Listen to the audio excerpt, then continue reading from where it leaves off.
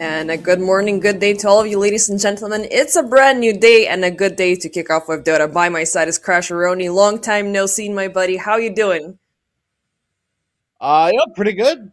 I just got off a stint of watching Zero Tenacity, a Game to the Future, and it's pretty good. I mean, I'm feeling pretty good. It's a good day. The day's just started. It's 5:21 a.m., so there's no Wow. sun yet. And there's gonna be no sun in this game because it's all gonna be Moonlight Shadows for Zero Tenacity. Yep, it feels like. I mean, they're gonna pair it up with Lone Druid, so two insanely sneaky heroes already passed through the band stage, which is, coming as a surprise. Either the Treant is out of the picture or it's the Lone Druid. This time, both of them pushed through. I do like the support opener always because, you're not revealing too much and you can pair up Treant with absolutely everything. But it's not gonna be Largo, it's not gonna be Invoker, it's not gonna be Enigma, all of these power play, big team fight oriented heroes, so maybe no hoodwink are just gonna take these small incremental aggressions and, of course, pair it up with Centaur. Now, how has been Centaur for you in the past patch? Like, for me, it's been an eyesore to see him. So it depends. I feel like it depends on who you ask because I was talking to I think it was Waxon about this or told Hmm. you someone else about this a few days ago, and I was like, oh, this Centaur hero sucks. This Centaur hero looks like it's been awful, but my opinion is I think that people have figured out the optimal way to play Centaur. But alternatively, I think this build sucks. But every Centaur I've seen has lost. And Really? I flip over and every other stream that I'm seeing Centaurs are winning. And I'm Yeah, like, I was okay, gonna say I'm the that. problem, right? It's just me. uh, Um I don't know, I think this maybe. is the optimal Centaur build. 100% this is like until something changes big, this is like the way to play Centaur. So you just insta rush into the Heart of Trask and pop that additional I think healing. so.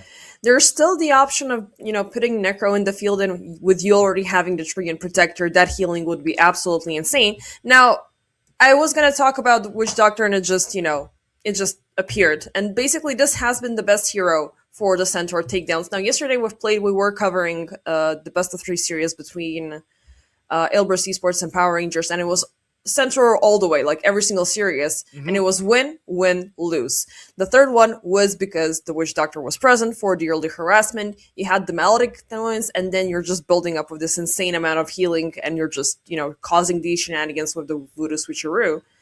And with the Marana being present, I do want to see these, early rotations around her level 6, which Ember does thrive on. So it's not like a Storm Spirit who's just going to double down on the Galvanized benefit, but his items are insanely strong, are insanely annoying.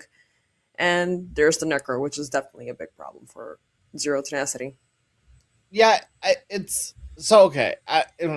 My problem with the no hoodwink draft right now, right, is who hits buildings? How are you going to end this game before Lone Druid becomes the biggest problem on the map? And I would argue Hmm. not even the hero itself, but just his damn bear. It forces you to play a different version of Dota, and notoriously, people do not like that in Dota. That is the worst possible thing you can make someone else do. All the techies hatred, as warranted as it was, you were playing different Dota when you were playing against old techies. It Yes. wasn't the same like and like the same reason like some people might hate 60-minute games. It's a different. You're playing different Dota at that point. Same thing with Lone Druid. People hate this shit, and I totally get it. Yeah. Yeah. I mean, he's just like one of those heroes also that are always lurking in the back lines until that big surprise happened, like even Alchemist. Like, we don't see Alchemist nowadays, but he was super contested back in Mm-hmm. 741 BC patch before they took him down. But just because he's in the back printing out scepters and handing them out for people that just were looking the net worth completely do a 180. Yeah, It's absolutely insane. But yeah, it's gonna last long, and no hoodwink, given the fact that, I mean, it's still vague on who's gonna go where, because we've seen centaurs going in mid. We've seen them even going in. yeah. I mean, presumably this is gonna be an offlaner, but whether or not this Necro is gonna be going in face first into the Ember Spirit, or if he's gonna be carry, is the big question. We have Viper and Slaughter taken out, and Wind Ranger is gonna be the last pick for no hoodwink, which is still quite vague. So Which would you put where? I think you're putting the wind in the safe lane. I think you almost have to. You need to hear it hit buildings. And wind isn't even that good at hitting buildings either. It's fine, right? Hmm. It's not the biggest deal, but keep in mind with no hoodwink, the only hero that's hitting buildings is like wind, and maybe the best bet is just sit centaur up front and let him do it instead. But you can't really do that against Witch Doctor and like Mirana Ember. Not really a Yeah. choice for you. So you've got really limited options if you're in a winning position on no hoodwink and you're trying to end the game. I think Zero Tenacity have a very good shot even from the back foot. And if they're leading the charge, it's probably not looking much better here. There's not much that a hoodwink can do to sort of stop this pressure. If Centaur's a bad time, he's Hmm. not partaking in anything. Centaur's going to do the lone druid thing, but he has to pay money for it. He's going to pull the waves with his stupid little helm creep, and he's going to send it to the jungle and make it do the little loop de loops. And he's going to pull 5 waves into himself, but that's not going to stop them from taking your mid towers. Yeah, That's for not going to sure. stop them from taking your rack. So hopefully no hoodwink can sort of get the ball rolling, because if they don't, they've got 3 heroes that need to farm and no one to play around. What's this techie's gonna do, mine up his side of the map? I guess these heroes need someone Yeah. to play around, and one of these 3 cores has to do really well for that to happen. I mean, Necrophos, it's, let's just say a given because he's, the super stable guy who's just gonna scale rapidly, is gonna get let's say he gets the Radiance on time, he's gonna be a lot more, he's gonna pump those items a lot sooner. But Mixa will also need time, so the more time you're giving yourself, at the same time it's gonna be Rubicon, it's gonna be Mangekyu from Zero Tenacity, who, by the way, Mangekyu did not, I don't think he played before we jumped into their break, but Zero Tenacity, that they did play yesterday, and it was quite actually no, the day before yesterday versus wait, or he was on another draft because I know that I saw him for the first time ago. So Mm, I think he's good a question. He might be standing in. yeah. So he jumped in quite recently, and it's already been making quite a difference for the teams. I'm not sure that now if it's Zero Tenacity or somebody else, or if it was no. I think so. I think graphics are switched. I was looking at Z10 Zero to Last, and I was like, wait, that's just Yeah, everyone from Z10. So take what you're yeah. seeing and flip it mentally. Actually, there is a HUD issue. Yeah, Zero Yes, yeah, the Tenacity HUD is is flipped. playing on the other side, so hopefully Prod are gonna pick it up. So Zero Tenacity is on the Dire side, and No Hoodwing is on the Radiant side. Yeah. So okay, thank you for confirming that because I was like, is it just me? Is it still early in the morning? I know you've woken up a little bit earlier, so I'm the one who's supposed to be fresh. But I've had regardless, those coffee sips. I'm locked in. yeah, okay, so Mangekyu was playing on No Hoodwing. That's why I saw him. Definitely not on the side of Zero Tenacity, but he's definitely been a breath of fresh air for this team. They're definitely synchronizing their ongoing aggression in these creative plays, and I do like the Witch Doctor and the Lord Druid combination, so it could be a good play for them. And yeah, this is an important matchup because the one of these two teams is going to proceed further into the playoffs, so there's only one slot. Level Up are moving through. So let's see. Zero Tenacity already have the lead. So no Hoodwink. If they want to contend to that second slot, they got to walk away with a 2-0 victory. It's going to be a tough battle, at least starting things out. This is, I mean, arguably. Oh, I just did the same thing. I got to flip them around.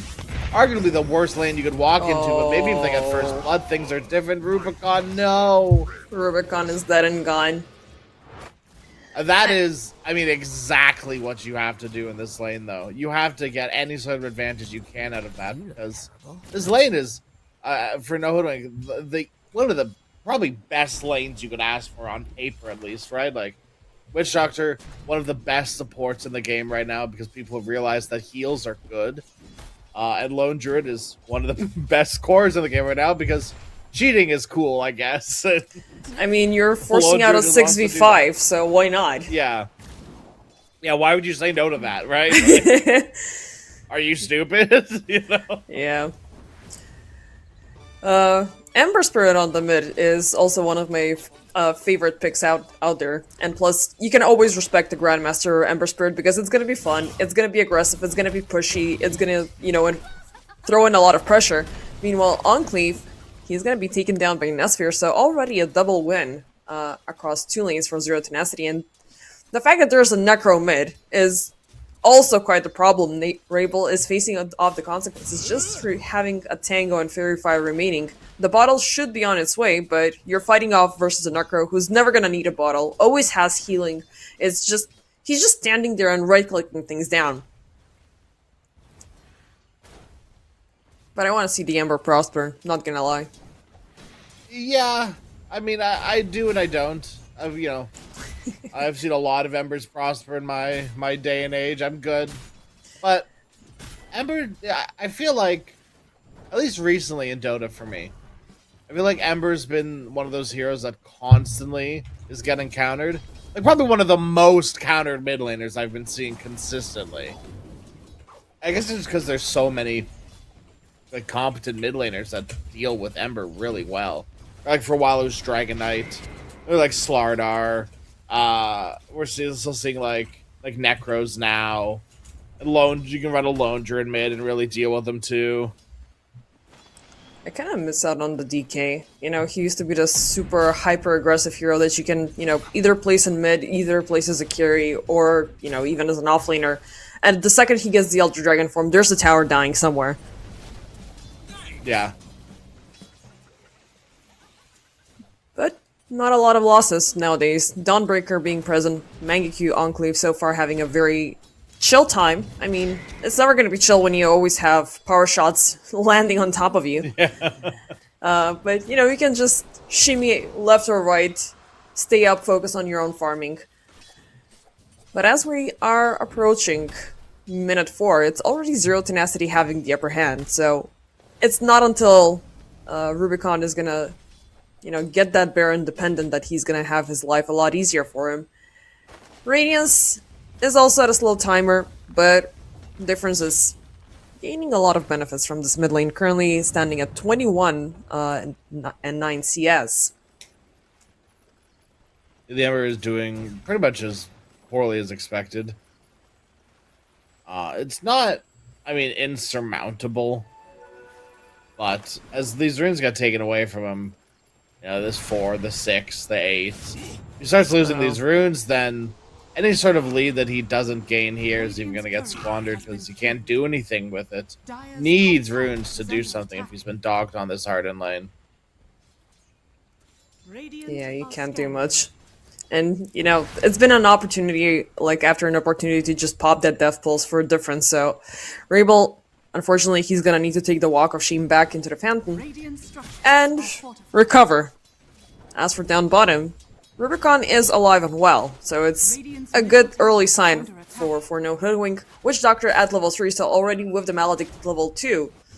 They just need to make that good connection, bounce it off maybe off of Desire so they can get the kill.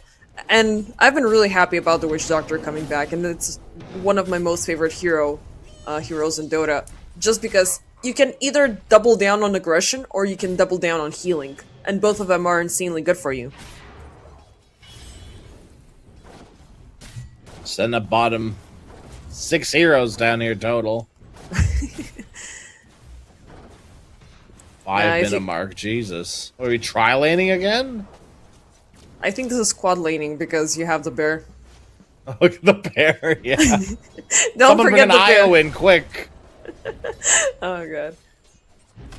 Imagine, is IO Lone Druid ever gonna be a viable thing in this current patch? Because That would be very funny. what's not funny though, it's what's happening to Mangekyu top side. He's gonna get caught up, shackled into the trees, and a good takedown for Zero Tenacity. Giving us the first kill after 3 minutes of, just farming AFK chillin'. That was a sick move from Zero Tenacity. They going through the gates where they least expected to, and once again now a missing rune. Yeah, Rabel is gonna miss it, but he's got backup as the guard. They will connect the Maledict down to difference, but this is kind of tough because Rabel is still at level 5, Oh gets the my first sight, goodness. so this is absolutely disgusting. A wondrous rotation from Zero Tenacity. And, you know, they're punishing an Ember, so this is... It might feel like 10 seconds of him, you know, having some downtime, but this is gonna lead into a tower push for Zero Tenacity. Enclave, not much she can do there, other than maybe soak some experience to get to the Moonlight Shadow faster. The worst part about it is I'm looking at Ember's net worth and I'm looking at Trian's net worth, and they're too close. This is too scary. Yeah. Kinda This is yikes. like a lane that only did they did okay, right? But Trian's been moving around. He's been getting kills. Ember hasn't been getting last hits. Ember hasn't been getting kills. Ember hasn't been getting anything going his way. It's like what Axe would say, good day, sir, you get nothing. Right. Yeah. And just to double down on the pressure, you know, you have this ultra toxic mid laner who's just gonna heal up straight out at every single moment. He's denied all of your freaking runes, and he's got, you know, the living Garmer coming in from across the map. And just in case he drops below 50% HP, right? Yeah. There's I would already so much global healing. it's insane. And you've also got the nice disarm from the techies as well to always just throw in Necro or throw in Centaur, Wind as well. All these heroes just all of a sudden, okay, well, you can't hit me anymore, goodbye. Nothing really to purge or like, I mean, Flame Guard is a pretty good purge. But other than that, it's like whatever. Everything else is. Does Shard still heal? No, Shard is the upgrade mad. Yeah, which I'm not really Is fond weird. of it, but you know, It's really weird. I know. I was like, you just want to drop your innate ability, which is, you know, a little bit of an homage to the remote Right. minds from previous. But going back to what you said earlier, I do miss out on how Techies had the chance to play his own game at one point. You know, you already had the proximity mines way too early on. You're just, you know, going down the path here to because you know they're gonna rotate here, you're gonna do this, you're gonna do that. But right now there's way too many objectives in the map, so you can anticipate that move, those moves Yeah, it very might not be early the on. worst thing. Yeah, it does make Alright, bring Techies back a little bit of a rebinds. fighter, but I hate it. Like I love the toxicity that this hero invoked and the trauma at the same time. Mm-hmm. Mm-hmm. No, I totally agree. I Play and I have come up with a theory. And every patch, you know, as these new heroes develop, it holds more and more true. Dota is revolved around the heroes that can cheat. And, you know, cheating can mean a plenty of different things. But I think Lone Druid is a good example. You Right. kill Bear. Bear has 20,000 net worth, and you do not get gold. In you know in compensation for said amount of net worth that you've just killed, and then he resummons it, and then you have what do you mean? That's a buyback. You just bought back. But you're gonna get it Treants like a lot heals sooner than a towers. buyback. Yeah, you're all the heroes that are good are heroes that can cheat. I think there was a lot more cheating when we had the facets available. Meanwhile, one Wisdom Shrine is going to be secured as the bear went in for the one on the dire side, but unfortunately it's going to die. So Zero Tenacity, they've been reigning dominant for the first 7 minutes. We're already building up to 2k, but to roll back to the previous argument, like you had Dawnbreaker, you know, map hacking every 5 minutes. You had Right. the Night Stalker flipping the day and night cycle. Now you have Oracle cheating which rune is where. You have Bounty TA, Hunter right, being able to see where explode. Roshan. Come again? When TA could see Roshan, that there had Yeah. a peak of relevance in the most recent meta, right? Like, Yeah, that was also a thing. Also, what do you have nowadays? Bounty sniping the top 3 net worth heroes on the enemy side. that's pretty funny. I That- think that that's is insane. absolutely dog water, but it's still very funny. It feels rewarding because if you keep harassing the enemy carry, especially if it's some like flash farmers, and you're always like, okay, if the offlaner is number 1 in the top 3, we're doing something good, boys. it is a list to tell you who to go sit behind in the jungle. So Yeah. I guess it does have that benefit, right? Like, oh man, this Luna's really getting ahead. All right, Luna, guess you're Yeah. due for a friend in the jungle. George in the jungle, friend in jungle. Let's go. I do Same miss out thing. on those ultra sneaky plays with bounties and rickies and whatnot. Like they're, I don't I will know. die on the hill of Sleeping Dart Ricky. Bring back Sleeping Dart Ricky. I will die on this hill. I had to have like tripled my Ricky games when Sleeping Dart Ricky existed. It was it was a drug. It was so bad. Cuz it was punishable when I was like 2K, like whatever MMR I was at that time. You just sit behind a Drow Ranger and Sleeping Dart Meteor Hammer her, and it was like crack. Nothing was better. Yeah. Once you give, like, let's see what happens. Nesphere takes down Mangekyo for yet another time. It was a deep dive under the tower in the Brought exchange the for the bear? Stampede as well. I guess maybe to fear away the wind. That could have been cool. Yeah, but no, Nesphere is feeling hyper aggressive, and you know, I love this control over the Dawnbreaker. Yep, she does have level 6. But she's not able to do much because we're still missing out on the Lone Druid damage. We're still missing out on the Ember, who's been on the suffering end all game long. He did at least make the Urn of Shadows, so that, you know, could be a sign of something. But yet, you know, now you need to get the stacks. You need to get the kills. You need to punish somebody with this item. Middle tower is under attack. They done it. They got the rune finally, It's a shield rune. Structures are I mean, which is not the best, but you know, it's something. It's okay. Yeah, it's fine, I guess. I don't know how much it's going to enable you to do anything. Mangekyo.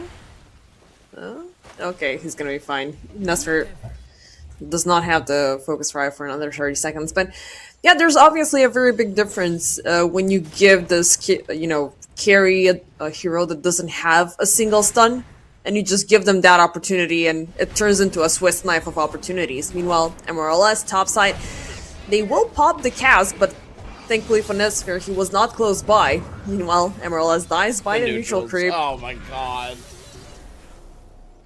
Oh, I Unfortunately. saw it happening, and it was like in slow motion. That centaur coming to whack him. Oh man. You could hear the frames per second, like, you know, in the Right. cartoons. Like, shik, shik, shik, shik, shik. Not sure how I can imitate the sound without, you know, sounding ultra cringe. Dire's bottom tower. I mean, that's the sound. You nailed it. Just gonna get a soundboard, you know, to mess up with production. Start making random sounds, but also Yeah. like it's also your voice, but at a slightly different volume. They're constantly adjusting the things that you're saying. Yeah. We caught a glimpse of the production panel a couple of days ago because Discord likes to share. Meanwhile, Rubicon under siege as the blast of Disarm, Nixa joining in. That was incredibly easy. And yeah, reason why we have been yapping is we're just waiting for, you know, a response from No Hoodwink. Because at 12 There's not going to minutes, be one for a while. yeah, that was an insanely evil laugh. You got This is nothing. This is exactly how the game needs to be going for Zero Tenacity for them to win. Radiant's bottom tower. If But- this was flipped, they'd be in an awful position. True, but what we are seeing, and for you, this is gonna be a first. It's a Centaur winning, right? I'm so pleased. Finally, I've been seeing what people have been talking about. See, this is the new stuff. This is, as one would say, the new shit. Tower is under attack. Centaur rushing into the heart already has the Helm of the Dominator. Let's see if he's gonna get yet another one. Now he's been scouted out. Smoke coming in. Ray Bull. Will they make the connection? Yes, they will. But Solar Guardian is gonna be popped up. A little bit of an overextension, but they want him dead and gone. They will double connect Maledict with a Desire as well. Mixa, he's gone. A full-blown team effort. Finally, it is gonna be kill. Maybe another one. Can Ray Bull get it? Radiant's Yes, top indeed. tower is under attack. Okay, welcome back to the game, No Hoodwink. Glad to see ya. But with two cores chilling at 4K, which is still closer to the Treant rather than the Necro, Radiant's middle tower can you has fallen. pull through a Radiant's top game tower after 25 minutes? I would say yes, just Dire's because of the bottom nature of tower your is heroes. under attack. But I guess more so the nature of Zero Tenacity's heroes. Lone Druid's gonna split map. Dawn's gonna split map, which is really bad for team fights, but really good for your map state. And you're not taking team fights anyways at this point. So get to splitting the map, get to upping the net worth, and get to fighting in 35 minutes, maybe. If you There's get an those acid. 35. The constant problem is it's like around this 15-minute mark, like 14 minutes. You just took these tier 1 towers. You've been ahead, at around this 4 or 5k ahead for this entire game. And there was zero tower pressure until it sort of happened all at once. And it took a 5-man move from No Hoodwink to do something about the game state of Zero Tenacity. That is a move that I see and I'm like, oh, that's kind of despair. Because someone on that team, I guarantee you, says, we need to make a 5-man play, and if we cannot kill them, then just call GG. Yeah, for sure. That is a full desperation. They brought Lone Druid. You do not bring 5 heroes to a play like that unless you are so incredibly desperate. I mean, you gotta pull up that cheat sheet from your pocket, right? It's like, you know what? I have the 6th player, and I'm gonna use them, whether you guys like it or not. I mean, you could say that they're definitely happy that they got two kills for free. They did prevent Zero Tenacity for pushing in a little bit more because now they realize we are going to be limited with map space, so we got to keep things warded up. We have a Treant to work against who's always going to be sneaky, walking around, stealthed up with the, oversized trench coat and spying on heroes on when they are. Then pinpoint for Zero Tenacity, just jump at him, pop the Stampede, and everybody's going to, do something about it. No Hoodwink, second time that they're looking to get ahead of the curve here. Smoke up between Rebel and the 2 supports. But shall they find somebody lurking in the dire jungle? There's absolutely nobody there, even though Nesfer is close by. Mid lane, difference.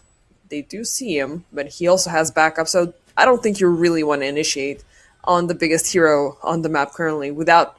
I mean, you do have the Death Wars, so it's going to help you, but, one Ghost Shroud and things are going to backfire. If you don't kill him and he gets a triple kill, I actually think that's like game over sort of scenario where you just all of a sudden cannot kill this Necrophos ever. That would be full-on despair. Necro, Lash, Undying, these are the type of heroes that I feel like if you don't bring heroes too early, you can't bring heroes too later. Or it gets really scary if you bring heroes early and lose. These heroes they can accelerate so quickly, and you cannot, under any circumstances, let them accelerate. Oh my god, please. Stop feeding the Necro. Stop bringing heroes to the Necro lane. Please. Let him farm. He farms creeps slower than heroes. They're still pretty fast, but slower than heroes.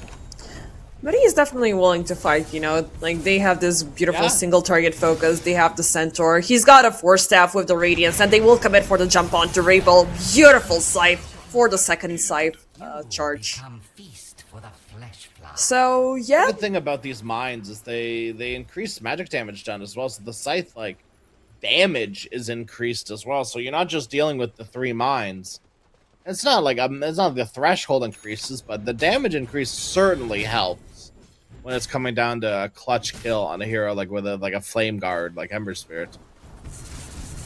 Yeah, the poor guy cannot do anything. I mean, you cannot really do much with the Ember until you get that 1 damage item. But the checklist is becoming longer, the shopping list is extending. You need BKB, you need this, you need that. Rubicon, the bear is under attack. Solar Guardian used up, but it doesn't connect down to anybody. Puts the Dawnbreaker into a tough position, but they have a hold on to Rebel once again. Desire, well, he's going to be the first casualty, so, a decent opener, because there's not going to be a disarm to focus on, but they have their cores in a very tough spot, so it's not going to be a good trade, isn't it? No, this fight looks cooked already. They got techies, and by they I mean the subs. But that's the only winners coming out of this fight are your supports. This is really bad immediately.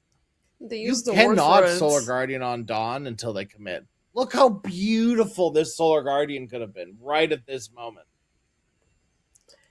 Yeah, you were saying about the Dawn and the Lone Druid dividing the team fight. It seems like Zero Tenacity they have the upper hand. Like they showed the techies, it provoked the supports to go there.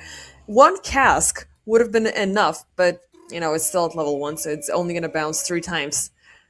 Uh Nevertheless, like maybe I don't know, like one stun or one AoE stun was needed, to make things happen. But again, you're always gonna be scared because of the Treant on the other side, who already used up the overgrowth. So we're just waiting for the pause to finish so we can.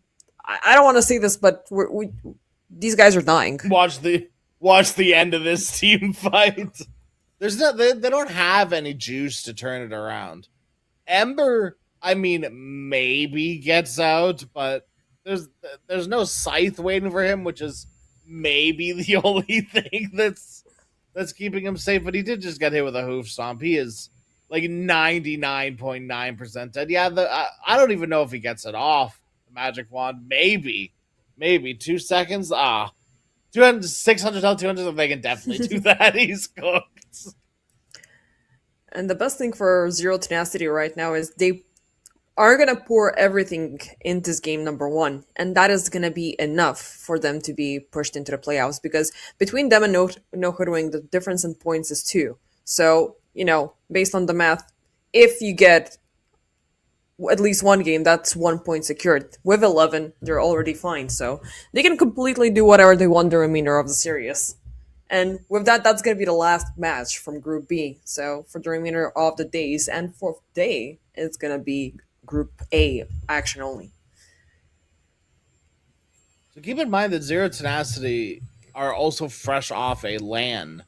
Not a LAN win by any means, but they did make it to playoffs against some pretty good teams. They were able to take a series off of Yakult Brothers, which was pretty exciting considering that team They got finished second. like second. So if Yeah. things were different, right? If the bracket looked a little different for Zero Tenacity, they could have gone the distance. But I went from like not really knowing anyone on the team, like hearing of them, right, and looking at them because they're here at the EPL Masters. But like watching them, I'm like, man, I'm like a fan of these guys. Like these guys are playing great. Yeah. And they're continuing that here, right? And it's nice to see that LAN experience hopefully paying off a little bit. Yeah, I mean they were dominating before they went to LAN, and now after LAN they're looking a lot better. This performance is outstanding.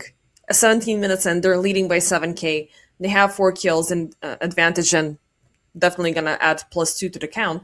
But their track record has been absolutely impressive. They are one of the, if not the leading EPL winner across the past 2 years. So they have, I think, a championship, 2 or 3 seasons, and we're looking at what they're doing right now.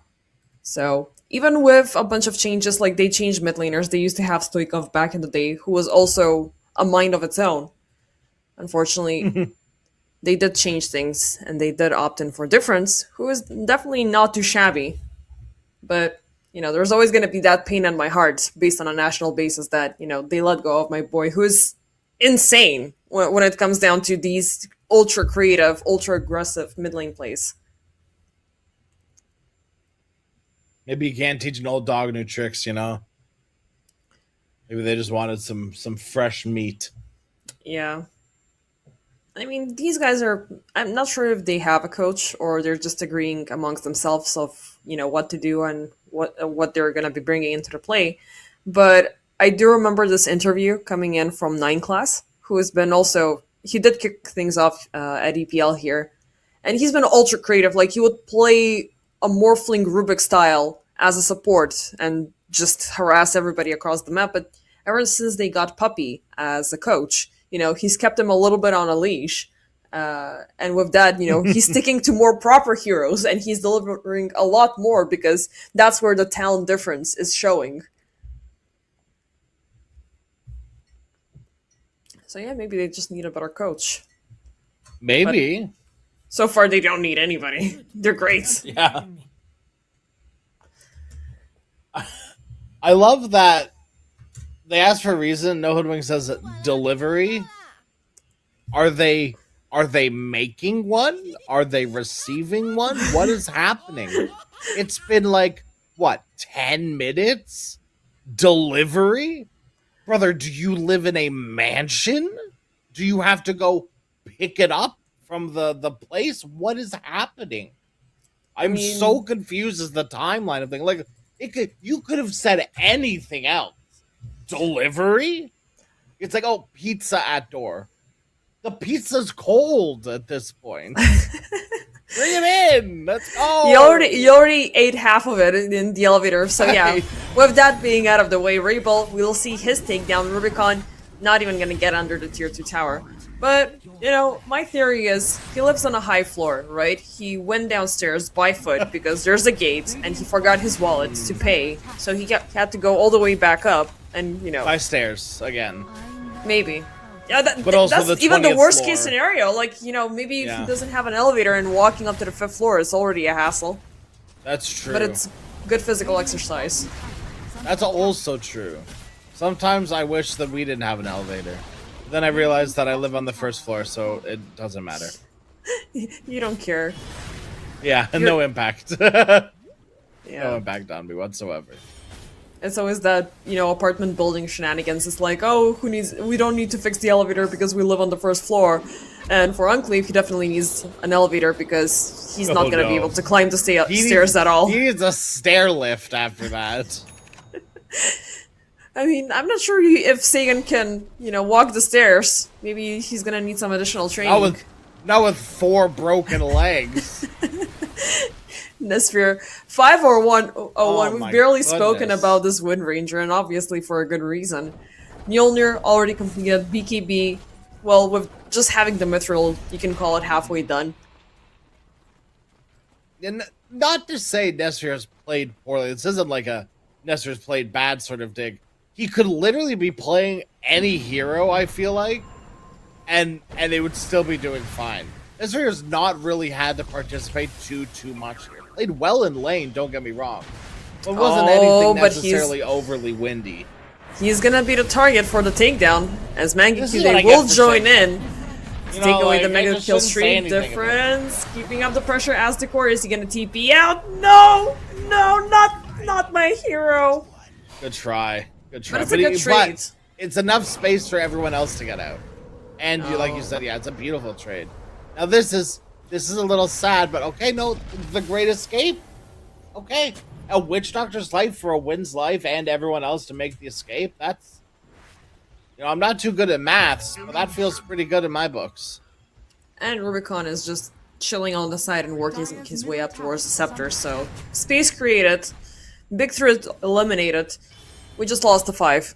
Okay, I mean, we already lost the tier 1, so there's nothing more we can lose because, you know, Yeah. the push between tier 1 and tier 2. It's not as big as between tier 2 and tier 3, but, you know, you gotta respect the advantage that you have because what you've obtained in the first 20 minutes, you can easily lose it. And we just saw what happens. And you have how many more streaks remaining? At least 1 onto difference.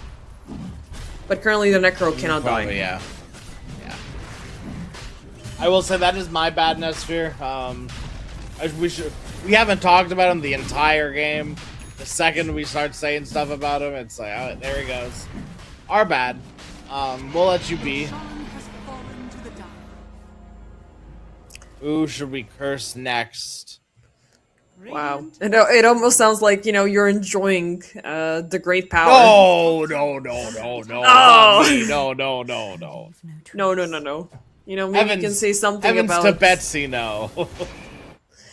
I mean, there's already a lot of toxicity on the end of Zero Tenacity. Like, they have the Necro, they have the all-unlawing Centaur. Like... Oh, and we have Enclave. Oh my god, they are doing it. You're feeding heroes into the Necro. This is not good news. And they're going in for more. Tower is under As a 3-man smoke, well, they are going to go across the gate. It is Rubicon that they're looking for. Who still does not have the scepter. Before Okay, the eggs. he finally gets got it. the staff. That's good. Unfortunate. But still, he has no Yes, idea and what's that's so happening. close. No, he's still. I mean, he should still be insanely dead. But Bear has Ags now, so that's good. Unless they kill Bear, then that's bad. But he can respawn Bear, and he's gonna pop the Fear, Nest Fear. They're gonna back off. They've Like, no lingered a sphere. little bit too deep, so, you know, that could be a problem. Yeah. Even though they do have the vision for it. You don't want to provoke anything, you know, way too much, but you have the Don't Aegis, poke the so bear, you know? you make this a 6v6 for the time being, for the next 5 minutes. Never thought I'd see 5v5 Overwatch and 6v6 Dota. Where have the Wait, times gone? They actually downgraded the team pool in Overwatch? Oh yeah. Oh yeah, they did that ages ago. Oh yeah. Are scanning. Oh, damn. Yeah, Well, they one tank. man, they should have went 10 to 10, like... But you cannot make a good esports program out of it. Rubicon, Bear under siege once again. It's a big bounty for Zero Tenacity, so if... You know, they are in a way farming heroes because of the money. It's not It going to should be a result into bigger sides. bounty. 325 is not enough. It's been 325 for the past 20 minutes. It'll be 325 the next 60 minutes. Why is it 325? Make it scale more. I mean, Stupid hero. sure. I mean, later on, you know, we are seeing the only item being built on Lone Druids, which is the refresher, so you can throw 3 bears in. I don't want to do it, not because, you know, it's gonna be great for pro matches and a lot more value, but people are gonna be throwing, you know, imagine you're playing a pub and you're reaching that 50, 55, 60-minute game, and the Lone Druid has been breaking his back, and then he's gonna just, you know, mentally crack because you did something wrong, and he's gonna throw 3 bears down the mid lane. Radiant are scanning. For what? God, I hope. I hope I get to see the day I watch the light fade away from a triple bear Lone Druid's eyes. I hope I get to watch his toxicity flow. Oh my goodness, if only I could be so lucky. You triple bear Lone Druid, I hate you immediately. Radiant's top tower But easy is under money. attack. Imagine taking that down the bear as Lone Druid is like level 25. And the bear costs like what, 500? 450? Something like that, but that's still not that much for a 60-minute game. Like the pause one, you're getting 400 gold, okay. I mean, times 3 in a short period of time, that could be Yeah. a buyback. Right, it should be a buyback. it should be. An eye for an eye. I actually think the biggest thing you could do to Lone Druid is just make it so that, like, maybe the timer doesn't exceed 15 or 30 seconds while the bear is alive. Like, the cooldown on bear doesn't go down below 30 seconds as long as bear is alive. Something like that. Just so, like, it's just so tiring being on high, like, trying to take high ground and killing a bear just for the bear to resummon. And then the time it takes you to kill the other bear's already back. The respawn Top side, time's got, make like, a zero. Q. Overgrowth is going to be used up with the focus fire, so They do have a nullifier on Dawn, I believe, so that is yeah. a little bit of a victory against the Wind, against the Necro, as the Treant. It does feel pretty good. But it's been the But, third time she's solo picked off like this, you know? Yeah. And that's Kind a of bunch waiting of to find the downtime. hero that does anything with it. Yeah. I mean, she wants to use it on a big team fight. She wants to go in for that insane setup, but, you know, take out one hero from No Hoodwink, and there's absolutely nothing that they can do. And we did speak that all tier 1 towers were taken at minute 12. By minute 26, we don't have any tier 2s left remaining on the side of No Hoodwink, so this is going to be insanely tough. They still are lacking in the damage department. Rabel, definitely a tough game for him. Lone Druid, yeah, he did finally get, you know, the bear turned 18, he's able to go to college, he's able to cross the street on its own, so he can start doing all of those solo shenanigans. But now you're going to be much needed in base, because Zero Tenacity, they're taking every opportunity, they're taking every objective, they're going in for the bear yet another time. Thankfully, the bear is going to live, but it's downtime for the bear, it's downtime for the 6th player.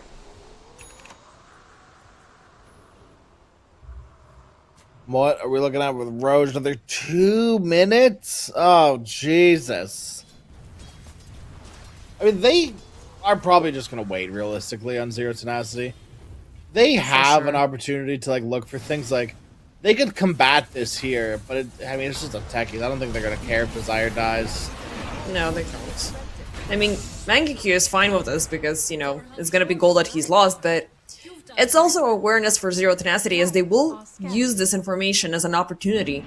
Scans are gonna be popped, they do realize that they're moving closer to the gate. Mixel leading the charge, he does have the Blink Dagger, but do you want to take the fight over there? They do have vision, so they will. Instantly, Mangekyo gets caught up. They're throwing everything they can to protect the Dawnbreaker. Beautiful Death Ward setup, but they're a little bit outnumbered and they're a little bit surrounded. Both Mangekyo and Aztekor will die. Hey, but Marana gets out. Sure. Okay.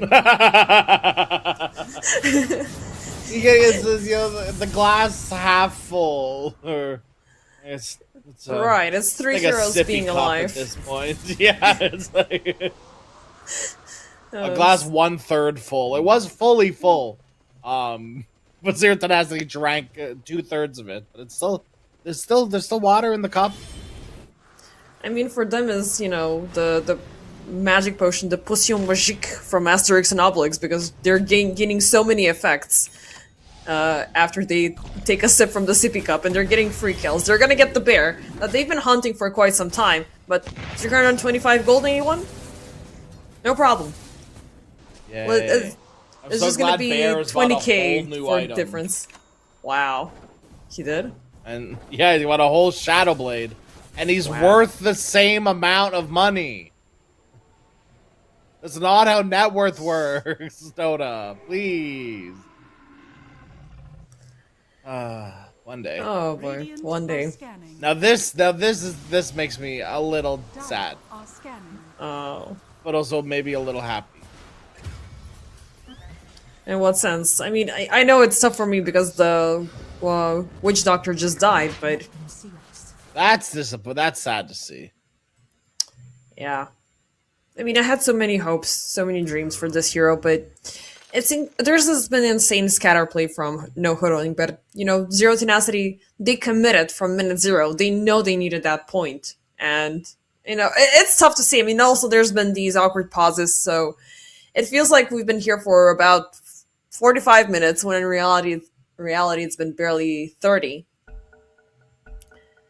But Been here I don't know forever. if we What should do you be mean? if I should be asking you, is there a chance of redemption? But it's almost 30 minutes. You're the one with the bear, and you haven't pushed out a single tier 1 tower.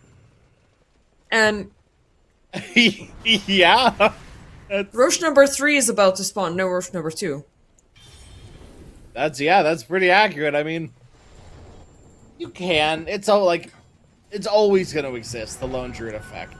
They've done a really good job on Z10 of dealing with it at the moment, though. So Radiant's maybe middle tower is under maybe there isn't. And yet another kill in the back. 5 Reaper Scythe stacks for Necro. Boots of Travel, 4 Staff, Shivas. This guy, I mean, you don't even have to bother making the BKB. First off, it's gonna be the Hex. It's just, you know, you can see that he's having a good game because aside from having these items at 30 minutes, having a Hex before a BKB, it's absolutely insane. Feels a bit better on the hero, too. Right, because if you BKB and then Ghost Shroud, your Ghost Shroud doesn't go off, so. Sure. But what I'm trying to get to is, like, you're not in a desperate position, you know? Yeah. You're just going premium every single time. You have a, I don't know, a golden aggression, American right. Express, and you're just cashing out every single time. Yeah. There's no threat. They haven't presented anything on No Hoodwink that makes me go, oh man. Oh gosh, am I threatened? Oh geez. Well, I guess not. Meanwhile, looking at the items coming in from No Hoodwink, I mean, it's still a little bit of something. but it's not enough. Next up, they will be meeting a Zero Tenacity with the second Aegis of the game, and with Nesper being an absolute menace to society, with a Daedalus completed, and he's gonna get a Blink Dagger in the next team fight. What can you do? It's gonna be the bear trying to push out down bottom, but are you serious at this point? Like, you're just giving away the enemy team free gold, and for what? Damage that is gonna be fixed up with one pop of the living armor. Yikes. That's a big yikes. That is, I think, exactly what you need to do when you're playing against Lone Druid if you want to take high ground. Not like this. Oh, what a slight dodge. Oh. But not good enough. Desire. Kind of. I mean, kind of worth. Sure, because he's not gonna occupy your entire terrain. But well, I mean, like you've used like worth for Z10. That's BKB on Ember used. Oh damn! I didn't see that. Yep, definitely not worth it. They will lose the Mirana, who does not have a buyback. Nanosphere. I mean, even the map is playing in his favor. He got the amplified damage rune. He's not gonna be using it with the focus fire, but for the tier 3 takedown, but he's in a chill spot. Mixa is frontlining for him regardless if they're having a creep wave or not. And with that, Zero Tenacity are gonna breach high ground at almost 33 minutes in the game. Nanosphere still standing strong. But yeah, they're just gonna wait out for the creep wave, taking it easy. They have the Roche banner. And look how scared they are. Like, they're not willing to move in. Okay, eventually they will move in. Finding Nesphere, they will connect with the arrow. Now that's life number 1. But the damage has been done to the mid-racks. Can they go for more? Nesphere, he still has the BKB if he wants to use it. Difference jumping in the back. They will find Aztekor, take him down. Side. Oof, not a takedown. Magnitude jumping into the back with will connect, but they don't have anything to add up to the cost here. They don't have the damage. They only have a way to bring some distance away from Zero Tenacity and the Rags, but they only got 1 kill. They barely only got 1 Rax though, too. Like, that's the other problem is Z10 just cannot hit buildings for the life. I genuinely want to see a Meteor Hammer on this tree, and this is painfully slow. And they are kind of barely doing it, and they're only 20, like, they're still 20k up. They're kind of struggling. Lotus Rune, he's gonna be sieged up, but there's the BKB being popped up. He's turning around, beautiful blast up. Nesphere, he will die. So that's definitely a good effort, taking him down for a second time, because definitely he's the only single target hero that is gonna push towers. Difference taken down by Aztekor. This is a big kill for the Witch Doctor, and they're looking for more. Mangekyo is not going to survive because you can't really throw that additional damage onto Mixa. Rebuild, keeping up with the pressure. Do you want to go for a deep dive as you're running low on mana? Mixa jumping into the back. Stampede used up. They will find Rubicon, who is going to pop a TP out. Mission not a success. Rebuild. Oh my goodness. Oh boy. You did say it's gonna be a slow fight, but Zero Tenacity, the fact that you're... Not what I thought! they're just so tanky. They're slow, but they're like turtles, oh man. God. You know, they're just gonna jump in, and once done, no somebody's shot! dying. Beautiful play from the Centaur. That's just disgusting. This sort of feeds into why I think this is the figured out Centaur build. You actually do damage now. I cannot think in the entirety of Centaur's recent lifespan, when has this hero ever been big damage dealer? That's always been his problem. You can't be tanky and be damage dealer, but now he can be bold, and he is bold, and look how much damage he does, man. And he's got a double the Heart of Tarrasco, so he doesn't care. He's not gonna budge. The Maledict won't connect upon him. They have him rooted up with the Solar Guardian, but look at how many things they're throwing and nobody is dying. Nesphere jumping in. They do have Mangekyo, they do have Aztekor, and they have the GG called up. Zero Tenacity. They will, I mean, beautifully sweep out game number 1. We were here for a long time because of the pauses and whatnot, but 30k, 27 over 8 in 36 minutes. It's gonna be enough to seal the deal, so now they're just playing for the honor of things. Crash, how are you Yeah. feeling about this complete obliteration? I mean, it was a good game. I think Zero Tenacity hopefully learned a little bit from their draft, though, as well. It was incredibly painful watching them try to take high ground. But at the end of the day, they did win, so that's all that really matters. But like 9 to 27, 20K up, and you're like tickling the range tracks. Brother, please. Yeah. Someone hit something. And the only reason they win that game is because Centaur is unkillable. I mean, not the only reason they win that game, but the reason the game ends there when it does is because they just can't route out Centaur plus 2 supports. They did a good job killing Wind, a great job killing Necro. Things looked good for them in that moment. But they've only had a limited amount of resources that they can pour in. You know, Mixa he was alive across the entire endeavor. He was able to soak up all of the damage. Difference was able to pretty much flip the coin and heal back up to 100. Nesphere on the other end, yeah, like he's alive as long as he's got the BKB and the wind run. But by the time you've chased him, you're out exposed, out of your comfort zone, and you're just uh-oh. And now we have the central problem once again because he healed up double heart at the end of things. Ridiculous. Oh, boy. Absolutely insane. Yeah, I don't think we have anything else to say. I mean, it was a insanely one-sided matchup. Zero Tenacity, they absolutely destroyed No Hoodwink. So let's see what will happen in game number 2, even though it is going to be tough for No Hoodwink to, keep up a smile and keep playing for our entertainment. But hopefully they could give us a game number 3. We'll see that after the break.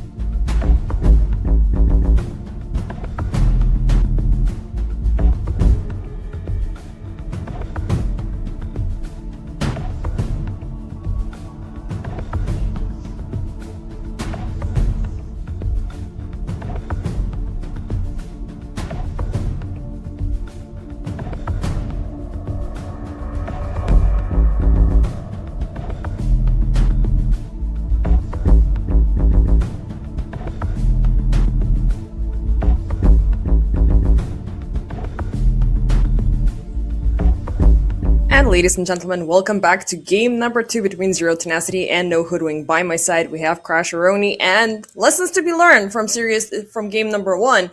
No Centaur, no Necro, definitely a good start, but that low android is gonna sneak past the first ban phase and once again it's gonna be given to Rubicon, so, is it gonna be we're gonna make it work this time, guys, or and get to game number 3, where hopefully we're gonna force it out for a third time, or they just already buried themselves deep underground.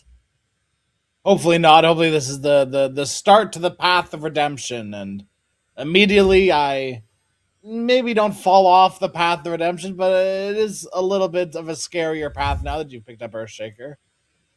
It is Yeah, one of those heroes that, like we talked about, does deal with Ember Spirit, or that is a classic Ember Spirit counter in lane.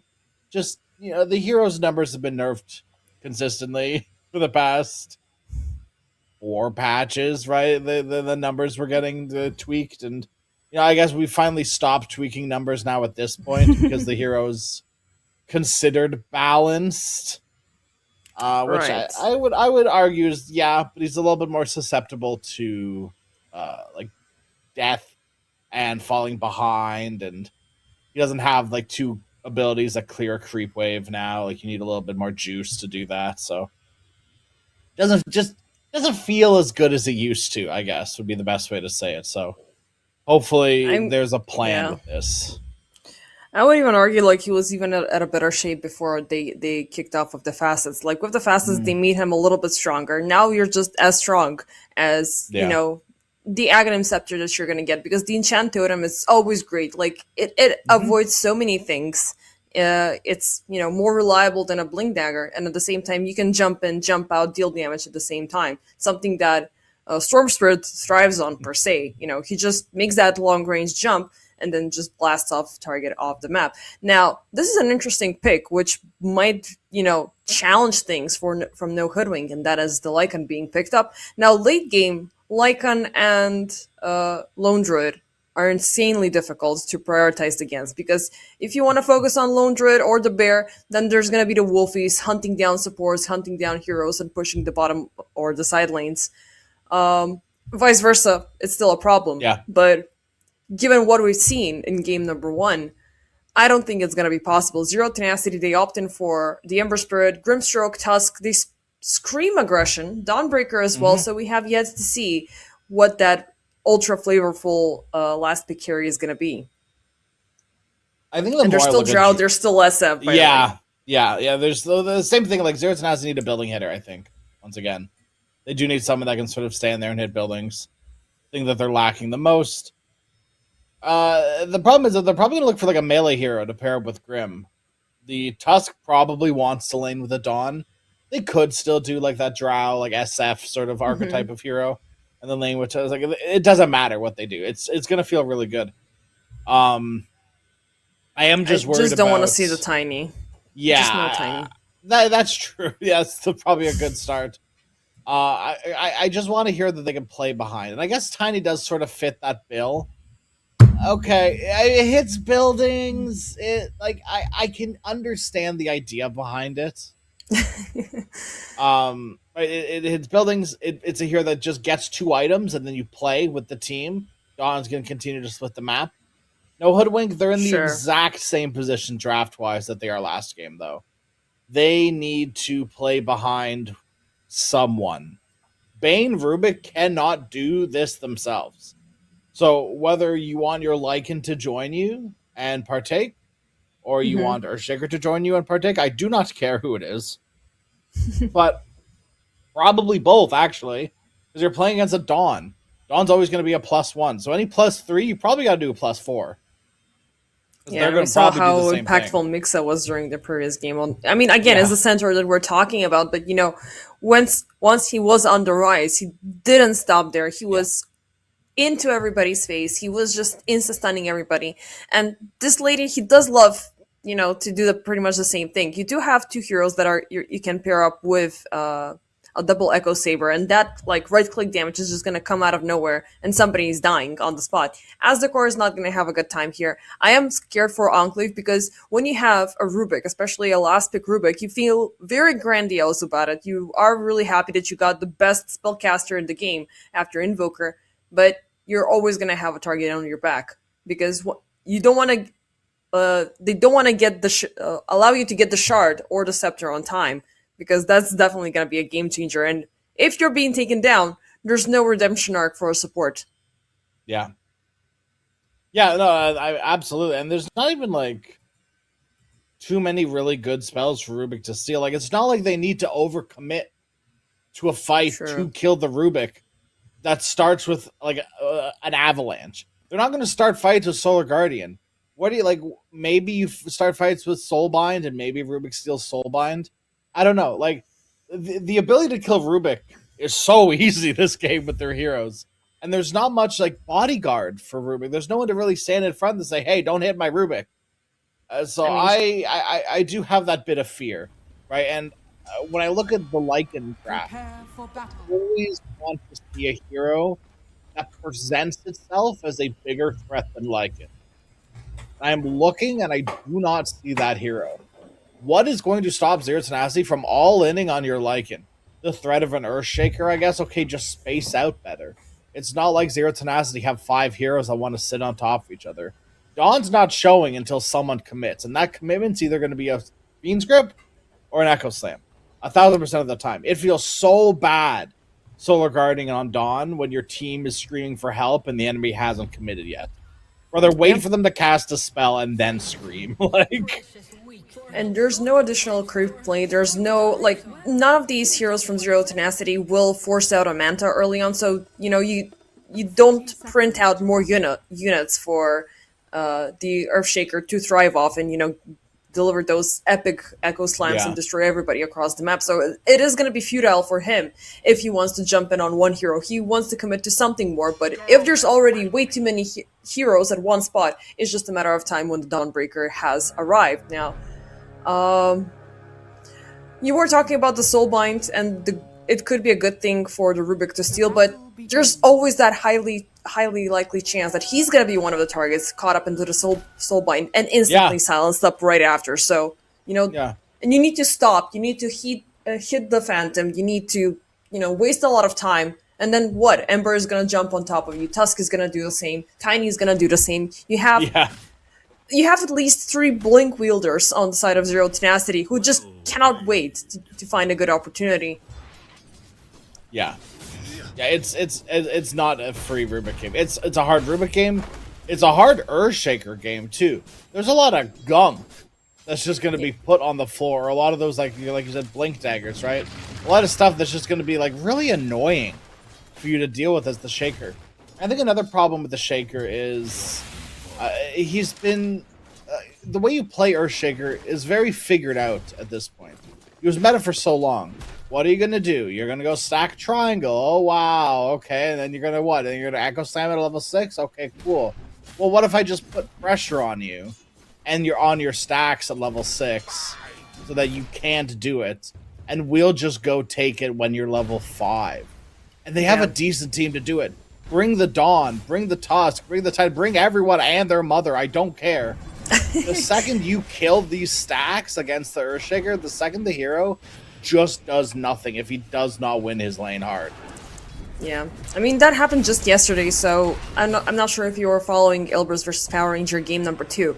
They picked up an Earthshaker, which was once again placed in the mid lane, and just one deep ward after the minute 5 mark is, it was just a question of when he was going to go for the Ancients. They were waiting for the Echo Slam to go through, and then they just killed him on the spot with 2 supports as extras. And from that point on, the game just skyrocketed out of control for Power Rangers because with those tags taken out, that was half of the Blink Dagger, and you are gonna. I mean, that you are a good counter onto the Ember Spirit, but the Ember Spirit is still on the rise. He's still downright annoying, and he loves punishing melee heroes and stealing away the farm at the earliest convenience.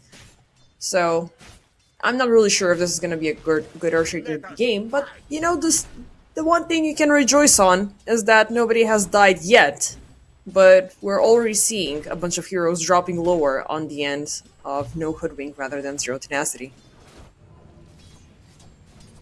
I am sort of surprised at the tiny last hits being just, I mean, a little bit further down, but everyone's pretty even. Oh. It's just this constant harass from Rubik and the little wolves as well. They're kind of unmatched by Grimstroke. There's just not the same amount of pressure he can apply than Rubik. Grimstroke does not have the best attack range, which is, I think, his biggest issue consistently. I mean, maybe he can just throw in some projectiles, but he's definitely a hero that thrives on pickoffs, that thrives on fights. Meanwhile, topside, zero tenacity, they are in a tough spot, but they're pushing in. They want Rubicon dead and gone, but one fear is going to push Mixa away, and he's not looking too alive, but it's looking like Desire might fall first. Fairy Fire for the save. Phew! Zero tenacity. As the core, he's still committed, because what you want to do with the Bane, as early on, you want to get those Ichor of Noctash's tags, and especially on a Tusk. Now, thanks for the creeps. They kept him in vision for the brain sap. But the 2 range creeps, that's a lot of XP too, so that's the trade, you know, 1 brain sap for 2 range creeps. I'll take it. If it's meaning more money for Mixa, who just survived. It's good enough for me. And everyone Desire wins. did not That's die. what we love. Yeah. It's a happy ending. You know, the best thing it's gonna be like if both teams get a point from this game. Because everything is sharing is caring.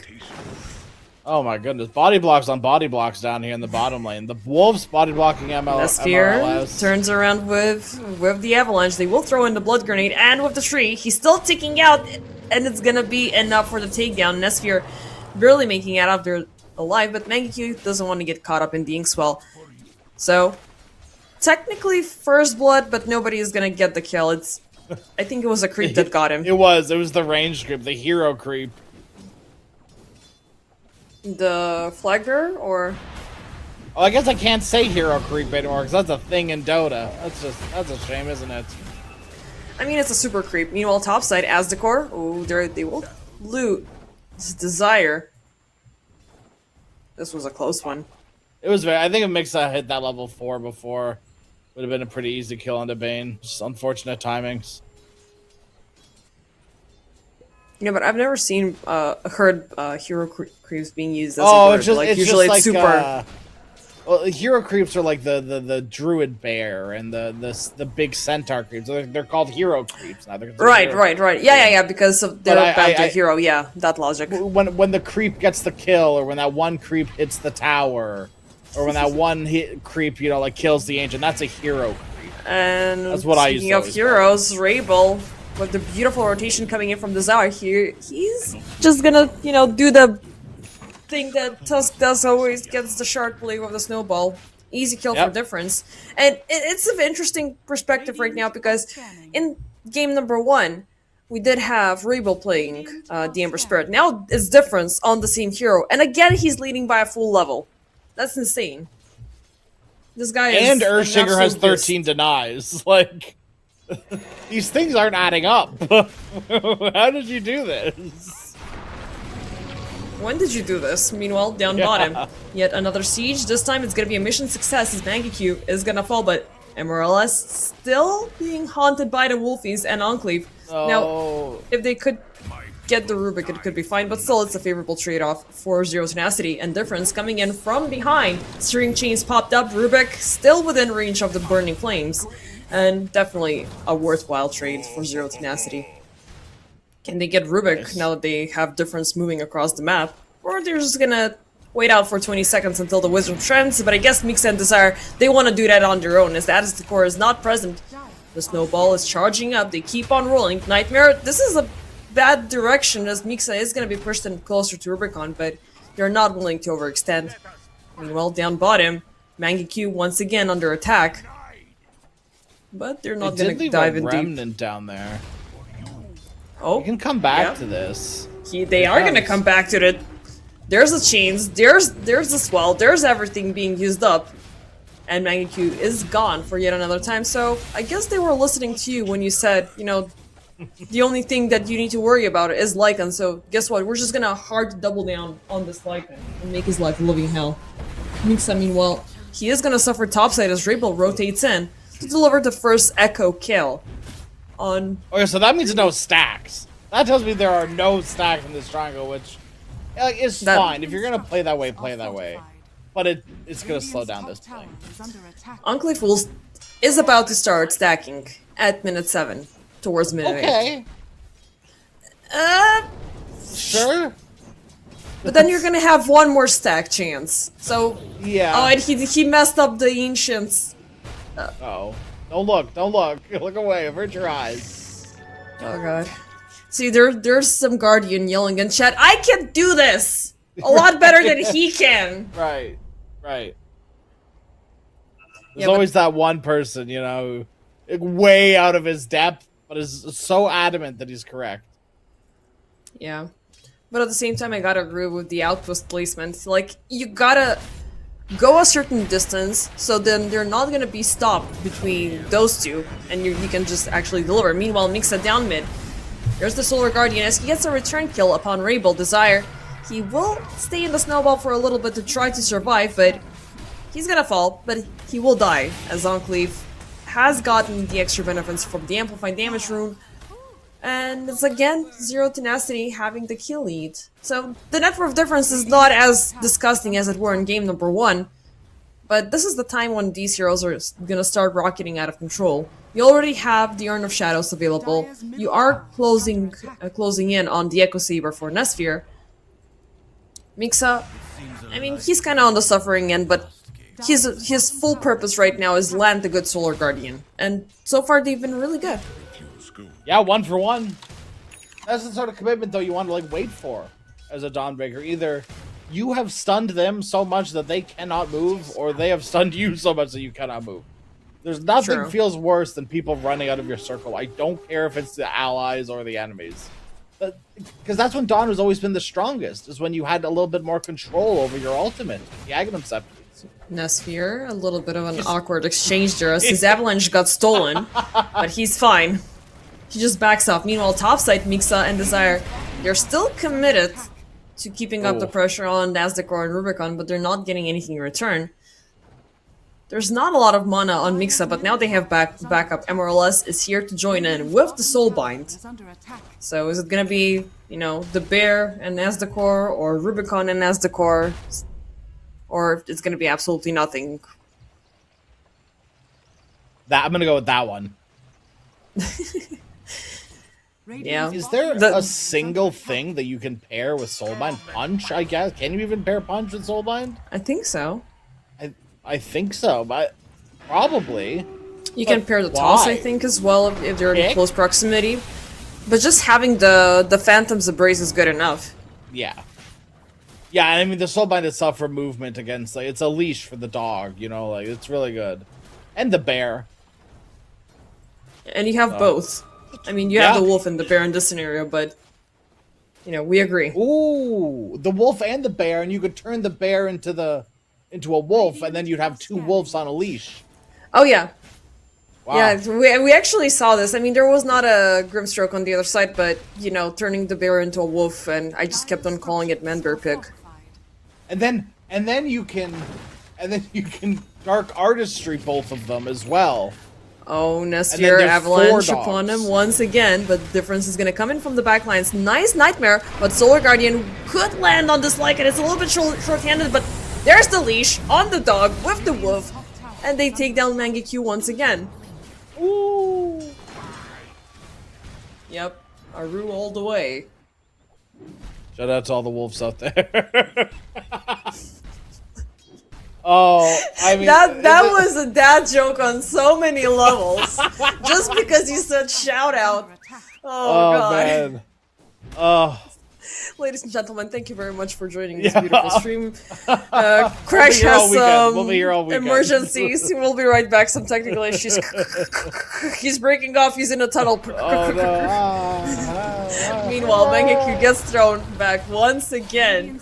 Nesphere, this guy's on steroids, but the howl is gonna be popped. Can they take him down? Rabel jumping in. Nesphere, he might be reconsidering that aggression, but Nesphere, he's gonna jump into the back lines to get the job done. It's not a worthy cause, but Difference is just enjoying this. Telekinesis to take him back. He's gonna get stunned, fissured, and completely... Okay, he's not happy about this. He's gonna be taken down by his arch nemesis, and in a very awkward fashion. Hey, Fissure we got block. 2 heroes from No Hoodwink on the top of the net worth. That's lovely. I mean, one really is what you wanna expected. see. Yeah.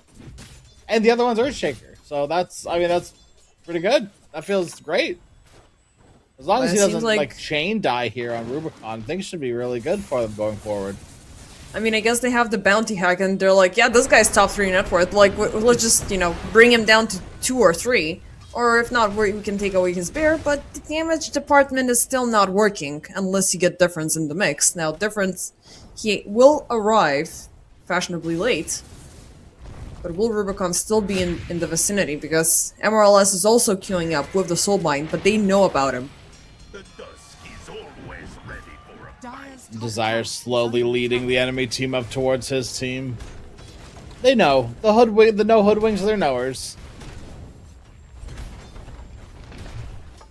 Yeah, but meanwhile, there's, Middle tower we're looking at the first tower taken down. It's 14 minutes in, like last time they were a lot faster, is under attack. but, Radiant's it's bottom something. tower is under attack. It's against Zero Tenacity being just a little bit more focused. Even if it's looking like they're wasting time, they are gaining a lot more in return. Difference. Winvis Rune is going to be taken away by Aztecor, but he's within the sentry reach. Still, the Nightmare allows Difference to just back off. Yeah, I don't think Difference is using his last remnant for that. Nah. Not worth the risk. Radiant are Or maybe. scanning. I mean, they're most likely looking for the bear. They've been residing in this upper portion of the map for quite some time. And it's been great benefits for Mixa, who is gonna get the Echo Saber in a decent amount of time. I mean, he died once, but he did bait out all of these awkward reactions from No Hoodwink. Down bottom, Nesphere, Nightmare Catch, Mangaku.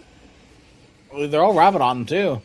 I mean, they're just gonna pop the grip, which is gonna be instantly responded with the Solar Guardian because 2 targets were already on the spot. As the core dies down for a snowball, they will connect onto Mangaku, but the rest of the team, Scanning. they didn't think he was gonna make it. Rebel jumping in, they will just kick out Desire, but he's in a tough spot now. Instantly Solar Bind, shut the hell up and die. Yeah, I mean that honestly that sums up how to play Grimstroke. And Silencer too. Less so Silencer though. much. The die part I feel like you don't have much impact on the Dire's Silencer. top tower is But the under Grimstroke I mean- can definitely agree with that. Yeah. I mean, I would rather have the, the soul bind rather than the global silence, because the global silence you can still walk out of it, you can hide behind a tree, you can break out line of sight.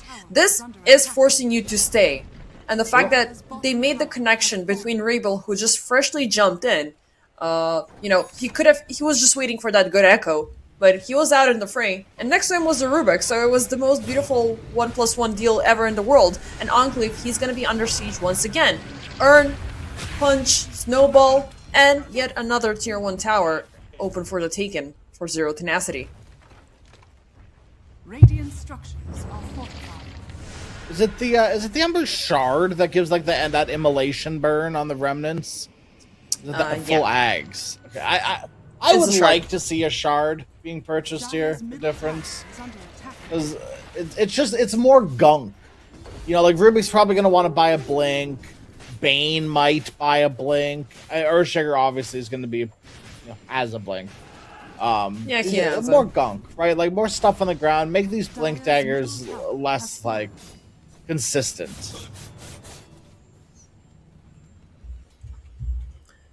Yeah. Or just I get it mean, for Tormentor for free. That's the other choice, I don't think so. I mean, you're way high up on net worth. Usually the Tormi prioritizes the fourth, Well, tell looking your from subs up, to, down. chop chop.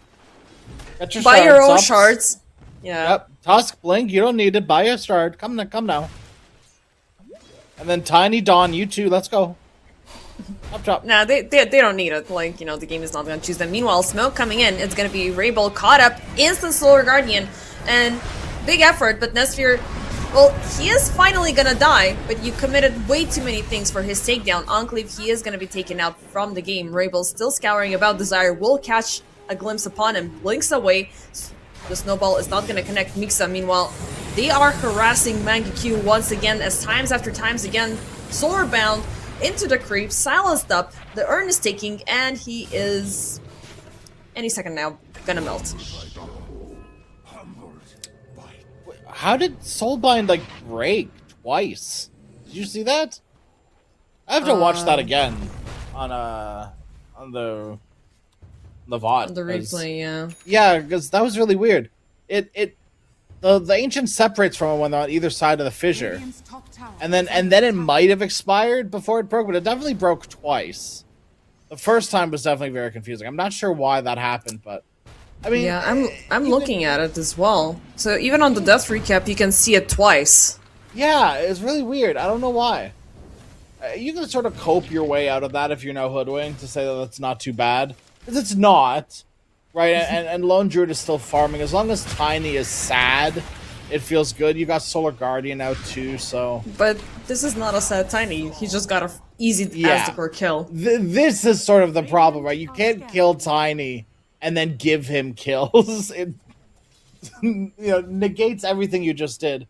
Because now you've put money into the pockets of everyone else on Zero Tenacity.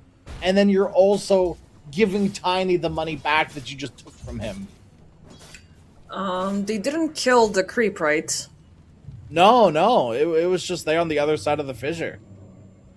Right, because the only thing that could explain it, because if you destroy one of the targets, Soulbind, if it's still available, it's gonna just attach to the next next closest person. Yeah, it was So the same either golem. something died, but, you know, I don't know. Like, I did see the golem still running around. Yeah, weird. Definitely, it's replay worthy. I mean, Summer we've been cleaning, posting a chop lot of... chop. Yeah. Tormi is gonna show up soon, so chop chop, we're gonna need those shards soon enough. Yeah. Good shards for everyone in this game, actually. I mean, the touch shards are okay. They're considerably better now that they're not big shards. I really like the Drinking Buddies. And Zero Tenacity, I'm gonna commit for something here. Cheeky little smoke up. They have all the green diamonds available, so might as well look for something. For sure. And plus, these are not like these big overcommitments. They're these quick, you know, just relocate, rinse and repeat, destroy everybody across the map, and then just keep on going for more and take down a tower, take down a Tormi. Well, they're gonna go in for the Tormi first, so let's see. No shards on the supports, so definitely it is gonna be the Grimstroke getting the Inkswell upgrade. Shame. Kind of shame, yeah, but Shame. and the fact that it's taking Difference them will so never long. recover from this. Hello, damage. Where's the damage? Hello. Hello, there it is. It's There's actually the gonna tag be team. Desire. Okay, Okay. they just... Wait.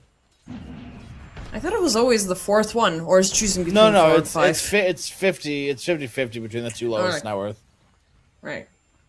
Maybe I just got unlucky in my games. Radiant's top tower. But yeah, Drinking Buddies is gonna be a great addition. More movement Yeah. speed, more attack speed. And I do love the fact that, well, not the fact that Desire just died protecting his own shrine, as it's gonna be a double take for no Hoodwink, because the bear is reigning free. But I do love the fact that after they removed the facets, they kept this, because it was so good. Like, you remember how annoying Gyro with Radiant's Drinking top Buddy tower was? is under attack. Yeah. You're not getting it level 1. You are getting it, like, past 15 minutes. Meanwhile, Rabel, first BKB pop for his defense. As fresh as a BKB could possibly be. Are scanning. Right Yeah. off the courier. Still And that's warm just in sad. his hands. This is a great play from Z10 too. You know that the only BKB in the game, I mean to your knowledge, which it is also, just got popped. Let's go. Like Yeah, that's their green team light. fight, right? Yeah. Just give him hell. And they are, you know, looking for stuff. They already have the bear that they, you know, it's doing its own bidding. But yeah, Rubicon is just gonna throw it back. we're gonna keep us safe. I don't want to undergo the same scenario as last game. Currently, I'm fine. I'm safe. I haven't died. I'm 101. I have the scepter completed before minute 20. So it is gonna be at least one lane actively pressured up in my team's favor. But what about the rest? Rebel is having a tough time. He is actively harassed. We're still not seeing the Aghanim Scepter queued up, which could be a problem. For Mangekyo, Helm of the Overlord is present, and he's directly going in for the Scepter. So we're gonna see that wolf bite a little bit sooner than later. All right. I mean, fair enough. I'm here for it, but you gotta make sure you are all inning on this Lone Druid bear. I guess wolf biting Earthshaker isn't the worst. Like an enchant totem wolf bite doesn't feel the worst. Oh, as the core, he thought it's a good idea that I have Mixa gripped up, but everybody is just gonna kill me afterwards. So that back and forth is currently removed from the game. They find Rabel. They don't even need to commit the Solar Guardian. There's the BKB used up once again, and it's down to 7 seconds already without having anything to throw back in return. This was so awkward. Certainly not ideal. Far from it.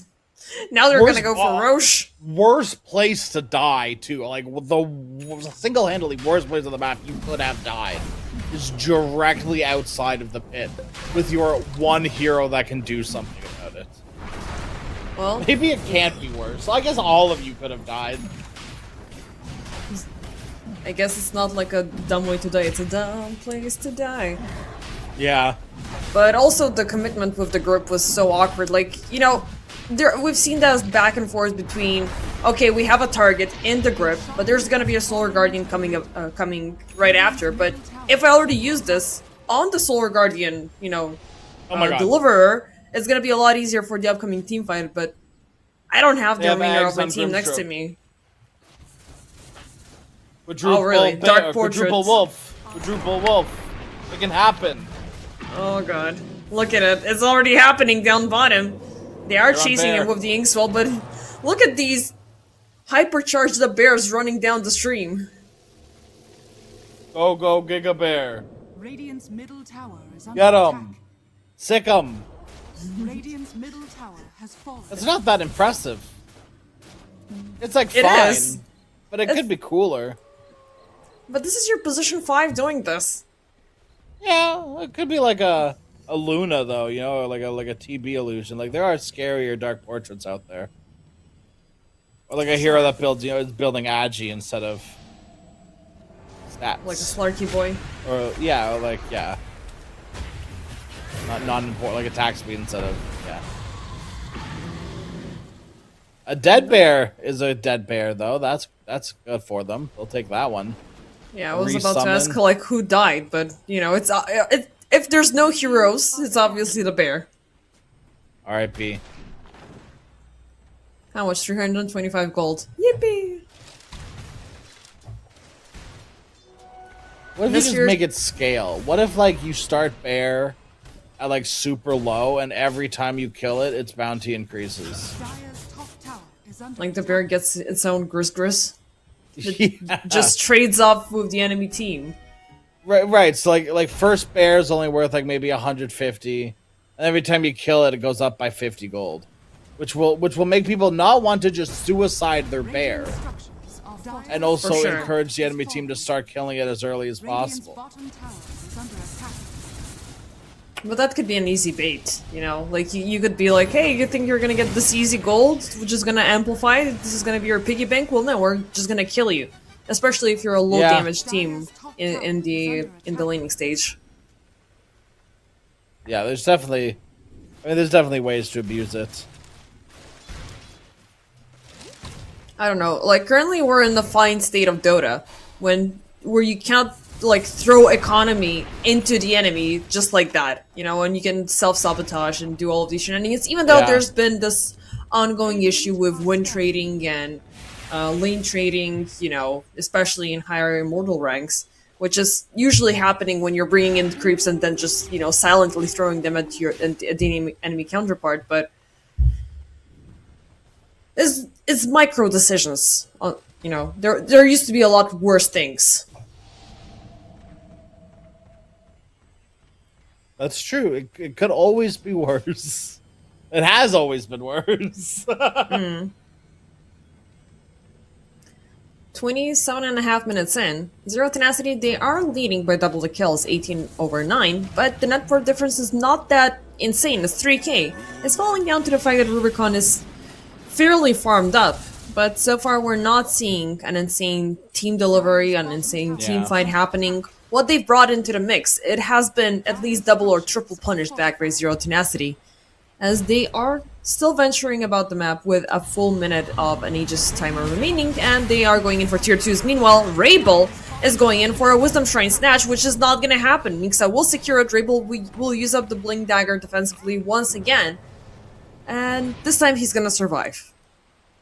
But still, he got nothing in return. And now he's working his way up towards the Aghanim Radiant's Scepter. courier has been killed. He used a single BKB, not defensive, like not to TP out immediately. Or just die. That's so despair. It's like Nightfall, you know. The only reason why I have a BKB is to get the hell out of things. It's not even that bad of like a kill, like of net worth lead. Only 2k. But the game feels worse. Like the state of the game feels a lot worse for No Hoodwink than it actually is. True. I mean, they're definitely happy that, you know, they have these passive farmers which are converting all of their, you know, hard work into gold. Mangekyou has a BKB, he's got a scepter, he's got the Helm of the Overlord. But we still haven't seen that effort altogether. Like, now they have things that can very well synergize with each other. But how can you make it happen? How can you make a move without the Dawnbreaker instantly jumping out of the sky and destroying everybody with that pretty little hammer of hers? Well, it's not little, it's absolutely disgusting. Even if they made it like a little squishy ball for the Clownful event. Meanwhile, Rubicon, they will just soulbind the creeps. But that's the BKB on the bear. They're on bear. Well, there's the Solar Guardian, Mangekyou, Rabel, they get caught up. And as it's looking, they're gonna die in a package deal. Lycan is trying to get the hell out of there. The difference is right on top of him. Rubicon, Enclave, nice catch. He's trying to whirl around the hammer, but he's just gonna join the pack of 4 heroes being dead on his end. The bear is still Man. alive. He is trying to get those lotuses or whatnot. It's just gonna turn into a little bit of a wild goose chase. But regardless, Zero Tenacity can still keep on pushing. Desire did them so dirty that fight. Oh my goodness. The Solar Guardian comes out at the worst place for No Hoodwink, but also while Zero Tenacity are both in a snowball that dodged an Echo Slam and all the other damage that No Hoodwink threw at them in that moment, gone, eaten, eviscerated, thrown into nothingness. Solar Guardian lands, the fight's over. It's gone. You have Tiny Ember, Dawn Tusk on top of each other on a small hill with tag team going, and you have nothing to do about it. Because your Echo's dead. That was I mean, we talk about worst possible scenarios. I think the worst way that fight could have even shaken up. Maybe if you hit that Echo, maybe something goes better. But even then, it would be tight. Second bear was almost well under attack. Nesphere, meanwhile, goes in for the deep dive. He is gonna provoke the grip, but it's been the same rinse and repeat scenario time after time again. The second they stop, the Solar Guardian lands. As the core will die, but they have exposed Rubicon. Now Nesphere looking a little bit tough here. Drinking Buddies will pull him back. They're dancing around Mangekyou. They're looking to expire the wolf bites and whatnot, and well, we have Rabel turning into a bear, into a wolf temporarily. But can he stay alive long enough? His difference will catch up on him. For the price of 2, it looks like it. This is a fight that started as, I mean, literally nothing. This fight started with really nothing. Tiny getting caught off, pretty much solo. They were hunting Lone Druid. It's so crazy to me how this fight turns into something huge for Zero Tenacity. Just off the back of like Ember Dawn being able to exist anywhere on the map, really. And they got into a fight without the Echo. They knew that they were going to take down the bear for a second time, so Rubicon is about to spawn the bear after, just being solo farming for the past 40 seconds and dying a little bit earlier. Well, no, actually, he didn't die, but he still hasn't died, surprisingly. But, it might as well happen because Zero Tenacity are looking to siege high ground. I don't know. I mean, They definitely can't without Tiny. They need to. Oh, it's such a long Roshan spawn though, too, for Zero Tenacity. They're 2 minutes. A little scary, a little sketchy. and I'm just looking at top side, like MRLS throwing the Dark Fortress everywhere. And going back to the previous team fight where the Echo Slime was used, like usually I don't see the effects of spells that easily. I usually pick up of what's going on the HP, and I didn't realize that the Echo Slime was used just because nobody's HP dropped severely low. Oh yeah, it got biffed horribly. It was going to be a good Echo. That would have been like a 3-person Echo Slam. But yeah, oh man, what can you do? Maybe now you have Wolfbite, Aghanim Scepter on the And you that have plus Aghanim difference. Scepter. And you've got BKBs. And maybe now finally is the time. I slink It away. feels like they lost their momentum for a second. The creep or the bear got spotted out, so they knew something was happening. Difference jumped out with the Inkswell. Radiant are scared. But he's fine. He doesn't care. He got both Aghanim upgrades, so you're talking about the shard earlier. It just got better because we have the scepter in play. So entering the game, Ember the speed demon. Yeah, it's officially not impossible, right? By any means necessary. Rabel's been doing a very good job in these fights. Once again, other than that one biffed Echo, but that's more, Desire playing phenomenally. It's the right place to Echo, right? But sometimes the enemy just outplays you. Hopefully now, though, with that Wolf Bite, even a 7-second BKB might be enough. The problem is Zero Tenacity are some tanky boys, plus Grimstroke. Even Ember's got that like relatively tankiness to him just because he's got that Flame Guard and a BKB. And Roche did them a favor by spawning too late, because Zero Tenacity, they will scout out ground, and they will meet up with no Hoodwink as they were trying to pop a smoke of their own. Aztecor will be the first one to die again. Solar Guardian, this time it's not going to connect onto anybody, but they have the bear locked down. Now, that's one out of the picture. Desire is going to be taken out, so without the Tusk it's going to be a little bit more manageable, but Soulbind, it is going to connect onto Aztecor for a second time, as you are a full minute without a second support. Mangekyou, can he get MRLS? He is dancing around the lane just to allow the BKB to expire. Lands in the hammer, Mixa is gonna take him down. Rabel, finally, there's the Echo. But it's just for a support to die. Yep. And okay, so you get you get 2 from on No Hoodwink. You get 2 from Zero Tenacity. They're just the suppies. And they got 5 in all return that because work. they killed Bane twice. Yeah. All that work to kill a bear, 2 Banes, and everyone else. Dire structure. This is your Wombo combo, No Hoodwink, and it looked really good when Earthshaker one-shot Desire. That was really cool. Is under attack. You need something more than really cool at this point, though. You need something game-winning. Middle barracks. And I just don't see that right now in No Hoodwink's draft.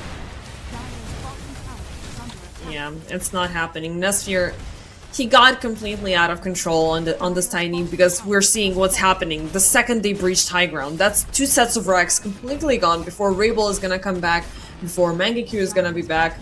And now they can just, go to Roche, take him down. Rubicon, he's gonna find MRLS, but it's just, the bear finding an easy squishy support to take down. But this is not the guy with the buyback. Desire is still fine. Radiant's middle tower is under attack. I don't know, by far I a have- better performance on Lone Druid, but in reality, Yeah, it's not feeling like it. I think Zero Tenacity have done a very good job at figuring out, Radiant are 100. scanning. as I think most teams have to, if they want to prevail in this meta. There are so many good heroes that you could ban first. Lone Druid, right? Lina, Necro, Shadow Fiend, Treant. You could argue like Hoodwink and Largo against some Dark are teams. scanning. You don't want to have to ban Lone Druid. You know, a team doesn't play Largo, you're not going to ban Largo. And if you think you True. can beat Lone Druid against, you know, this Radiant's team bottom tower or is another under attack. team or whatever team, you're not going to ban it. And that's so valuable for your draft. Double smoke up Everything- as both teams are just, playing jaws around the Roche pit, and eventually they will make contact in the backlines as, it's a grip, and it is gonna throw away the BKB, but as the core, he's gonna just die by Nesphere. MRLS taken down by Rebel. Difference, still out loose, all by himself. BKBs are popped on from the remainder of the heroes, and they're slowly just scraping off a hero after hero away from no Hoodwink. Enclave just gonna get bursted down as well. And the rest of the course, they're not here. The only thing that they can do is try to save the bear, but it's just gonna be more gold. It's gonna be back, but now you have a free Roche as Zero Tenacity. Is under attack. You know, I can't tell if this is like one of those you're bad at your job or like I genuinely I could not tell you what happened to that fight. And I don't know if that's just a me thing. That fight was so disjointed from no Hoodwink. There's no special sauce that happened that fight for either team. Zero Tenacity looked at a hero, they said kill this one, they killed them, and they just kept moving on for the next to the next to the next to the next. It was not difficult. There was no thought. It was as simple as a first blood. You know those those rune fights at minute 0. Yeah. You know, the 5v5 where the only calm that's really happening is click Go, on go, like go, okay, go, go go. lion, go tiny, right?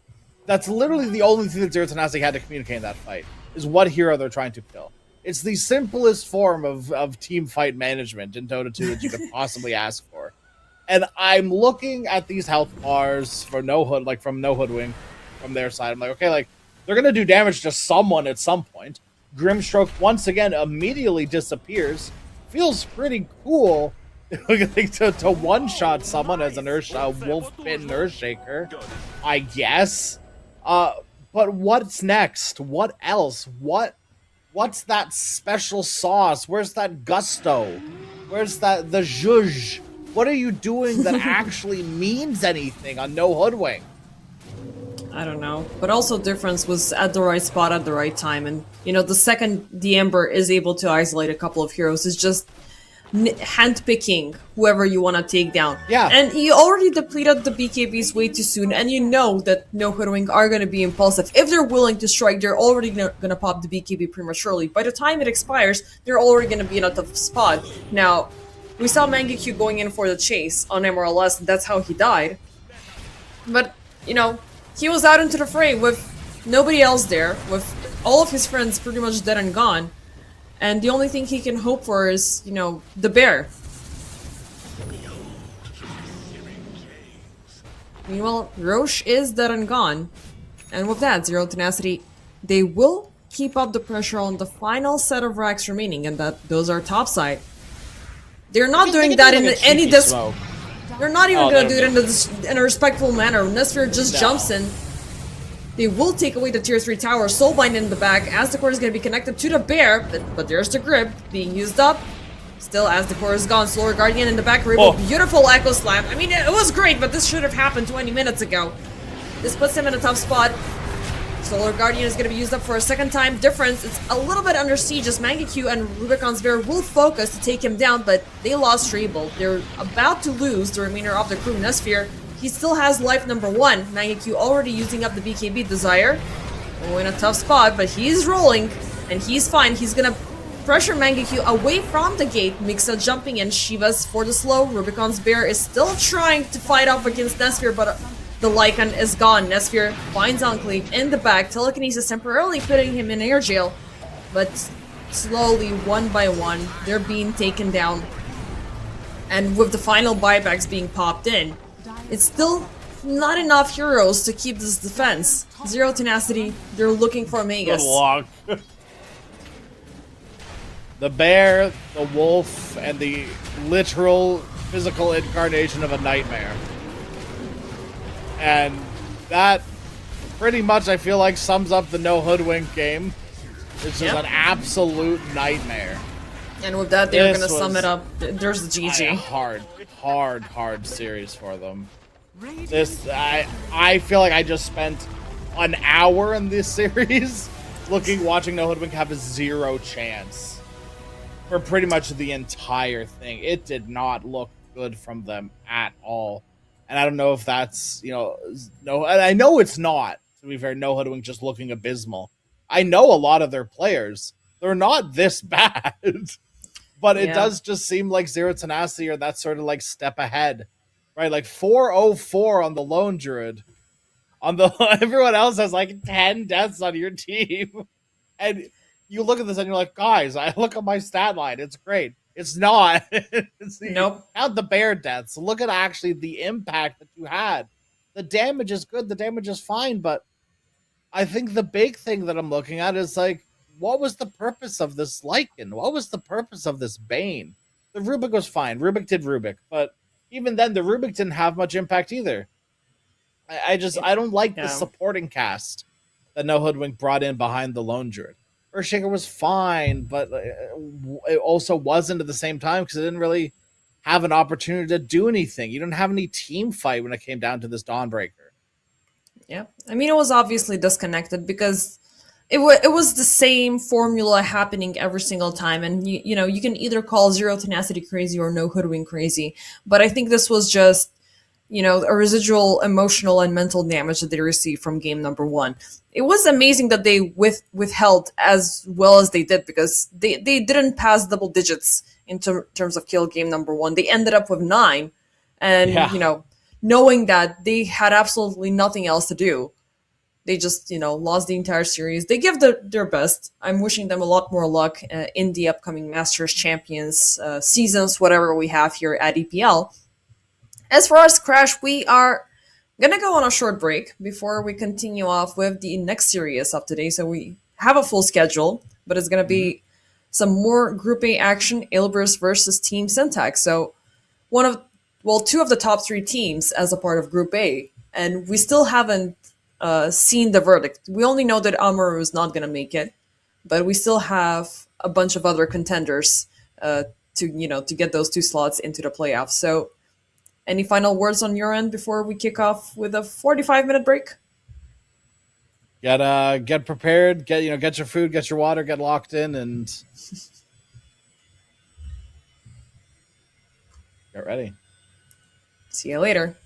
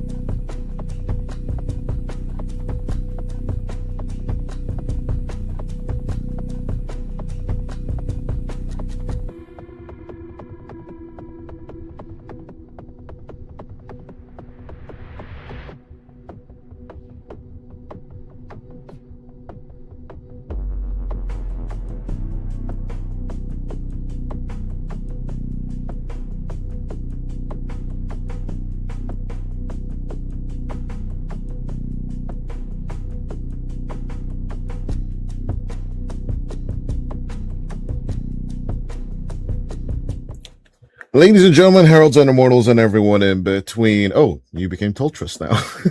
I became Toltrus.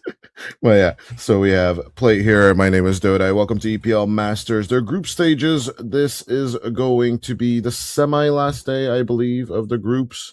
And of course, we had a lovely series to kick off the day. A clean 2-0 from Zero Tenacity, but not actually nothing that I wouldn't have expected from the boys. Obviously, no hoodwink. They just had a little bit of a rough time. We saw them have it yesterday as well. I think that clutch moment of losing against Level Up, right, got to their heads along with the RURI series where they were just like that, right? You know, I don't know how other else to explain it. It's a little bit lukewarm of a performance at the end of the day, but you know, not getting the like, you know, at the very end, you need to get that 2-0, you know, can just get to your head. And then thankfully the Lone Druid is banned, so we're not going to have to face off against the bear. But you had a pet peeve with this draft, right? With Ponlo and him Yeah, picking Nature's Prophet first pick on this one. yeah. The hero, as you said, I think before the draft was like 2-7. Yeah, 2 wins out of Completely like 7 picks. That's kind of yeah. bonkers. You do not want to start your draft with something that is that flawed. So either Ilbers have thought of something between yesterday and today that they really like about this hero, or this is just some comfort pick and they think that they have a better pulse on the draft than what the stats are telling us. So we'll see exactly what they want to go for. I doubt that this is a Nature's Prophet, anything besides a Nature's Prophet carry. Like we have seen 4-2-3 play this in the past. Uh, but I do like the response from Syntax already. You pick up the Hoodwink, doesn't care about being trapped by the Nature's Prophet. You have Scurry, so you can get out of the tree line. And Lena can buy Aghanim Scepter and also fly outside of the trees Or just break them with Light Strike as Array. well. You know, you can just Yeah, self cast the Light Strike Array and just fly out of it. So far, the NP, well, a little bit of a story there for on my end, right? Nature's Prophet was basically the main run hero when the national team was playing together this May. And then we got into Dismay, right? So yeah. right on point. As actually we were covering on 4 positions at the end of the day. But out comes the frog, and of course we do talk about the frog every time. If a team plays the Largo, then generally addressing it is kind of a must. I think this is going to be. They're showing 2 cores on Syntax. They're showing the 3 Largo, and I think they're showing the 4 Hoodwink. So they're probably going to pick their 5 here. In terms of what that is, I'm a little bit concerned. I think you do need a little bit more of a solid answer to the natures than you have right now. This Earth Spirit is a flex. It can go mid. It can go offlane. We've seen this play 4. There's also the Wind, who could also be a 4 or a 5 even, or carry. Like there's quite a bit of flex here. But if I assume it's going to be Earth Spirit and Wind Ranger supports with the carry Nature's Prophet. You're looking for maybe an offlaner and a mid. My biggest, I think, really Enigma right now for Ilbers could be really, really powerful. I do like Okay. the Clockwork as a possible counter to that. Immediately as a But preparation, nice. yeah, I think the reason why I like Enigma is because you can just black hole the backline and you kill all the trees, so the Hoodwink can't really play in any tree line. There's not a lot of ways of stopping it, but Yeah, this is more you along go for the Centaur instead. Lines Centaur is of really Norma, good too. though. Yeah, Norma does Yeah. prefer these going in type of heroes at the Pango. Of course, it's a respec ban against Norma's pick rate and win rate on the heroes so far. As a Centaur coming out, it's been a little bit shaky for Norma as the season is actually fallen down to less than 50% overall. Yeah. Out of 277 games played, he's only won 130 of them in professional dotes. So there's that little bit of a caveat there.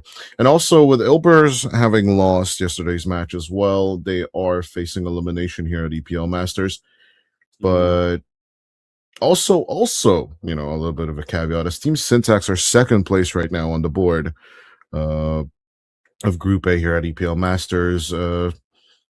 Ilpers are 1 point behind, it has to be said. But the last two matches, these two teams have played each other, which I believe one of them was in the Asgard Championships things that is being tested out. It's always good to see new tournament organizers try and get into the scene. Of course, that's how EPL became as big as it was. And the previous time before that was EPL season 39, where Syntax also got the upper hand on Ilbers, which I believe was also a 2-0. So overall, the two teams in general have met each other. They know each other's quirks and quops. At the very same time, as we're looking at this tempo, Team Syntax definitely have the faster draft overall. Even as you have the big TPs from the Nature's Prophet, right?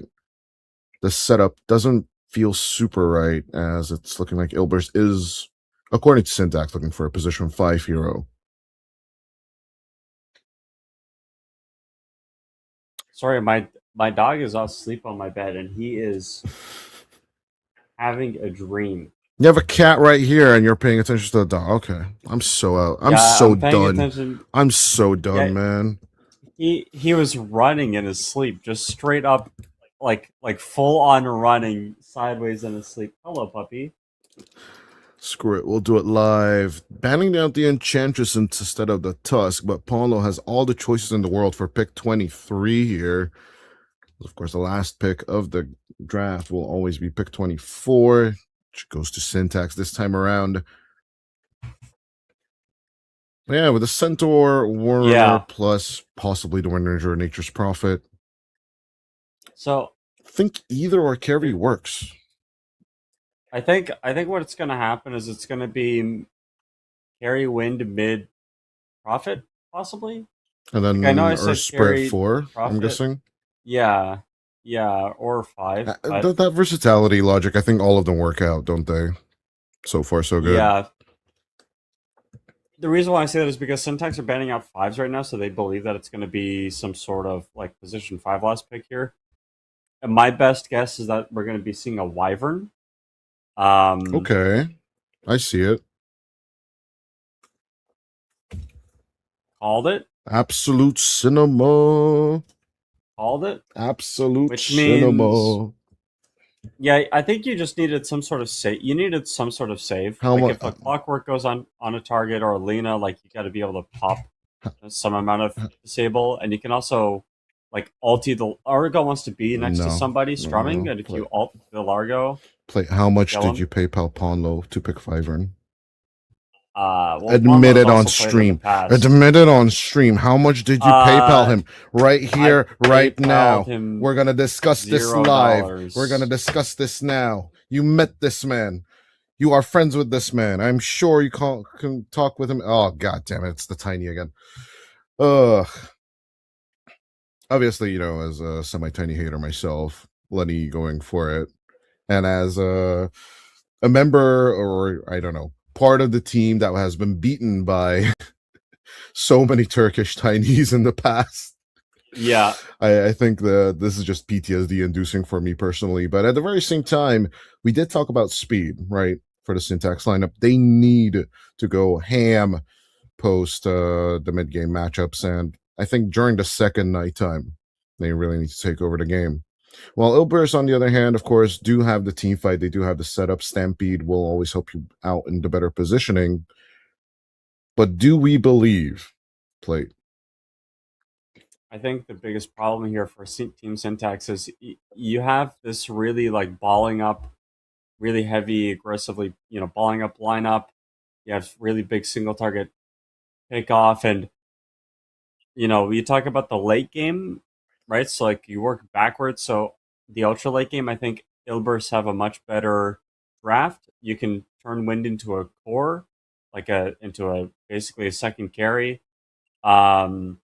You have it is also an Earth Spirit mid, so you have like save with Aghanim Scepter on the hero, um, to help like people from Laguna Blade.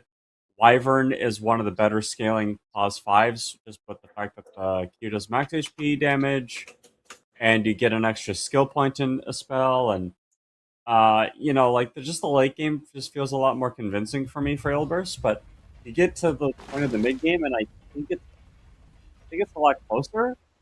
But it does come down to Tiny, right? Like if Tiny can really get to that point where you just like can full combo a hero with Avalanche Toss, and then you start full combo Nature Prophets or Wind Rangers or something, they're gonna have a much better time. But with the double melee core, with the double front line, it's gonna be difficult to get.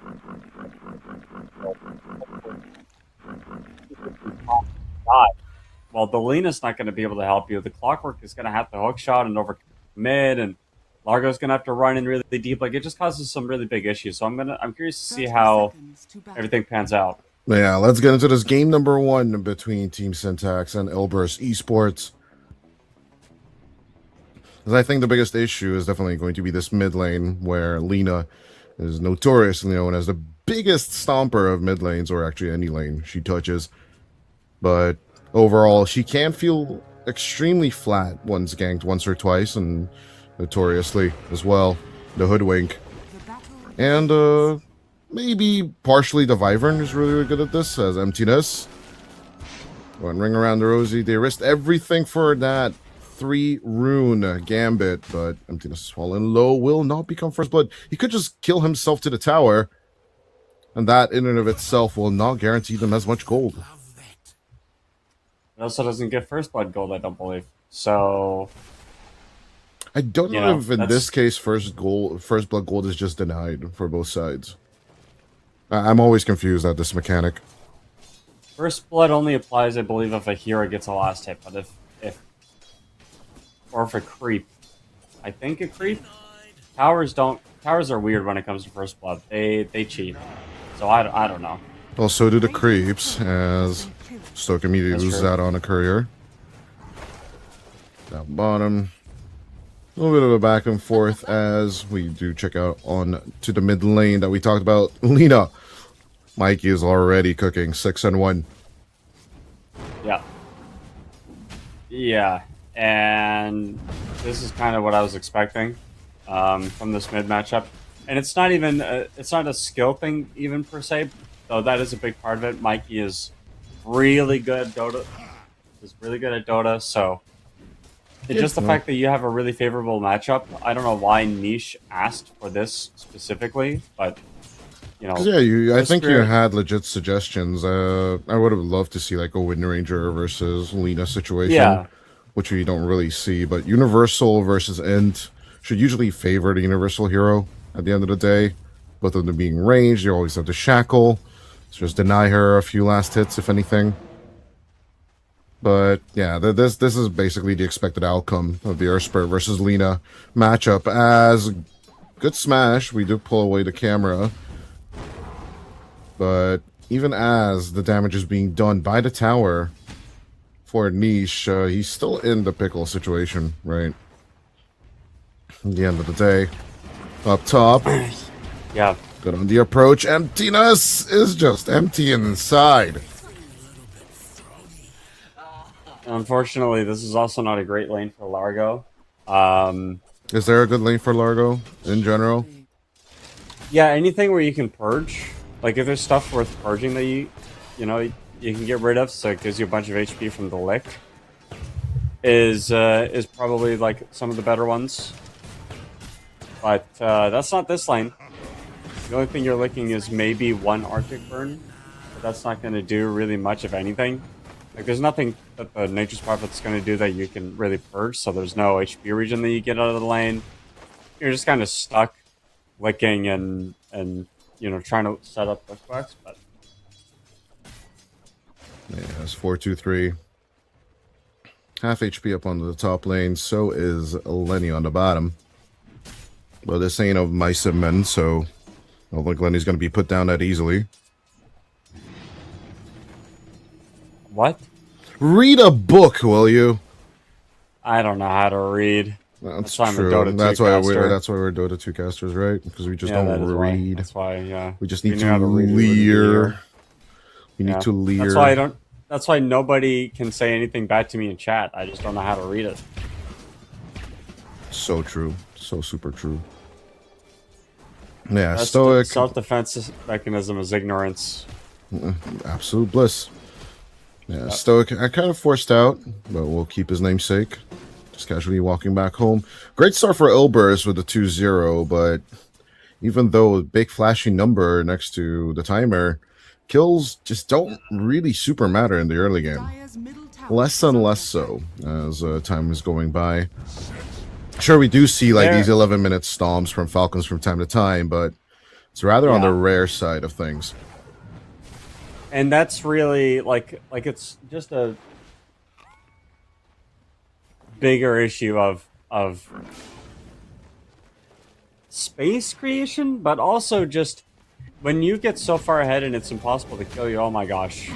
Back to that Mikey, mid lane. mid. Let's see if Fernandes' gank will be paying off here. As yes, the redhead is dead. I mean, one of them is. But taking out the I don't- Lina will definitely help out the Earth Spirit's little deficit here. I don't know if 423 had his TP canceled or if he just made a call that he didn't need to finish it, but they were ready to bring a lot of people mid, and that is the vulnerability of Lina.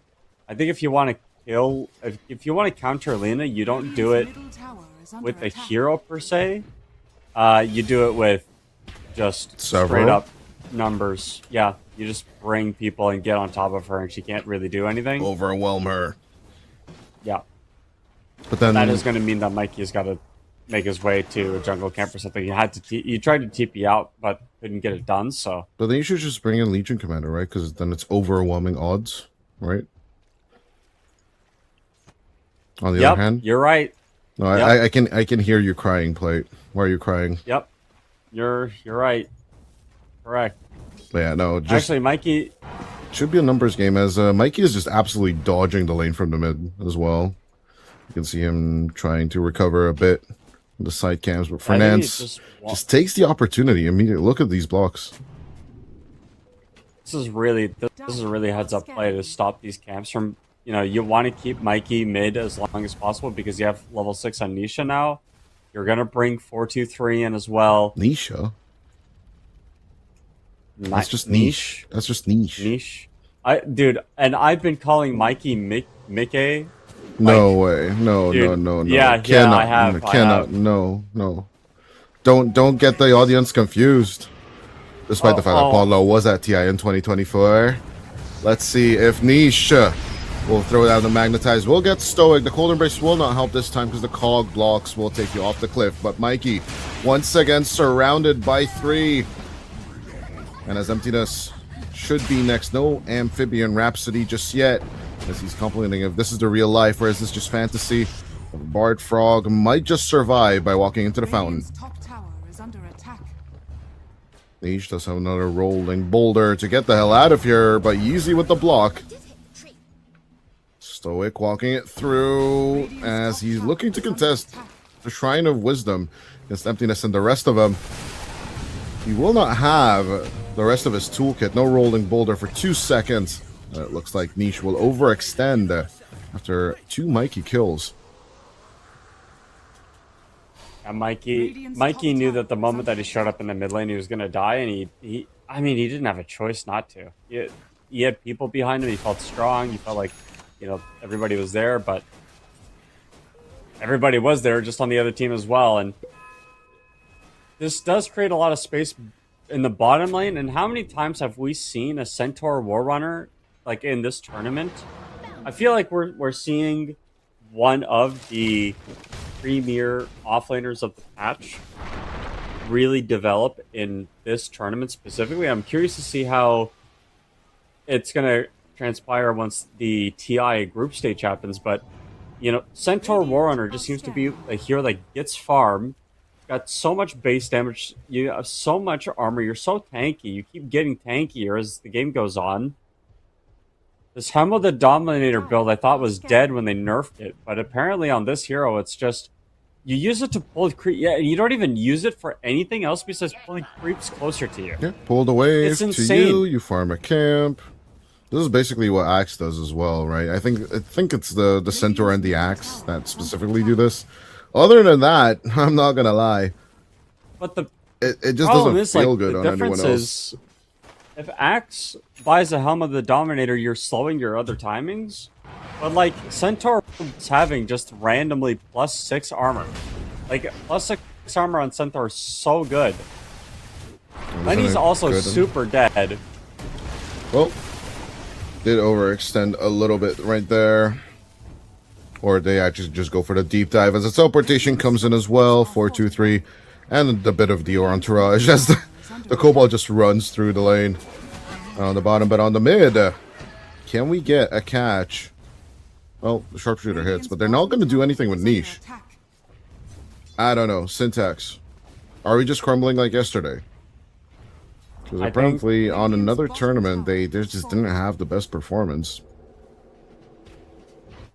They need to help Mikey a little bit more than what they have been. I think you've got to give Mikey a better just start to the game. He's really not done as well as you'd want him to, and that it just comes down to the macro play of the Dire is so much better this game. They bring numbers to the Lina. They get on top of the Lina. Full commitment mid, Stoic. Just double cogsing people. But despite the cog block, here comes a 10-minute rune contest. The rune's actually down bottom, but let's see how the fight breaks out. Laguna Blade does nothing to Niche, as he's just going to easily, casually survive the whole ordeal. Normal will pick up the regen. Winter's Curse to keep it rolling. Yeezy. Oh, that's not even cheesy. It's a stomp from Ilbers. Yesterday they did get that one game off of Power Rangers, so this is nothing new to them. But giving the tempo game back to a lineup that should just start snowballing in about 5 minutes is definitely a class of their own. 4 points in the Nature's Call here on the Nature's Prophet. You're going to be able to, with this Maelstrom, push out waves a lot faster. You're still missing level 6 on the supports, but I feel like that's just very much in favor of the team that's ahead, because you have space that you can afford to give to your supports to get the level 6s. If you're Syntax, you got to start creating space. You got to start opening up the map a little bit more for yourself. They're going to try to push this top tower. But you can see already Norma's got the map on lock. He's like, yeah, listen, I've got all this. top. Yeah, this is all ours. Work here, Yeah. farm here. Just avoid them. Let them have that tier 1 tower. Although 4-2-3 trying to threaten them to back off as much as possible. Maybe, possibly, it could be working out in favor for them. They will get the tower and then just immediately back off. But other than that, 4-2-3 looking to cut off any hanging or chilling heroes. Unlucky with the find. The other thing too is that Norma's getting so close to that heart already. 12 minutes in, we're about to see the Reaver be completed. So, keeps bringing the creeps over to himself, farms them with the Helm Dom creeps, and just making so much golden experience on the Centaur. He's going to have a heart before his second point in ulti, which is kind of ridiculous. And at that point, I don't know how you kill him. Balanced hero, what can I you don't do? know how you kill him. He's just a balanced hero. Oh, definitely one of the signatures of Norma, but he's definitely not playing it at the win rate that you'd expect him to play it at. Maybe he just wants to sweeten the score. He wants Centaur to be a 50% win rate hero for him. They're on down the line. Yeah. With the confidence of even deep smoking in towards Lenny. Fernance, all he's doing is just buying the sentries and blocking as many camps as possible, but as they have the reveal on Dark Troll Summoner, Stoic will get cursed. In comes the Stampede. He's just coming over with an amplified damage rune. But as Stoic dies, Emptiness looking to arrive as the cavalry. And Tiny might just get away from this. but the tier 2 will still be pressured. It's going to be taken. I don't think they're going to defend. I don't think they can defend this tower. 14-minute tier 2 tower take as Emptiness just shows himself for a second, but gets immediately. This is Zerg Rush gameplay. I'm watching StarCraft 2. I mean, StarCraft 2 still got a really good pro scene, but yeah, this, as you're saying, this is a Zerg Rush. GC in the mid lane. He's just trying to shake off, or just going to try and get on top of him, but even with the committed Magnetize, the Hoodwink will survive.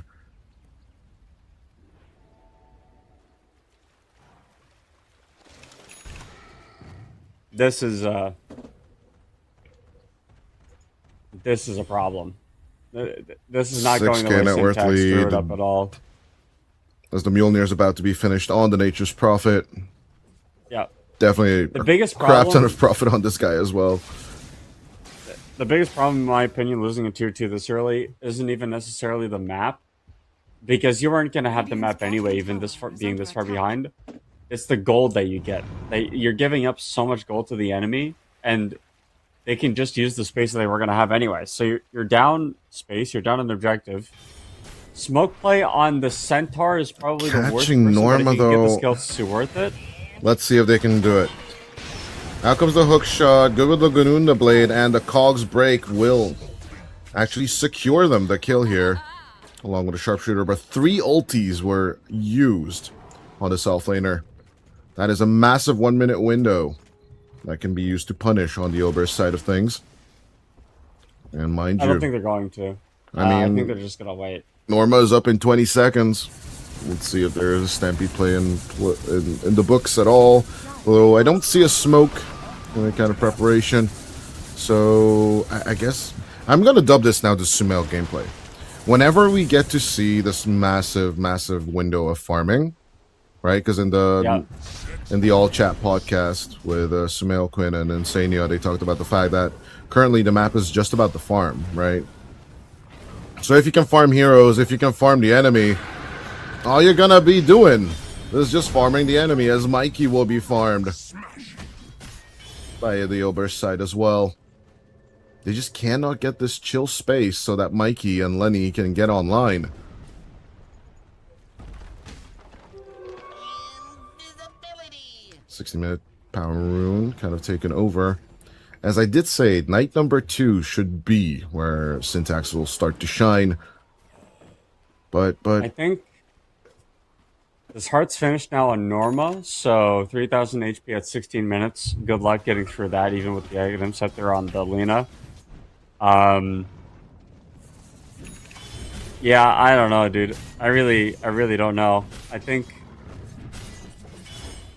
this is just looking like a situation where you have an offlaner that is just does not have the same farming speed or just straight up impact. I think like Centaur has a stun, Largo does not have a stun, and I think that is the dynamic of what you can expect here.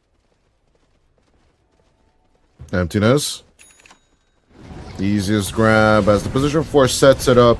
The position 2 will knock it down, but 4-2-3 will just steal the kill. Mine. Mine. Yoink. Mine. It's Nature's Prophet. As there's still the approach there. Back onto Niche. This is the kill they should be getting time and time again. Because the Earth Spirit will only die for the second time this game, actually. No follow-up. Or territory will be gained after this kill, sadly. Big kill. I mean, Mike is going to be able to, with that item set, is going to be able to really push himself forward. I think, obviously, Niche didn't respect any counter initiation play, but you really don't need much more in terms of damage output from the Lena until you get the Aghanim Scepter on the Kaya. I feel like that's basically all you need. Well, let's see if the Bear Aghanim Scepter is going to be enough for something big as the Centaur. Trying to go in for the Cog block as well, but Stoic is just constant chain stun with the Hoof Stomp, with the Centaur Conqueror. But the Clockwork could still get the hell out of there. Trying to split the power shot. Fernandez decides poorly Two-shot towards the Largoba. Yeah, I don't even think they needed to use the Stampede there. Like, Norma was completely fine. Half HP, they didn't have Laguna. Even if they used Laguna Blade, I don't think it would have gotten the kill there, so who cares? Not looking to commit at all. Stoic. Okay, the enemy's still at the gate. A reapproach on Lenny, who has an 0-1-0 stat so far on the Tiny. Definitely not convincing, but let's see if it'll be turned one way or the other. As up top, Niche. Just boulder smashing away. Chilling and thriving on his lane. We'll get bushwhacked from behind. Good with Light Strike Ray, but out comes the BKB. The chain stun setup. Not working out for them. Yeah, BKB is... obviously, you don't want to use your 9-second BKB there. That is an opening, right? Like, that's a cooldown that you can use. You know Mikey's going to tell the team, hey, let's put some of this pressure together. And we're talking about a timing team, right? Like, we need to Aghanim Scepter on Largo. Dude, why is Emptiness not going for Aghanim Scepter? Am I crazy? I think this is the game for it. I absolutely agree, but they do need recovery items, and he is aiming for the Lotus Orb. The decision you and I definitely don't agree with. I think the catchy lick should be sufficient enough in general, but the bushwhack catch straight onto the Winter Wyvern. Dire's middle tower Possible? has I think it's possible. Nope, it's not. Spawnel will survive this.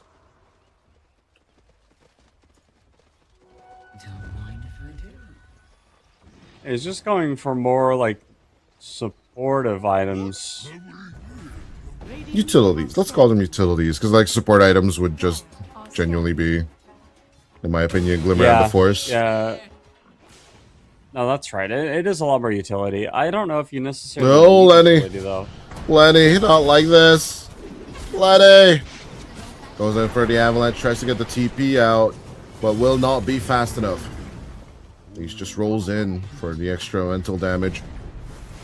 If nothing else. The only thing Tiny has contributed to this game so far is dying. Hey, he He did that literally has twice. 0 kills, 0 assists. He did that twice. 2 times already. Yeah, it's not good. Really bad, actually. Casual Chasm Stone on Hoodwink, very funny. Love to see that. And that AoE will definitely be having an impact here as Fernandes. We'll try and scurry away. The Essence Distiller will show his position, but that is kind of all she wrote, as Nisha's not here to just roll in. Essence Distiller, I think, is one of the better, if not the best, just random support items. I think it's so necessary. You need to have one on every team, in my opinion. Like, that's how good it is. Definitely agreeing with you on that point. The reveal, especially against heroes that have good escape mechanisms, such as the clock, such as the hoodwink. It's Makes just really nice. Mikey, having used the cloak, but the hook misses. They needed that hook shot so bad to hit. Would have been a massive kill once again onto Niche, as the bushwhack will also be whiffing. Niche is just breaking ankles here. I would love to see Ilbris play Dire's mid-top, tower is under take attack. over enemy triangle. You didn't give this Tiny as much space as you want. I don't know if the Tiny's going to have... I don't know how much impact the Tiny's going to have. You'd hope that maybe, like, once he gets the BKB, that he can start... He feels more confident playing with the team. But again, you do have to worry about, say, for example, just standing next to Largo and the Lina. Neither of them have BKB, so then you get hit with the Winner's Curse, and then you're just dead even through it. But I don't even want to BM at this point, right? Like, if Lenny even decides to join, Radiant are scared. Ilbris will know that Observer Ward in front of the Tier 3 tower has been there for the past 7 minutes. It hasn't been read, it has been contested. But yeah, now that he will be joining with the Shadow Blade, Let's see if they will even get a kill out of all of this. But 4-2-3. Casually not even joining this fight, actually, because it was just Niche and Norma doing their own thing. As Yeezy and Emptiness will reveal up onto the top lane. Yeezy with a sharpshooter rather on the escape side than actually hitting things. Niche, the 4-2-3 will just casually take care of the Squirrel Rat. We've already seen Tormentor being taken, so I don't know exactly why they're going through Portal. I guess is to kill off Mikey, but you also could easily have just taken Roche from this point, to be honest. Switching for Lenny feels ideal, in my eyes, from Fernance and Niche. Yeah, I don't know why you didn't just go Roche on and then decide, hey, let's, Radiant's top tower has you know, take all these tier 2s, but Mikey. Gotta be targeted. The Lina will be magnetized and held on to. Out comes the Cloak of Flame. Let's see if it will help. Well, it's the first assist of Lenny in the whole game. He is going to go for the TP away, but gets the Winter's Curse. Back and forth between Ponlo and himself. Ponlo setting up perfectly onto the Tiny, but with an Avalanche, a bit of a turnaround. 4-2-3 finally dies. For the first time this game. At the very same time, if this fight is turnable, then picking up the running away heroes would be massive. Stoic with the Cog Block. And with the Bushwhack follow-up, they will get the Winter Wyvern. But Niche with the BKB, he held onto it for all this time on the Earth Spirit. Yeah, having killed off the Pause 1-2, but sacrificing 3 people on your side for it. Or was it 3? Might have been 2. No, it was 3. I don't know. I was correct. I don't know why they didn't just go Roche. I feel like you didn't have to do any of that. You could have just taken the top tower, gone Roche, smiled, lived your life, not risked anything. You don't have to keep going for more and more and more. But 4-2-3 also TP'd incredibly aggressively. Obviously, you know, a bit out position. Probably felt like he was unkillable, but didn't have the BKB ready for that team fight as he stood in the middle of 3 heroes and didn't even try to make his way up onto the high ground either, which would have also probably kept him alive. But correct me if I'm wrong, not even Stampede was used. As soon as they saw that the situation was getting bad while they were trying to take out the Tiny, Stampede wasn't even used to actually mitigate any of the effects of this play. I don't think they were expecting everybody else from Syntax to come bottom. I think it might have just been like they thought that the Tiny was going to be alone. That was their original approach for sure, with Fernance and Niche coming over. Yeah. But it's a dynamically changing situation. Well, they just chose to ignore for some ungainly reason. Well, now they're going for Roche. But yeah, night number 3, Roshan will finally be approached. As Pondo trying to be the blocker of all of this. We're trying to Arctic burn down onto the bottom, into the river, as Stoic will be forced to overextend with his cogs and his hook shot. Out comes the Winter's Curse, but it's only on solo on Lenny, so it's not that big of a deal. Mikey will be thrown that into relative safety, but 4-2-3 is just going to keep on right-clicking things as we predicted. The Nature's Prophet is fat as F. And it will just deliver on the damage. And again, I don't know why they didn't just do this the last time. Like, I feel like I know I'm a bit of a broken record here, but like this is really just as simple as you can't fight into you. You can't fight into Winter's Curse. You can't fight into Stampede Magnetize. I think they just forgot to press buttons in that one fight. You know, this is a constant. If you ever... I mean, you are truly closer to the higher tiers of Dota compared to me. But, like, if you ever hear, like, HK... Shout out to humble Korean former EPL staff member. True. And Stoic going down. But yeah. The ever so loved proverb of press your effing buttons. I think, well, they did. They just, the reason why it didn't look like they did is because they used every button they had to keep Mikey alive, and he still died. And then if it looked like it didn't, like when the goal of the button pressing isn't achieved, you haven't pressed your buttons. You know what I mean? Like, yeah. And that's I get kind it. of I don't know if issue. the audience will get it. I think they'll definitely. well, if you don't press the button will not be pressed. What kind of It's like- Shifu wisdom is this? It's like, you know, if you press a button to get money and then you press your buttons and you don't get money, you may as well not have pressed your buttons at all. And this is just kind of what happened there.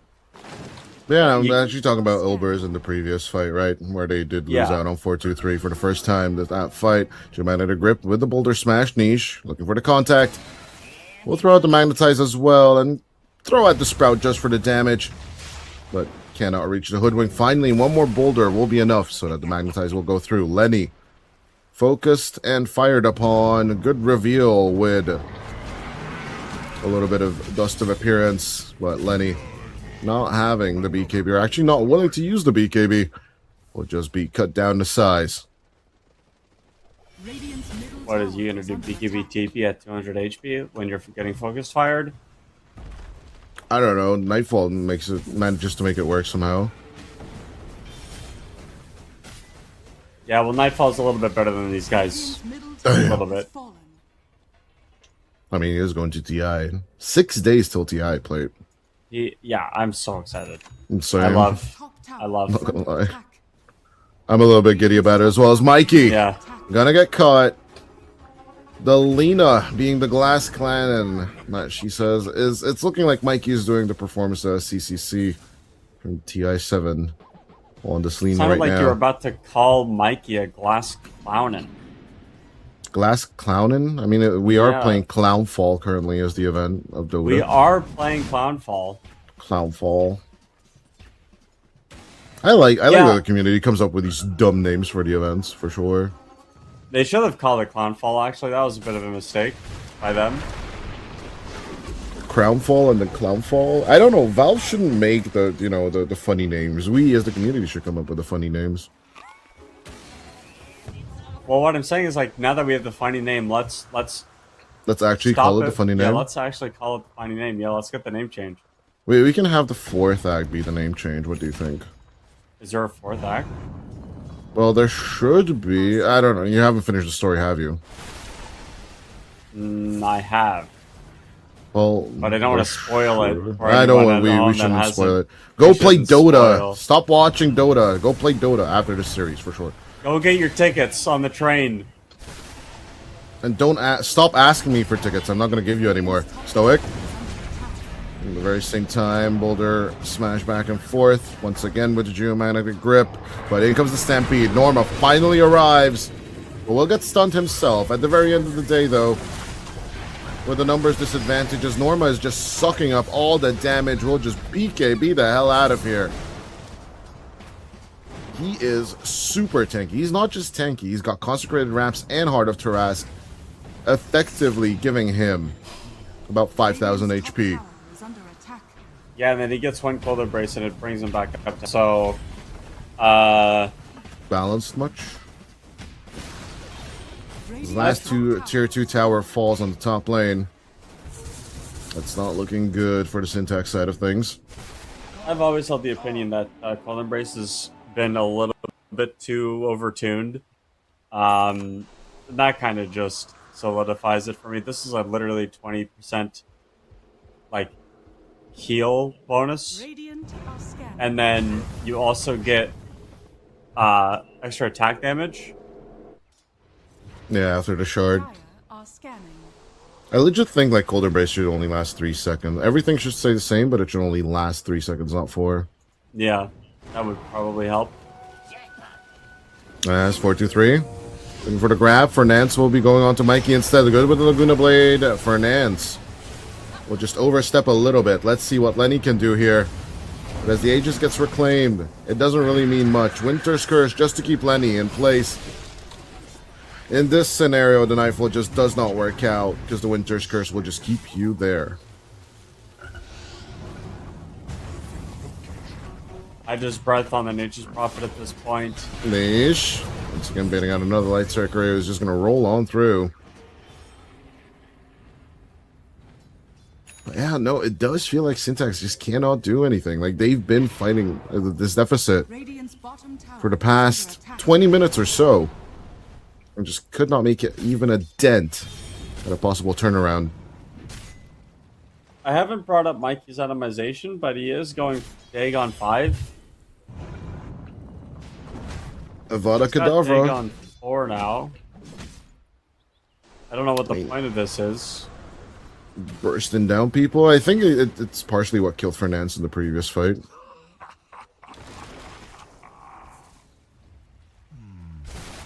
But yeah, I agree with Norma. That is absolutely necessary here. Yeah, this smoke. Could be a catch onto Ponlo. It's not much, but it's something. An honest day's work.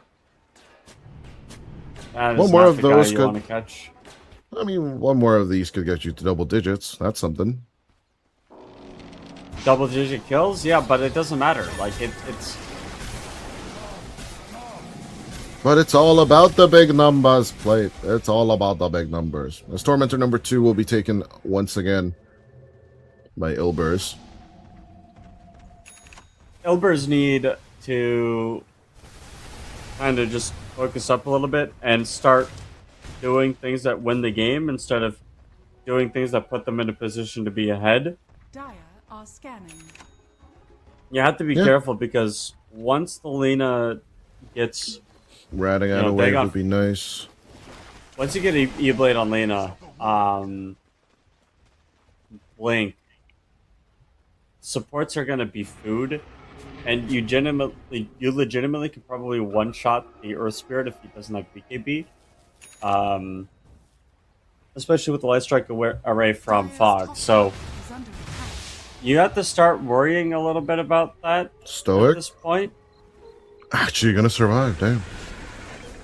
Stampede, committed. Up onto the top lane. Norma with the grab. Catchy look attempt 1, catchy look attempt 2. It's not gonna be enough for anything.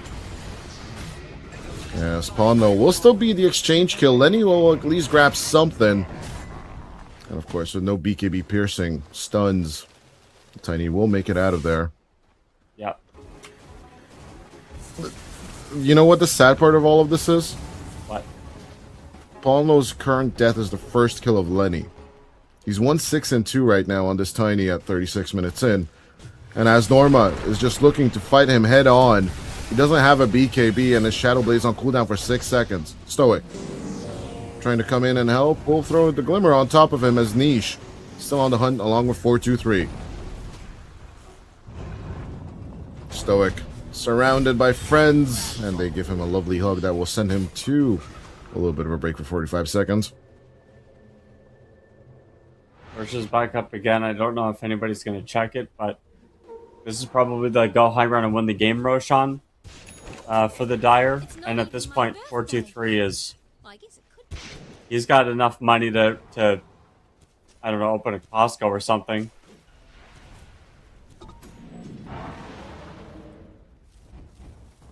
I actually want to go to Costco and just buy the 10 pizza pack at least one day. That would make me happy. Or is there a 10 pizza pack? There should be a 10 pizza pack. Or an even dozen. I don't even know what you're talking about, brother. Is that... What do you mean? Isn't there like a frozen section? Yeah? Like frozen pizzas? Yeah? Like, the biggest pack of frozen pizzas we have here and... Oh, hold on, Mikey. He will be frozen a little bit by the stuns, but as he turns around, BKB on BKB action will be the response. Yes, Fernance. Looking to run away, will be stunned himself, but this will help out a little bit. 4-2-3 coming around to play, as with the Gale Force. They just set themselves up for success. As Emptiness gonna be cursed. And eventually it will be... the sprout back and forth is just not gonna work out for you. Yeah, no, and... Radiant's bottom tower is under I mean, attack. yeah, you get a one-for-one trade, but again, it's really just a matter of 4-2-3 is getting so much farther ahead still. We'll just keep on rolling with it, won't we? Yeah.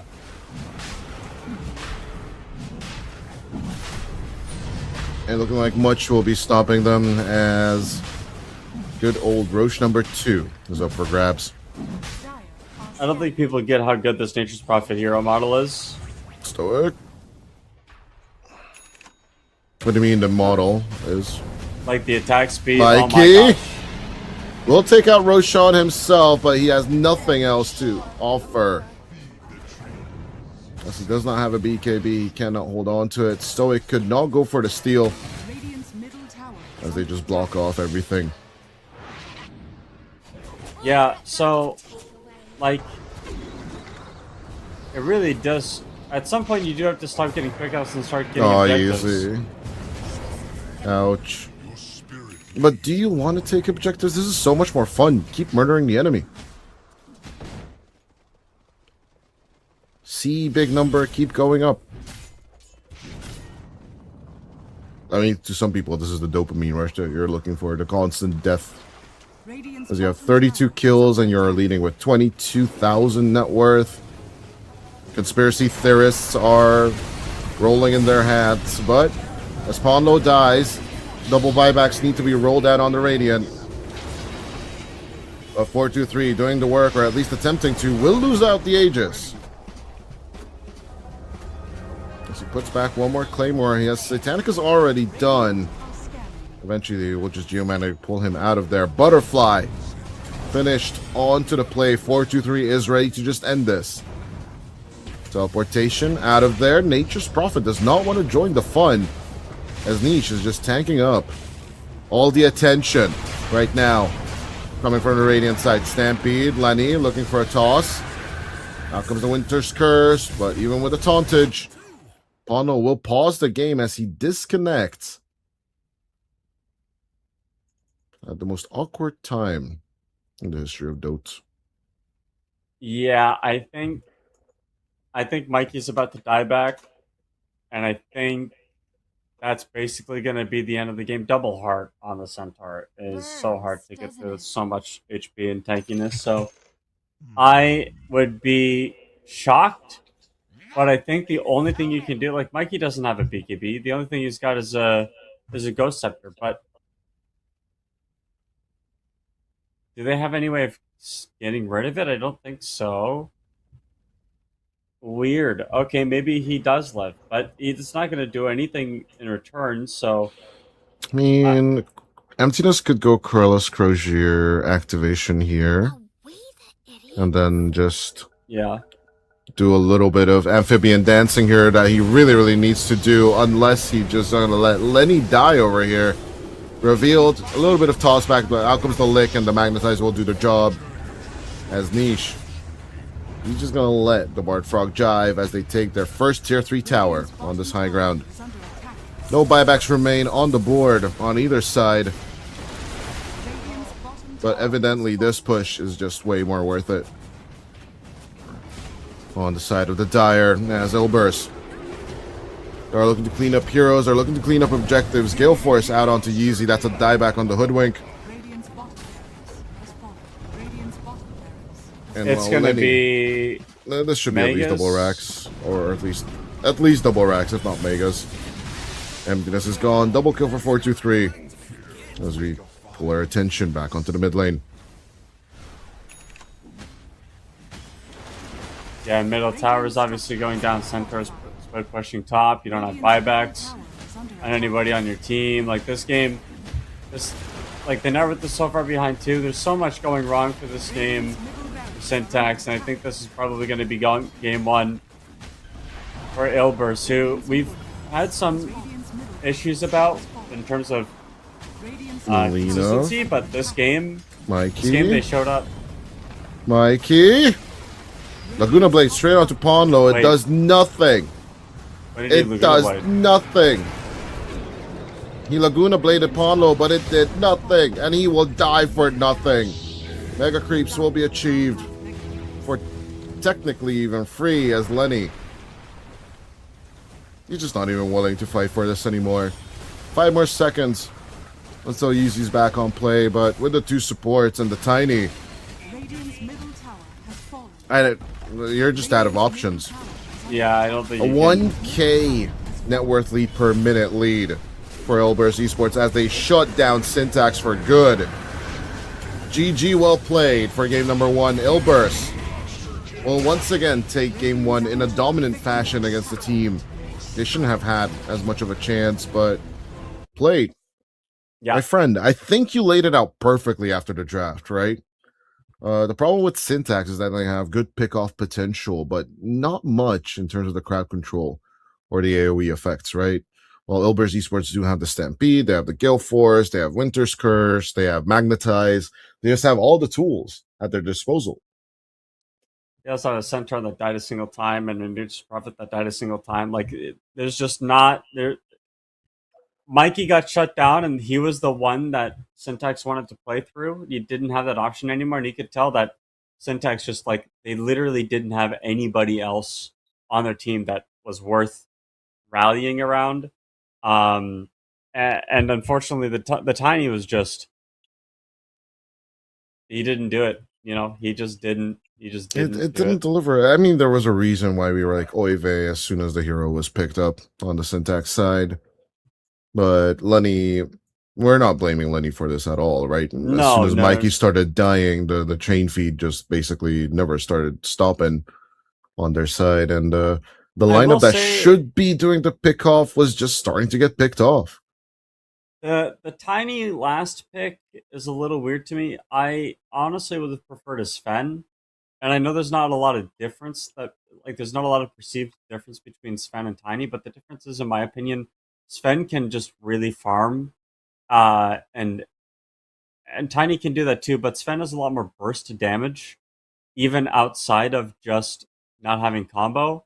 And I think if Lenny was playing, more of a I can get on top of the Winter Wyvern or I can get on top of the Nature's Prophet hero, then things would have gotten a lot better. But he just kind of walked in and died over and over again on this tiny hero, and he never really found the angle to really like go in and burst the target that he wanted to. There wasn't ever a moment where I felt like he was following up on a clockwork hook shot, for example. It was just I think Syntax were a little bit out of their depth here, and Ilburst came in with this idea: hey, we're going to pick Nature's Prophet, we're going to kill mid over and over again, and Mikey didn't have a game, so we'll see if Syntax can counter draft that. Yeah, let's see if they can deliver on that next round of play, or are they going to crumble just like they did for yesterday as well? Find out after the break.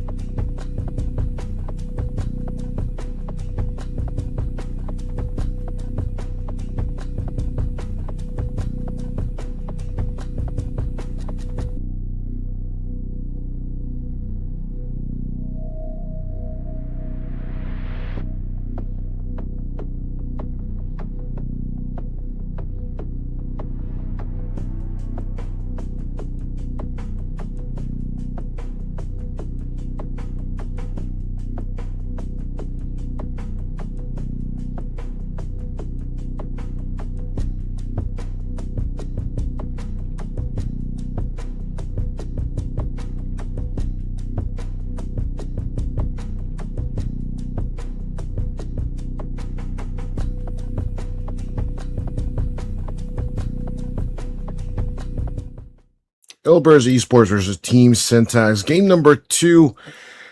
If you go for a pickoff draft and you just don't get pickoffs with your draft, are you actually playing a pickoff draft? Is the question here, isn't it, Plate?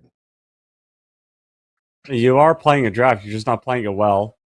Just didn't execute the plan at all, but just Lena in the previous game just did nothing. Well, let's see if Elbers keeping up with Niche on that Earth Spirit. Maybe it could be Fernances. At the end of the day, we don't know yet. Although Fernandes picking up the Hoodwink kind of confirms that this should be going to the position 4. Or, it could still be Pawnlow picking it up, right? Because Hoodwink 5 is a thing this patch. So you need a little bit more. You need just instant disable for this puck. Silence, maybe. I don't know if. Well, they already banned Night Stalker, so that's not going to be available. But that is probably the biggest puck counter I could think of. Looking at Morana next. Yes, it's what's super interesting about this whole thing is that Syntax have been kind of the up and coming force right here at EPL or even in other tournaments as well. It's just the dissonance between the lineup right now. It could be just a temporary thing. It could be, like signs of what's to come. At the end of the day, you and I don't know. Maybe I'm more than likely most of the audience doesn't know what's going on. Overall, Ilburst, they have the opportunity. It's time to seize it. If they get this 2-0 here, they're definitely going to catapult themselves into first place on the board. And that in and of itself, 9 points already, with only one more series to go, that being against good old Team JENZ. Even if you lose out against Parker, even if you give him the 3 points to Parker, you're still going to be 9 points on top of the board right now. And in Group A, that might just be enough at the end of the day, isn't it? I think I'm looking at Shaman for Elbers. You need some power push if you don't have, or if you have Earth Spirit as your mid again. And I think it would go a long way to help. Like obviously instant disable against puck is going to be really nice. From the position 5, I do believe Ponlo would favor the Pugna instead for the tower push. But then, of course, as you mentioned, that would not solve the puck issue. Yeah, you don't have any. Yeah, I don't think they would do that. You don't have a single stun if you do that. You have roll, bushwhack, but those aren't reliable enough for a puck. You What need about something a little going? bit more. What about going like Norma Beast in this situation, or once again the Centaur? I think you definitely like a centaur again. Then I definitely agree with your take of going towards the Shaman. I think Shaman. it's. I do really think it's shaman plus centaur here, and then you pass the baton on to the next to syntax. But That's the classic counter to Bane. Can't argue with that one. You get your silence, you get your global, but you don't get your tower push. So out comes the Life Stealer to mitigate that. honestly, I don't mind Rage, lifestealer good into lifestealer infest. because you can stop infest and rage. You're gonna force them to buy Manta style instead of Sanjin Yasha. BKB Hold maybe on. even possible. If I'm infested during the execution of global silence, can I not come out of the infest? You can. You can, right? So like You can. genuinely towards the approaches, infesting the puck is still a massively good idea. Ponlo banning out the Beastmaster themselves as they get the Kesban, a classic counter to the Lifestealer pick. They are trying to mitigate as much of the fighting capabilities of 423 as much as they can. The Nature's Prophet banned. I think Luna is still on the board, which would be an interesting one for a big set of magic bursts, not against Lifestealer, but everyone else. I think something you could go for if you're dire is you ban Doom and then you pick Necro. And Sounds decent enough. Necro's really good in a puck because puck wants to use as much HP as possible, even if you are like you can dodge all the spells. the biggest thing is that you have Reaper Scythe available to you if you're playing Necro, so obviously that's pretty decent as well. Axe And if the ban, axe. Beastmaster ban, kind of telling me that they want to go for something a little bit different, like a PL could be available. Um, there's really not a lot. Like Bane Lifestealer can't do anything to PL here. Neither can Marana. So I mean, at some point you would get Dream Coiled, but honestly, like I've played enough PL into puck matchups. You just walk out a Dream Coil. You literally take this. You eat the stun and the damage so that you can topple again. But Kind of a dumber um, take. What about the Spectre? too slow Too slow. and I would agree. isn't Slowness is definitely not on your side. also isn't really good into Lifestealer 1-1 because you are really tanky. Okay, Dawn counters on the lane. SF is gone. No Kez, no TB. I'm still looking at Luna for some reason. I don't know why though. Still, Solar Guardian kind of messes you up, so I do tend to look away Did from they my just favorite. pick Dawn into Silencer? I don't know, dude. Pick two heroes that are massively countered into the Silencer. Although, like, Silencer is just already a counter to the Bane. Why would you The pick Dawn, Dawn the into Dawn just, Silencer? it doesn't make sense to me. Emptiness doesn't make sense to me, and the Luna doesn't make sense to me. But I mean, I guess I know 423 all too well. At the end of the day, they are countering themselves on each side to some extent. Take your conclusions of that as you will. At the end of the day, it's just for the fun of the game, right? But overall, thinking it through, I still like the Olbers Esports draft a bit more. If they can execute similarly as to the previous game, then I don't think there's going to be any kind of problems here. But Team Syntax, they got to get it together, and those Infest bombs have to land on either the Luna or the Earth Spirit. And I don't know if they have enough magic immunity or resistance or escape capabilities to actually make the Silencer not be that big of a problem. I am a really big believer in Mikey Puck.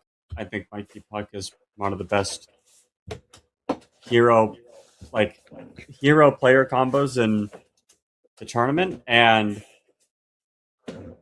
if you have to, he's gonna have to prove that he's better than Ilbers here, with especially with the fact that you're running into Silencer and you're running into Earth Spirit. Both have silences that Puck doesn't want to play with. Force Staff isn't going to help you because of Stampede. You're going to need to buy a Yule Scepter or something. There's no real natural nullifier builder on the Radiant, so or the Dyrus, so maybe you can get away with, going that like second item, or Witchblade Mules Blink could be like the direction you go, but ultimately, I don't think it's necessarily it's not screaming I'm gonna win the game on this hero itemization, and that's kind of what I want to see from Mikey. Yeah, we need to get Mikey to get the let out here in game number 2, as Ilbers Esports and Syntax are already on their way here on. No, no, no, no, no, no, no. I think this is the best has ever made, by the way. Yeah, it's pretty good. Never give up. Better luck next time. Bonus points if you know what TV show it's from. But yeah, I guess we'll have to question you later on that one. Yeah, Lenny and Stoic hanging loose on the safe lane while the rest of the team on Syntax are about to fall into this 3v5 situation. Definitely not what I want to start off with. Rune takeovers. 30 seconds to battle.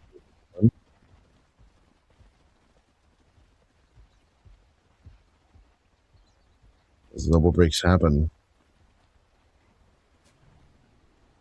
doesn't look like Syntax in any way trying to guarantee themselves that rune number 3. Not in the previous game, by the way. Yeah, this time around, The battle one of begins. the highest players I know personally has actually said in a 1v1 conversation that he just does not believe in the Dawn dispatch. Now, that was in 741D, and we are now writing in 741E. So things might have changed down the line. It's pawn low. Pick up a word position I don't always like myself, but you know. Don is bad. I Don- really Don- don't like Don. Dawn is bad. I really don't like You Don don't like the Breaker. Dawn? I think Don is a legacy hero. Fernance, hold on. A little bit of tri-lane action down on bottom will finally result in a first blood. Going in the way of Stoic to start things off here. But yeah, explain to me what the hate for Dawn stems from, or where it stems from. Don used to deal too much damage and was also like the tankiest hero on the game.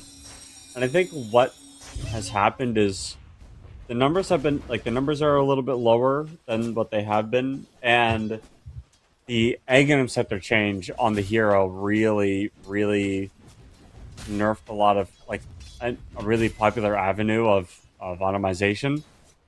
The fact that you can't use your ulti early really sucks.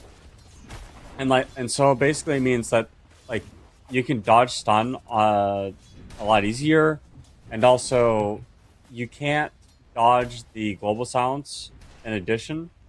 Really curious why they picked the Dawn into silencer. I feel like this is probably very strange. This is possibly one of the worst matchups in the game, for sure. I mean, silencer is literally one of the most Norma. Hold on, a little bit of open wounds action on top of him. Sticky situation, but will end. 150 HP. As Fernandez's Hoodwink will just not shut up at all. Taunting him within the game, in-game. It's he's not using in-game voice lines. It's just, you know, the hero's nature to speak this much. His emptiness. Falling kind of low. There's Lucent Beam available for the Luna. Just be dropped. Yeah, it's only level 1 Lucent, though. Oh, good. At the end of the day, it is Pawnlo that is delivering most of the damage with the glaives. Arcane Curse. Can he land it before the time? He will land it on both of them, actually. Oh, yeah, 4-2-3. Not willing to waste more mana on this. 423 actually got Ponlo killed there, and I know you might be thinking, well, Ponlo was the one that was overextended, but Ponlo was under the impression that there was going to be a Lucent Beam to stop the Starbreaker. Starbreaker didn't get cancelled and landed up with the arrow. There we go, good kill. Straight onto the Bane, but the exchange onto Norma. Kind of brings it into question if this exchange is worth it for them on the bottom. I mean, yeah, obviously finish the thought. Finish the thought. Oh, on the I top, was just on saying, the top like, lane. yeah, no, I think 423 let Ponlo down a little bit, unfortunately. See, and this is why supports die. Carries just keep sending us to our deaths. That's true. That's true. But it's your job to die for me, so. No, this is all. You're all the only one to blame. Sure. Agree. Yeah, both offline are struggling. 4-2-3. This game. Easy pick off onto the Luna.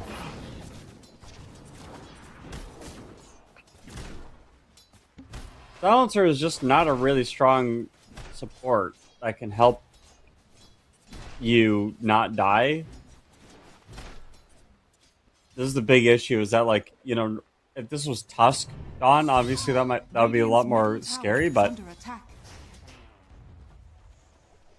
a lot of really strong lanes here. I think Syntax really needed to fix their laning problems from the first game. Well, they have like Bane Muscular. Yeah, and the laning stages are looking better, but Emptiness once again pretty low on the HP. And 4-2-3, he can be coddled into this greed. Yeah. As one lane we haven't really talked about, right? Since most of the action was on the sides, was Nisha's and Mikey's lane this time around. Once again, dominated by Niche. And Nisha's been playing, well, I don't know if I would say dominated, but he's doing well, you know? He did manage to force the puck to go back into, once again, side camp farm. I don't know if I don't think he farmed. I think he stacked. Oh, he did farm it. No, he stacked. So, Yeah, I mean it's a little awkward, I guess. Like I don't know. Okay, Emptiness gonna go down up to on top lane. As they get back a little bit of that tri-lane medicine that they got in minute 1. As a Yeah, secret arrow. Lifestealer. Hold on, Yeezy. Could be in trouble here. Fernance looking for the bushwhack. Will whiff it. Because Yeezy will just have to leap in time. I'm just struggling to see how the silencer is going to get level 6. Once that happens, you obviously have a lot of cancels. You have a lot of Speaking of ultimates. sixes, Power Rune spawning in a second. They will be bottom. It's just an Invis rune as Yeezy. Throw it into the neutral creeps. Will deny himself on the top side of the river. Radiant are scanning. Yeah, 6 kills in 6 minutes. So far we are in the game of averages. I'm a little. Oh my gosh, Mikey. Should be okay. Should be okay. I said should be. But he doesn't press the invis on time. He is just gone. Oh, of course, there was also a sentry ward there that I'm just blind to. Yeah. Maybe he was too as well. Yeah. Radiant's middle tower is under attack. Radiant are scanning. Yeah, 4 and 3. Nice evening of the early lead from Fernance and the boys. And with the Mikey kill, of course, we were looking for that silence, right? A more solid thing. But maybe even in this early game, this little bit of help coming through from the Geomagnetic Grip is going to be enough. Yeah, I think grip is definitely going to be enough for that. So, but when I'm worried about how much work the silencer is going to have to do this game.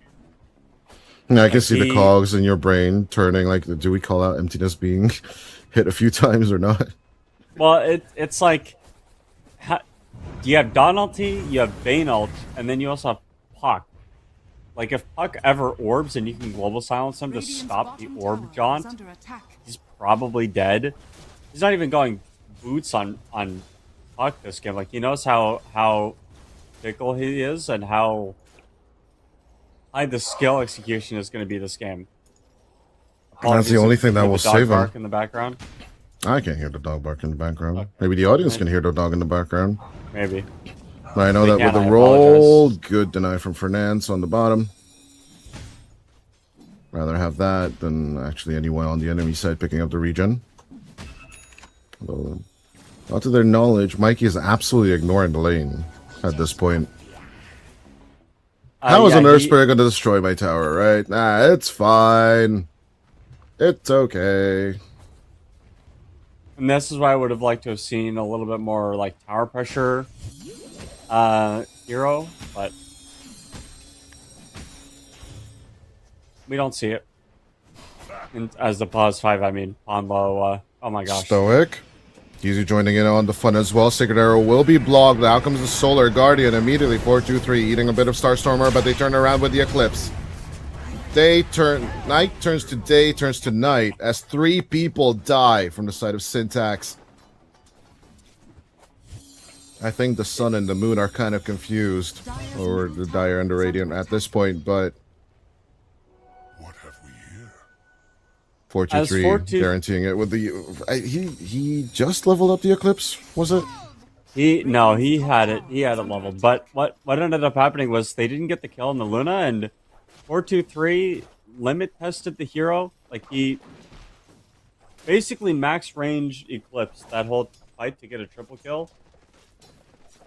And because you're a Luna, you're just able to farm whatever camps you want at this point with 2 points in glaive. So he's got the stats for this too. So this is just the problem with the Dawnbreaker. Like, who's gonna keep people locked into Luna, like, or locked into your ulti?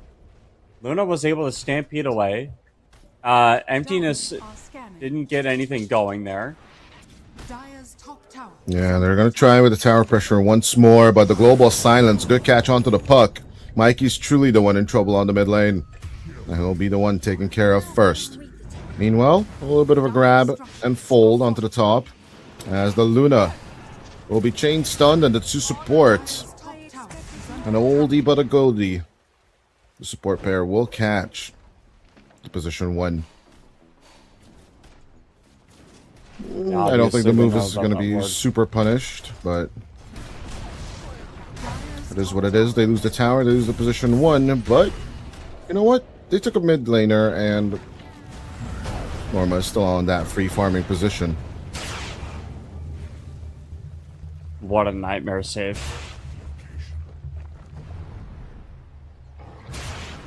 Out comes the Stampede once more.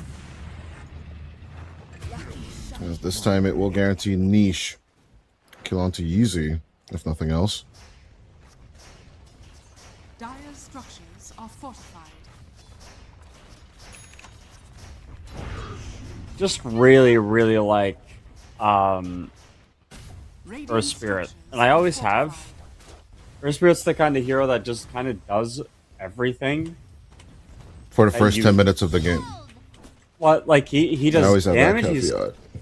He's got control, he's got a stun, he's got escape, mobility, he's got a silence, like what? He's tanky, like the only weak problem about this guy is his lane normally, but the way Nisha's been playing lane is crazy. I wonder if there's something to think about here in terms of like playing it in off lane and doing the same thing that Nisha's been doing, because holy smokes, has it been really working. No, don't give the audience ideas, right? We just got, or don't give the players any ideas. We just had Caudle offlane yesterday. That was crazy enough for me for a lifetime. And it's easy once again denying another one. No. Dire's There's, top tower is under attack. I don't think the working looks like what Mangaku did yesterday with the Keeper of the Light. But I still gave him this. The first 10 minutes were looking pretty okay, right? And then the rest of it was what it was, as Lenny silenced up. Out comes the global silence immediately into the Solar Guardian. Lenny's all alone, and Lenny Radiant's will bottom be tower shot in the back of the head, just like in the books. Or actually just one book, right? There's a book called Of Mice and Men, and the main character, one of the main characters has to shoot the other main character, and the character getting shot is called Lenny. So I'm going to be making this Mice and Men reference a lot. bottom tower is under attack. As Sacred Arrow massively hit onto Niche, and the Dream Coil will also be dropped to start off a chain kill reaction here on the mid lane. For Nance on the run, Moonlight Shadow will be activated. Stoic looking for the grab. It was just not fast enough at the end of the day. Finally, you get some turnaround kill on the Surf Spirit and force like some of that speed that he's been playing with to slow down. Dire's middle tower Gonna go is for the under BKB attack. next. Same itemization that we saw in game 1 so far, but we'll see if he wants to really change things up. I think a Lotus Orb would be really good this game. On low. Go with the Nightmare grab. Here comes that Sacred Arrow again. But in comes 4-2-3 for the counter kill. Niche joining in on the fun as well, as the Eclipse will hit once on Stoic. A few more right clicks are going to be needed, along with the Lusa Beam. Finally, Niche will be the one taking the kill. Geomantic Grip, once again proving to be useful. You know, Eclipse only costs 30 more mana than one Lucent Beam, so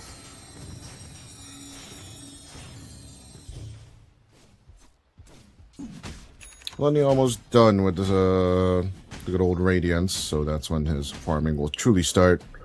The Luna only leading by 1 level. Things are not catastrophic yet, like in last game.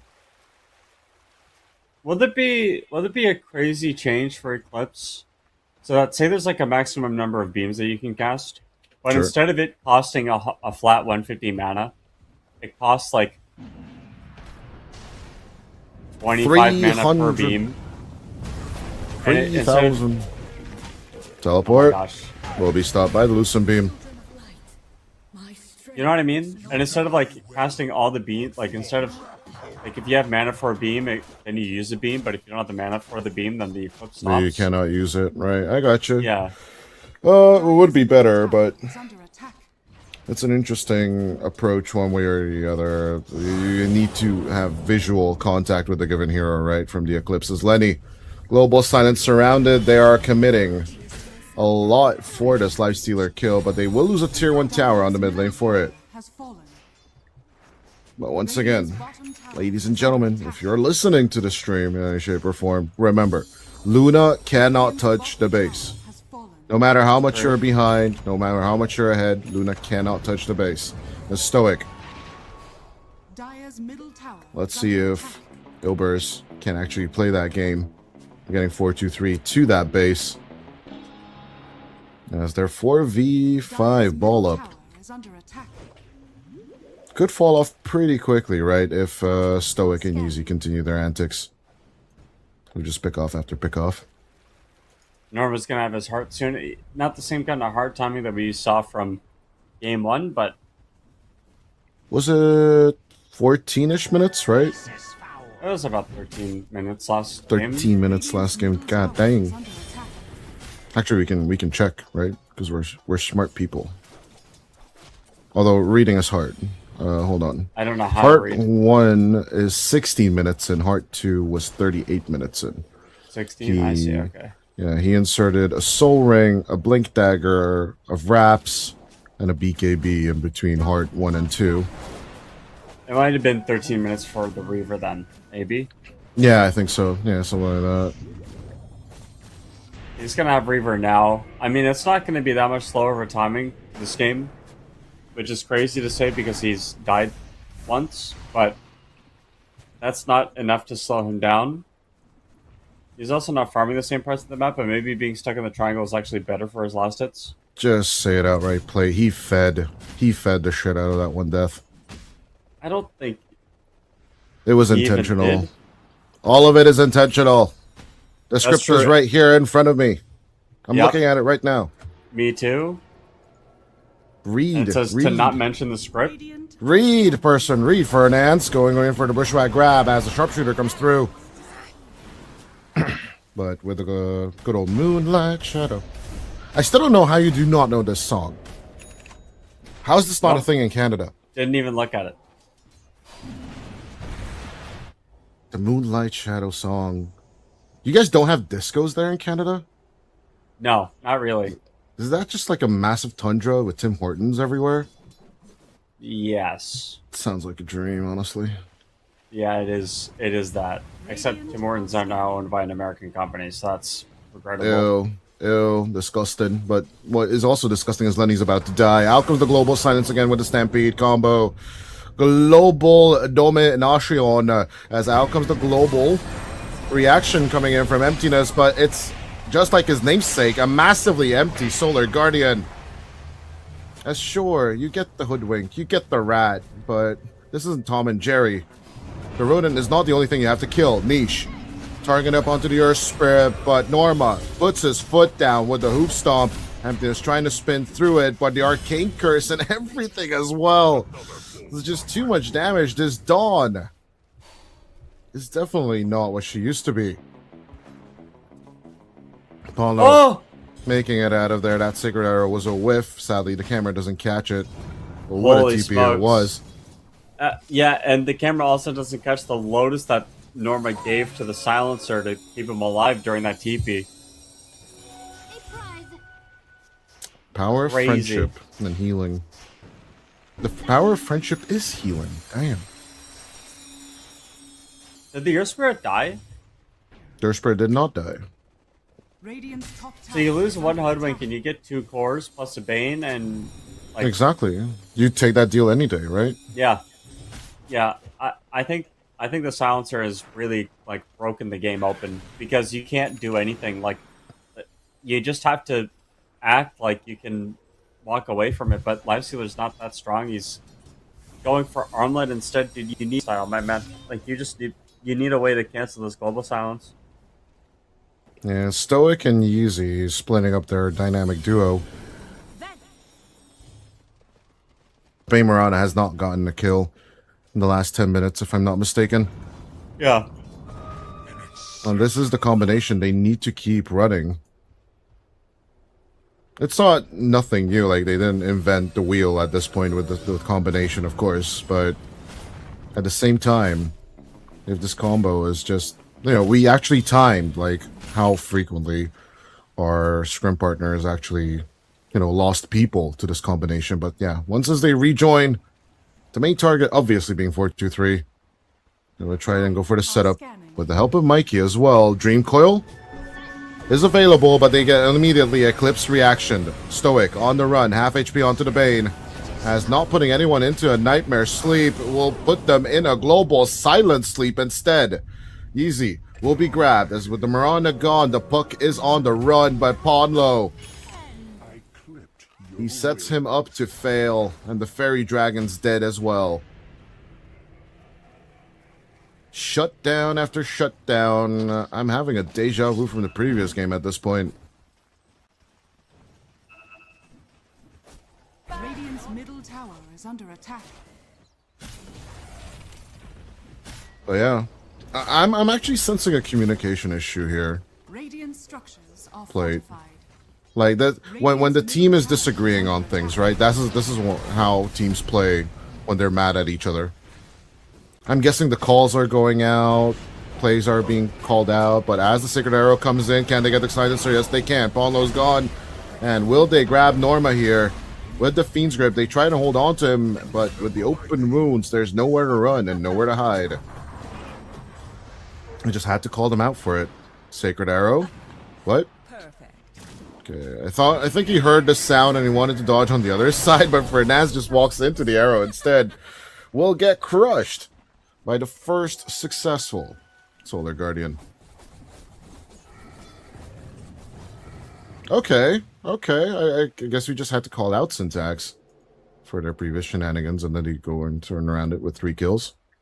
Radiant's bottom tower is under attack. Sacred Arrow not making contact.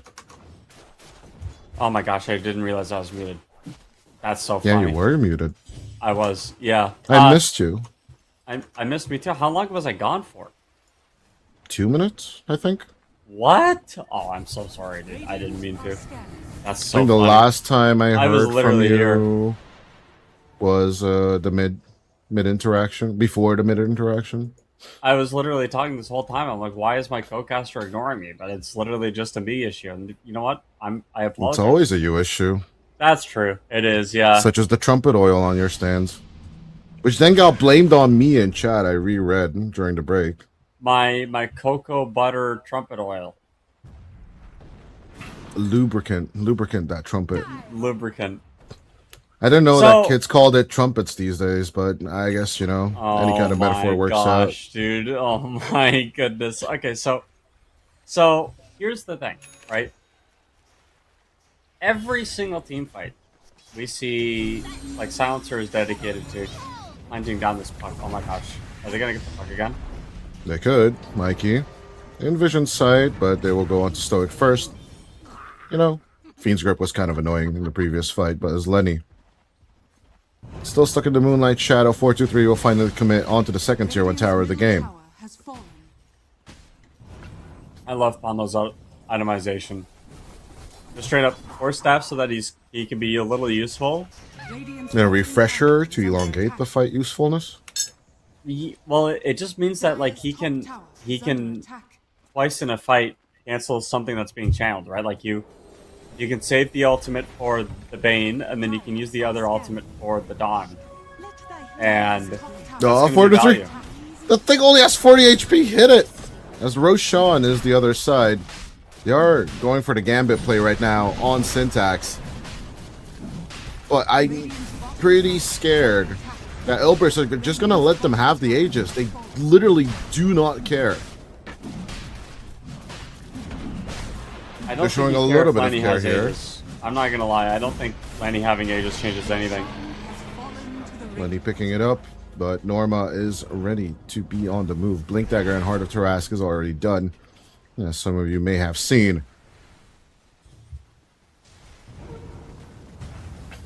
But the reveal could definitely be there. Glimmer Cape, just for a better hidey hole. As Emptiness will be seen, trying to go for the Lotus Pool. Out comes the Stampede. Norma with the cutoff. Celestial Hammer grab. The hammer just returns to the stunned Dawnbreaker, as it does nothing to help him out from this situation. Radiant's top tower is under attack. No Dawnbreaker, you can push in some tier 2s. Radiant's Possibly top tier tower 2s could be on the docket here. Night number 2 on the game. Actually 3 in the game at this point. Isn't it technically 4 because the game starts at nighttime? Now that was the interesting question. We argued about this with Base Defender, but like Sub-0-0 part of the game, right, is not a day or night cycle, so technically it's like you know, like when races start, for example, they always start off like if a race starts at midnight, right? Like, you know, the Right, but pre-race a game of event Dota starts at minus 1 minute and 30 seconds while Stoic is dead. Semantic details, you know, at the end of the day.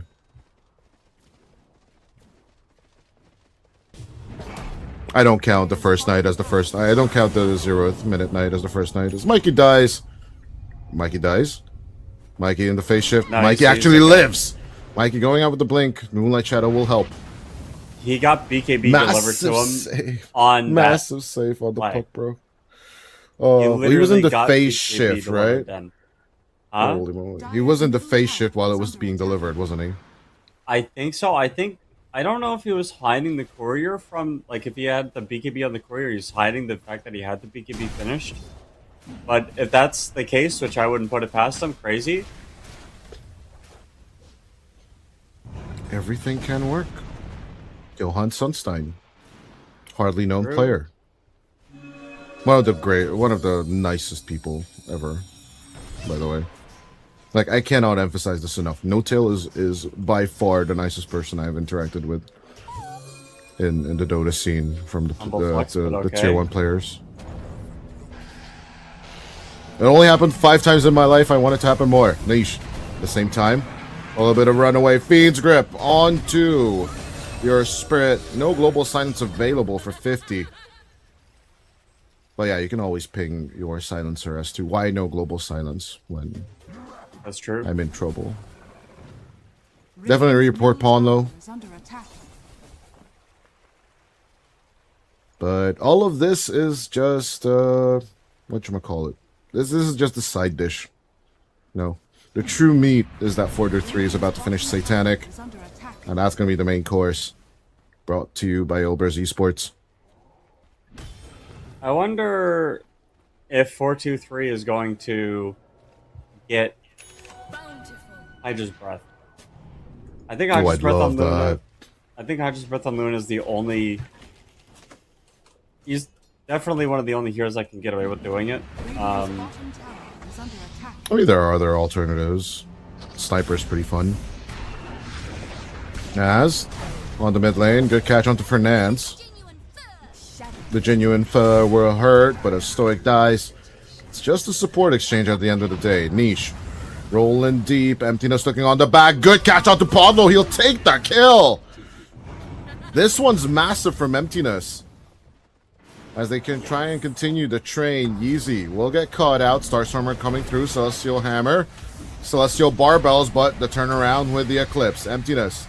Eating up a lot of the damage. Open wounds out onto the Luna as Niche is looking in awe. Does have the BKB and possible help. Buyback, global silence coming through. As it looks like the Luna is just turning around into the Aegis Lifestealer. Will still fall for 75. And with the Infest, they might just be able to save Emptiness. A massive turnaround from Syntax, but can they keep it up right now? All they lost is the Luna so far on the Ilbers side of things, but they had to buy back on the Silencer as well. This is definitely not just an equalizer. This could be the turn that Syntax were looking for. Communication Earth Spirit got his Luna killed. With the he pulled the Luna out of the Dream Coil and it got him stunned when he was Satanic.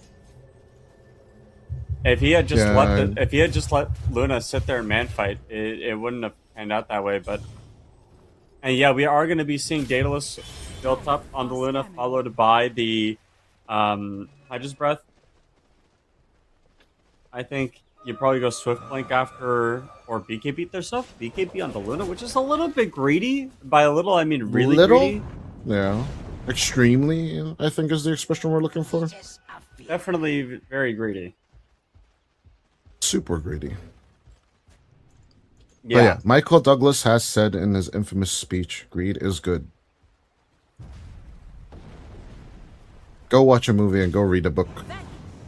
I don't know what the heck you're talking about. Radiant are scanning. It's a great movie. It's called Wolf Street. Not the Wolf Oh. of Wall Street, but it's the other Wall Street. Oh, Lord. Niche in a very non-niche situation will give away Gem of True Sight to the enemy. But to be fair to him, right, Syntax should be playing on the top side of the map instead of the bottom. That's the only excuse I can think of as to why the Earth Spirit was caught. Well, I don't think he was expecting. That's not a really. It's not a normal place to go at this stage of the game. Normally, you would go top or triangle. So.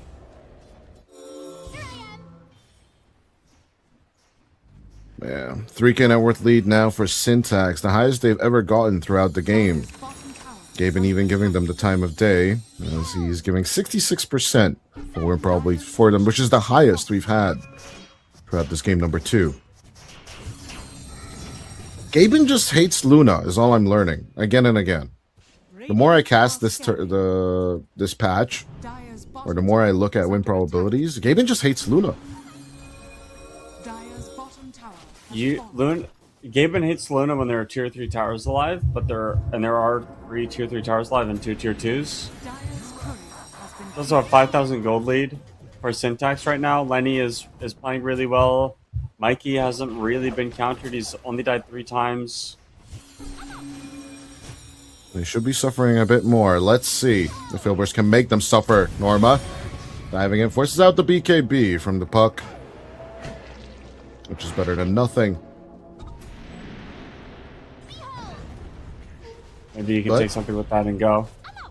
We did talk about Mantas, we did talk about BKBs. At least, you know, Mikey does have a solution to being jumped on.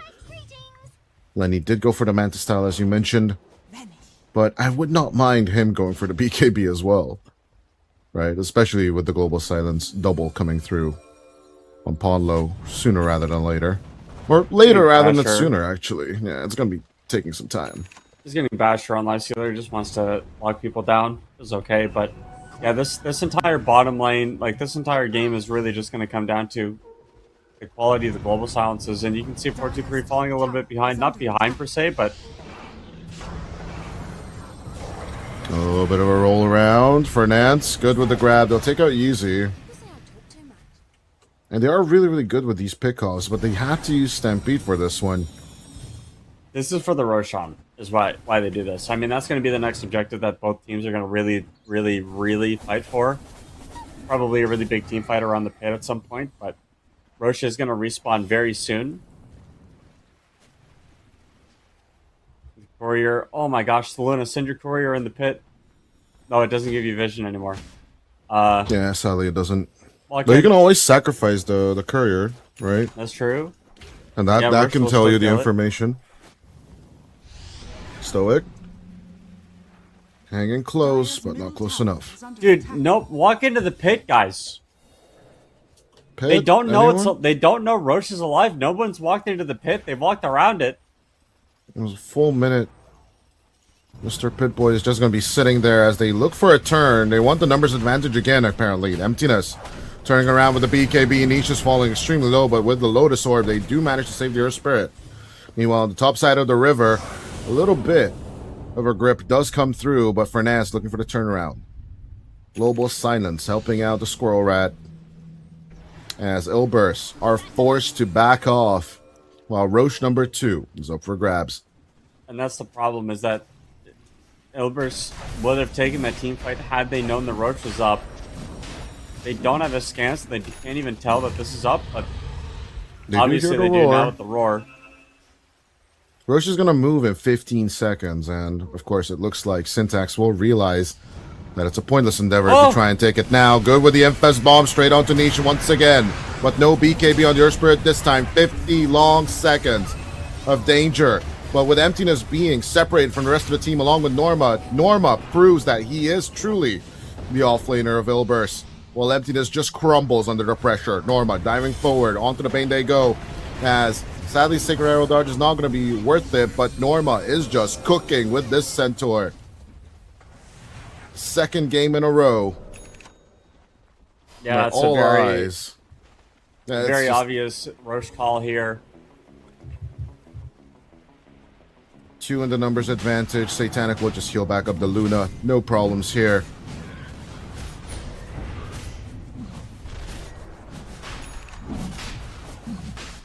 Luna's going to be a problem to deal with, I think. It's just I don't know. It was such a good approach from Syntax. Sad to see that then they get separated in the execution. And I think like until the Dream Call, everything was a-okay, right? I think after that, like with the Infest bomb thrown out onto Niche and the fact that they managed to save Niche is where the problem started. Am I correct? Niche has a heart, so you know it's really hard to kill him. He's just really tanky. He's gonna get Shiva's Guard next to really help with the. He didn't have damage. BKB. Wouldn't you think that? Yeah, okay. It's just too much HP for Syntax is because there wasn't Global Silence. They have to play so safe when Global Silence is up, and there is going to be a refresher here. Like, and refresher is an inevitability. Pablo is going to get it maybe 7 minutes, 8 minutes. He's farming some camps now to like close the gap on building it. Once you get refresher on Silencer, these fights get twice as hard to fight. Like, it's not even about. It's really not about double ultis on like the same team fight. It's about the fact that you can win these team fights with one Global Silence on Ilbris, and then after everybody respawns, you can pop refresher and then take the team fight again. You know what I mean? Like, that's really what the danger is here. I just wanted to point out that Apollo even has the greedy on him as well, right? He's mitigating his damage, but he's getting a massive amount of gold at the same time. As they're splitting the map, courier hunting from Mikey has been pretty successful, though. I will say that. Niche's courier has died like 3 times just to the puck, but as the tier 2s are crumbling, fallen. Not even knowing what to say about this. So onto the high ground they will go. 4-2-3. In with the approach. We said, and I will say and reiterate it every time, Luna cannot touch the base, but that's all she's doing. Diddling that tier 3 tower as it is made out of butter immediately. But this is a guy with Aegis. Out comes the global. Good with the geomagnetic grip, and they pull out the Luna immediately. Niche not in true trouble. As you mentioned, the heart is doing the work as Norma dives onto the back line immediately. Solar Guardian, the big circle does nothing. Once again, emptiness with the empty grip, but the Dream Coil does the work. Mikey revealing the Aghanim Scepter will take out 2, but the buyback from Fernance. They try to go for the turnaround. Moonlight Shadow just for the run as Lenny. Can he go for the aggressive infest? He will be able to in 6 seconds, but it's too long. His emptiness is gone for 95. Easy on the runaway. Mikey tries to do the work. Comes out with the infestation. On to Niche they will go, but it is a too damn tanky target. So much time wasted on it. As Stoic gone and coming in with a buyback.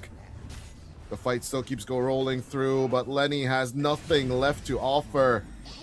No armlet toggle, no infest to run away. Yeezy will need to go out for the skip. Dieback on Fernance, if I'm calculating correctly. And it will be a 4-for-3 exchange. Where the tier 3 actually did not fall. No, the tier 3 didn't die. They got the Aegis. Luna's trying to do the damage and the work, but honestly, the evasion is really hurting. And the lack of BKB also really hurting the Luna right now. I think once you get the BKB on the Luna, you can really survive a lot of that damage, but nice double Dream Coil from the puck and the Aghanim Scepter to get the Hoodwink and the Silencer together. Just, you know, capitalizing on mispositioning, and that was enough to shut the team fight down. Had those supports not been that close together, you know, one support is on the left side of the ramp on like the left jungle camps and the other one is in the triangle, then everything goes by a lot better, but they lose formation, they get picked off, and kind of forces the Luna to just like take weird team fights with Norma, but they end up paying out, and I don't know exactly how you go up high ground if that's how things are gonna go. Puck needs to Paul, be dealt with a little bit more than just what he is now and what that looks like. Maybe you it sounds crazy. Maybe you go Abyssal Blade on Earth Spirit, and when you roll in on top of him and he goes BKB, you just Abyssal then lock him half of it down. off. I don't Interesting know, approach. but like you need to do something. Like you can't let him just have a BKB and then own your team the way he has been. Yeah, one thing's for certain though, Paulo's 1,000 gold away from that global refreshed, Yep. and that is truly, truly when I think Ilbris will be at peak performance or peak power spike in this game. After that, sure, like, the Life Sealer can still get 20 minutes of farming time, and then he'll have, I don't know, I'm just swinging over here, 5,400 HP-ish kind of deals. Although I mean, with the armlet turned off, he's at 3,008. I don't know. I'm not sure. I think they're gonna go for some weird play here. Obviously, the dire scan. Oh my gosh, the dire scan is gonna catch him out? Moonlight Shadow. It is. It is. Da, They da, know. da, da, da, da, da, da. There's the infestation bomb. But it's a bait. Ready to be blown apart, but nope. I think they were trying to bait out the global silence to some extent, right? But Maybe. Paulo is cool, calm, and collected. He's just a cucumber. Radiant are scanning. Is the radiant scan gonna? Oh my gosh. Are scanning. Nah, it's not gonna catch. It's definitely not gonna catch. Tormentor number 3, up for grabs. Syntax decide to go for it. And as it is acquired, the smoke is still on the approach. Each with the haste rune. Trying to go for the roll, but no heroes will hang out here anymore. As Norma does attempt to make the jump, but just empty ears. I mean, Ilbris were talking about where exactly to go. I think if they made the call immediately to go to the Tormentor, they would have found out. They would have won that team fight. Wait, hold on. No way they find Mikey here, right? No, you don't. Niche didn't see him at all, right? Yeah, you have no idea that he's up there. Oh, my Oh, gosh. Dream Call. Maybe you do. What the hell? Mikey's doing puck things. But at least he's not pucking up. 1,000 damage with the Dream Coil is a lot of damage, but nobody was there with them. But maybe next time they will be, for Nance. As you turn around onto Stoic, maybe just the glaives in and of themselves will be enough. Yeah, eventually with Stoic being revealed, they'll find the catch. Eclipse is available. Nice cut through onto the top wave. But just holding outpost versus outpost, your bottom lane is still going to be a bit of an issue. As pushing into this tower. You're gonna have I mean, you creeps can mid. if you. They need the creeps mid to make the contact. As 4-2-3 once again wanted to touch base. Needs 2 more right clicks onto that tier 3. And you have double global silence here. Radiant's top The numbers advantage is on your side. Does not want to drop the Infest Bomb. Lenny decides against this.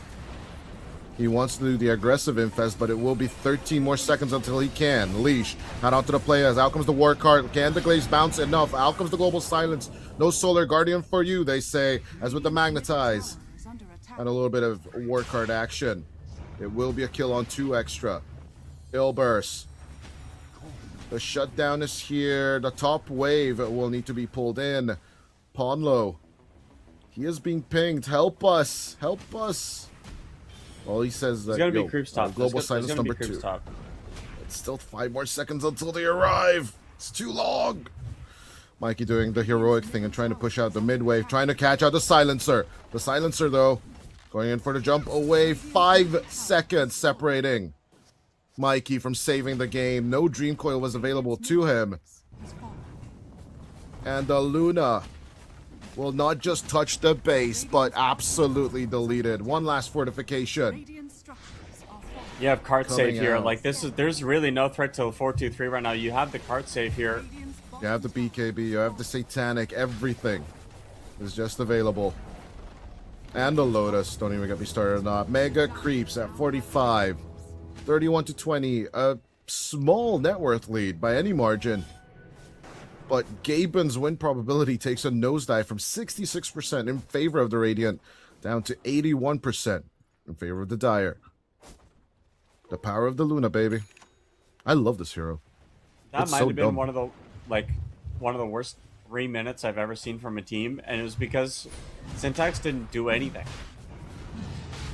And they haven't done anything. Like they literally took at I don't know when they took the farm, maybe 4 minutes ago, and ever since then they literally haven't casted spells on opponents.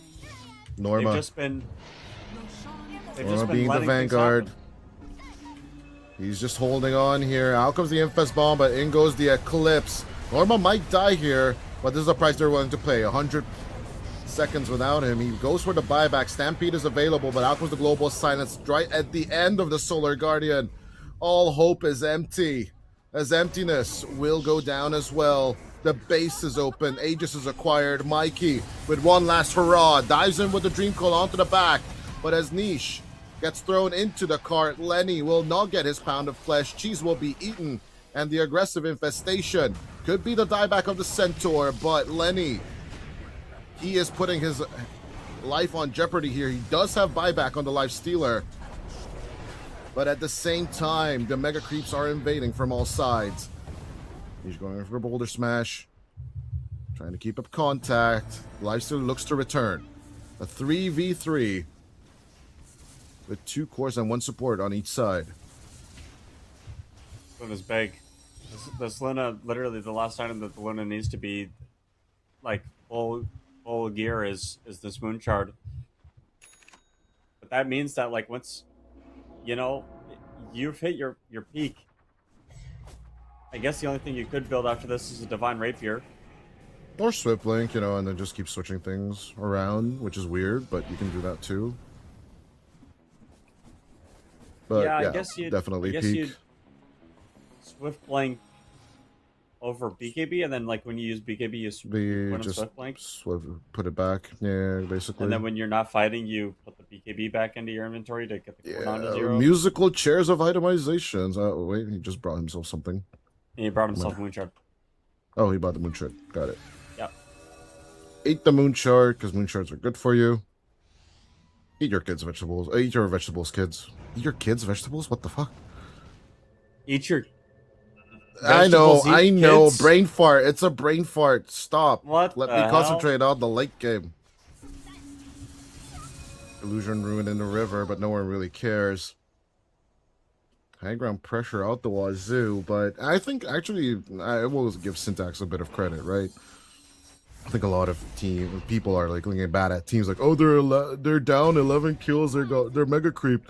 Why don't they just call it, right? But I think any team, especially you and I, are one of the only few that have casted Megas versus Megas, right? We have, yeah, that was crazy.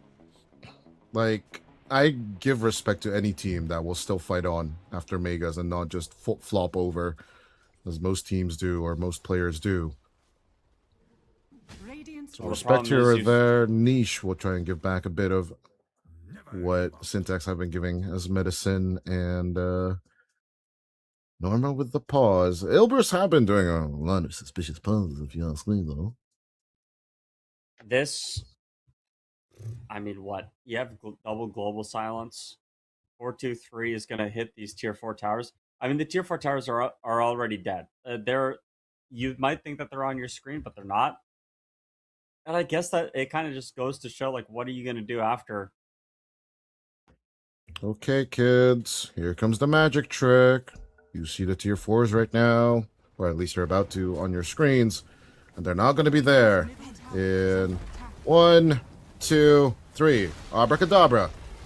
As they disappear, Emptiness goes in for the approach. Out comes the Eclipse immediately. Despite the BKB, Emptiness is eating so much. Global Science to stop the Fiend's grip. They are running out of everything. Global Science number 2 to stop the Solar Guardian. As the Glaze bounces are actually hitting the Ancient faster. As it just drops dead. Ilburst Esports wash the floor with Syntax in 2 games and in dominant fashion at that. Cart and Luna is a ridiculous combination. Like in that last team fight, the Centaur literally just put Luna in cart, and then Luna hit the Ancient, and there wasn't fortification to stop it, and they won the game. Like they could not interact with the Luna. They had to get through a Centaur that had Heart BKB, and then you also not only you have to kill a Centaur who has Heart BKB, you have to kill a Luna after that who has Satanic Manta BKB Aegis. Like it's not going to happen, and just the building damage, right? Like Syntax didn't have a building hitter. 3,600 building damage from Lifestealer compared to the 35,000 building damage from Luna. It just goes to show how different like Ilbris was this game, how much cleaner they were in their execution, and you can just look at the damage, like look at the damage diff between 423 and everyone else on Syntax, right? Like that's just the biggest differences in my opinion. Like the biggest issue was that 423 was put into positions to succeed, and Lenny was just kind of here trying his best, but No, it's yeah, I just don't they think. he just couldn't deliver 2 games in a row, and this is nothing Yeah. against Lenny, right? That there truly is some kind of team disparity right now on the Syntax Hmm. side of things, and we really hope that they get this fixed sooner rather than later. But once on the top, you can't always be on the top. You will eventually get targets on your back, and teams will figure your strategies out. Obviously, though, Syntax, I will point out Mikey had some really, really great moments with Deep Dream Coils, but the Life Stealer infestations didn't impress me. The itemization, it was fine, but I think BKB was the extra answer here. Because, okay, yeah, 2 global silences, right? But then I have 2 answers to 2 global silences, is what my logic is here in this situation. It's just weird that Team Syntax, they just let themselves be rolled over. 1 Lotus Orb in total for the whole team just doesn't seem to be enough, despite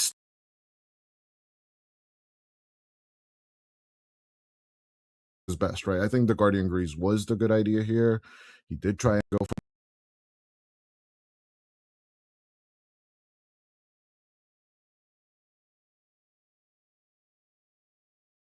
Fiend's Grips from time to time. And they did try and finally play like a team, not like in the previous game where it's just fully Yeah. pick-off team, but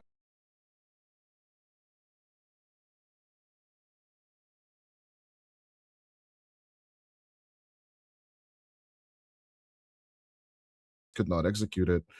And even the Bane plus Miranda combo was just awesome. But sadly, Ilbers Esports, after the shellacking they got from Power Rangers, will wake up with aggression on the mind. And before we let the audience to a break, anything more to add? Yeah. Centaur Luna. Good combo. Keep picking that combo, boys. Keep picking that combo. By Ilbers Esports 2-0 versus Team Syntax.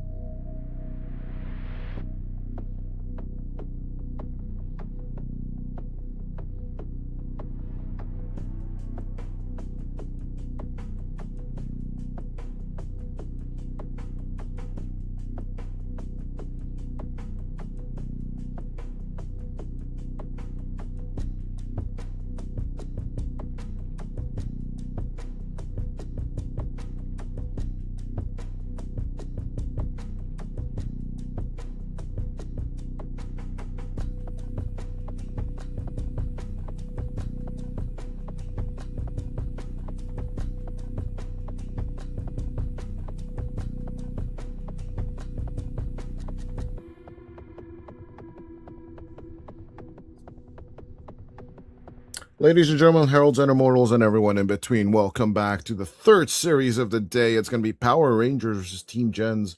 I'm joined by the lovely Toltress over here, and my guy. It's been ages since we cast it together, I guess. Since last season, was it? Yeah, season 39. Yeah, it But has finally, we're definitely been a here. while. We're finally We are here. here So good. And finally. it's actually a good series, too, right? I mean, Power Rangers got their 2-1 yesterday against Stillburst. Gens have been a little bit shaky for me, is all I'm going to say, right? All the rumors about Parker and his scandals of being difficult to work with. But he is here, he is with a team, and he is playing Europe. No matter what you think of him, he has put a lot on down on to the line, and I'm very much curious to see if he can deliver once again. Yeah, I think that's going to be the question on pretty much everyone's mind. It's also interesting how he's not with a traditional South American team. Sure, you do have Yadomi on Jens's lineup, but it's a South American and a Middle Eastern marriage as far as the roster is concerned. And You have Southeast Asian as well with Jing, so it's like exactly. all over the place at the same time.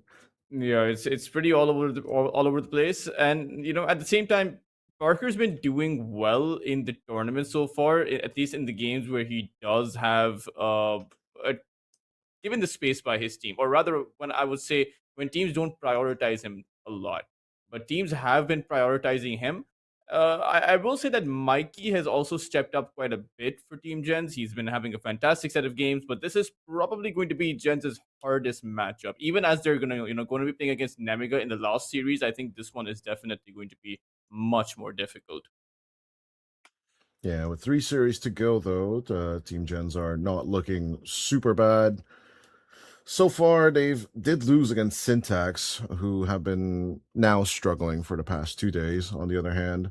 But, you know, despite Syntax's shortcomings, I still believe Gens have a really, really good chance if they get themselves together today and, of course, tomorrow, the final group stage day of all things. So, to the audience who are not aware or not always looking at the board, which which we do all the time, right? There's only Group A matches left, with Group B now pretty much set in stone. Zero Tenacity securing the last 2-0 previously. I don't think there's going to be a cedar match between Level Up and Z10, but generally, yeah, Group B is basically set for Level Up and Z10 to pass on, with Ario Rise, No Hoodwink, and Puck Champ eliminated, and KW disqualified for admin reasons. It's not our place to say. If they cheated, screw them. If they didn't, oh well. Uh, at the same time, here in Group A, Amaru already set to be eliminated, right, in Group B. Yeah, And I can't say I have too much. I would have wished that they did, in fact, play their matches. But when you forfeit, you do lose your matches. That's generally how that works. how it goes, yeah. So Yo, here, have 3 points. You go, yo, you want 3 points? Here, have 3 points. Because I yeah, need to go to Astana for a LAN or something. I mean, you go to Astana for a LAN, but you're still signed up for the tournament, right? I feel like you should be making those decisions, but don't want to criticize them all that much. I will if they don't play their next match. They're Oh still yeah, you can't eliminated. be salty about that for sure. They're still eliminated, but they still have one more match to play. So that will be the redemption match. Will they still play knowing that they're not going to be in the tournament, right? But taking a look at this draft right now, Noob, he doesn't have his Lena. He does have his Puck though. And Power Rangers, they have the Disruptor, so they have quite pretty good heroes against the Puck. In fact, some pretty good heroes against the Necrophos too in that Disruptor. Hold on.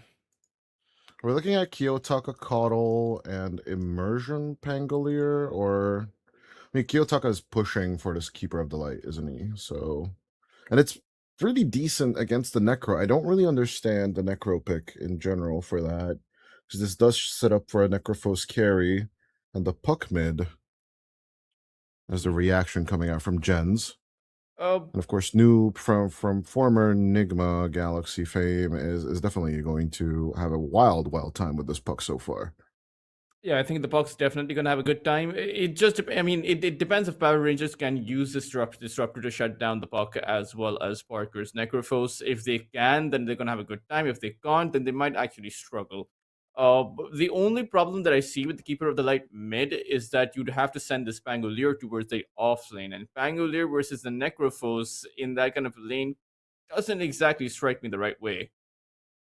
Absolutely agree. With pick 18 coming up pretty quickly, Power Rangers got to solve too many problems. It feels like a sinking ship of a draft immediately.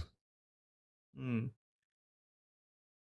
Maybe you just go for the But Mortar right now. I do think that Power, or rather, Power Rangers Bashka, he does play the Mortar. Great against that Necrophos, decent against the Ringmaster and the Hoodwink. That Deadshot is definitely something you can use against that Scurry as well as uh, the Escape. No, they, up there at the Doom. yeah. Plus, don't even get me started about Rolling Thunder, because Rolling Thunder is kind of broken. I would, if this is supposed to be a Doom carry, a mid lane keeper of the light, and the offlane Pango, then I would imagine that Power Rangers will struggle in the right click department. Uh, There's your Muerta. You called it. Absolutely. Centaur is the other band. Centaur and the One TV of man, so they're each. actually not sure either. We have been Yeah, seeing yeah, yeah. quite One a of bit of each. offlane necros, right? This entire tournament. I believe Syntax actually plays quite a bit of the offlane necro for on emptiness. I don't like Parker Luna here, right? I'm personally not a fan. With the possibility of the Necro going mid or off lane. Then just looking for a carry. Yeah, the Luna, I mean, against the Pangolier, it does feel pretty shaky. You can't right click away that easily. You'll need that BKB. I think this should just be a straightforward Parker Necrophos. You send Noob towards that mid side, and then you can think about that, Russell going for either the Lycan or Steal the it. Black Hole or There's your the Enigma. solution. Steal it.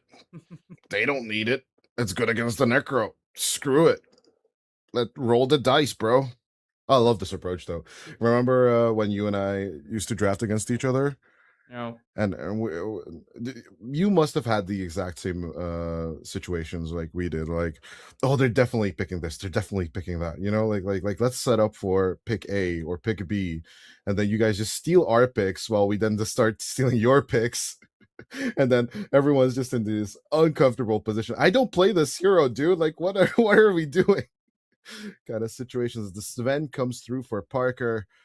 A bit of a melee, a bit of a shakier approach into a disruptor and a keeper of the light. I'm not really a fan of the big rogue knight, but obviously Parker has a different mentality on this.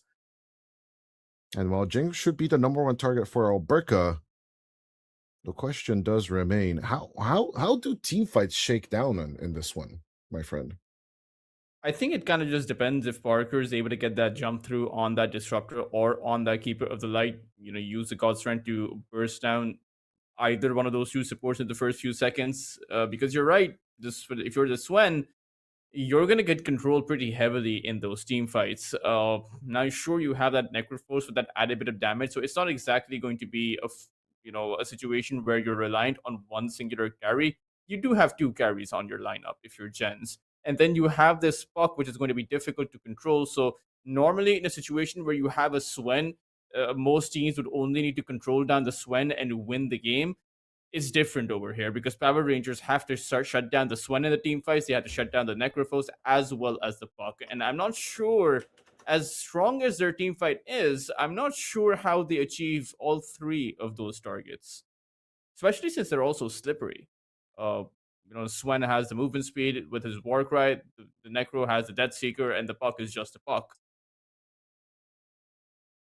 Yeah, with chase problems coming through, a lot of pressure on the Pangalier's shoulders. Let's see if Power Rangers can execute in game number one, which so far, out of 3 series, they have lost 2 of their first games, if memory serves correctly. But yeah.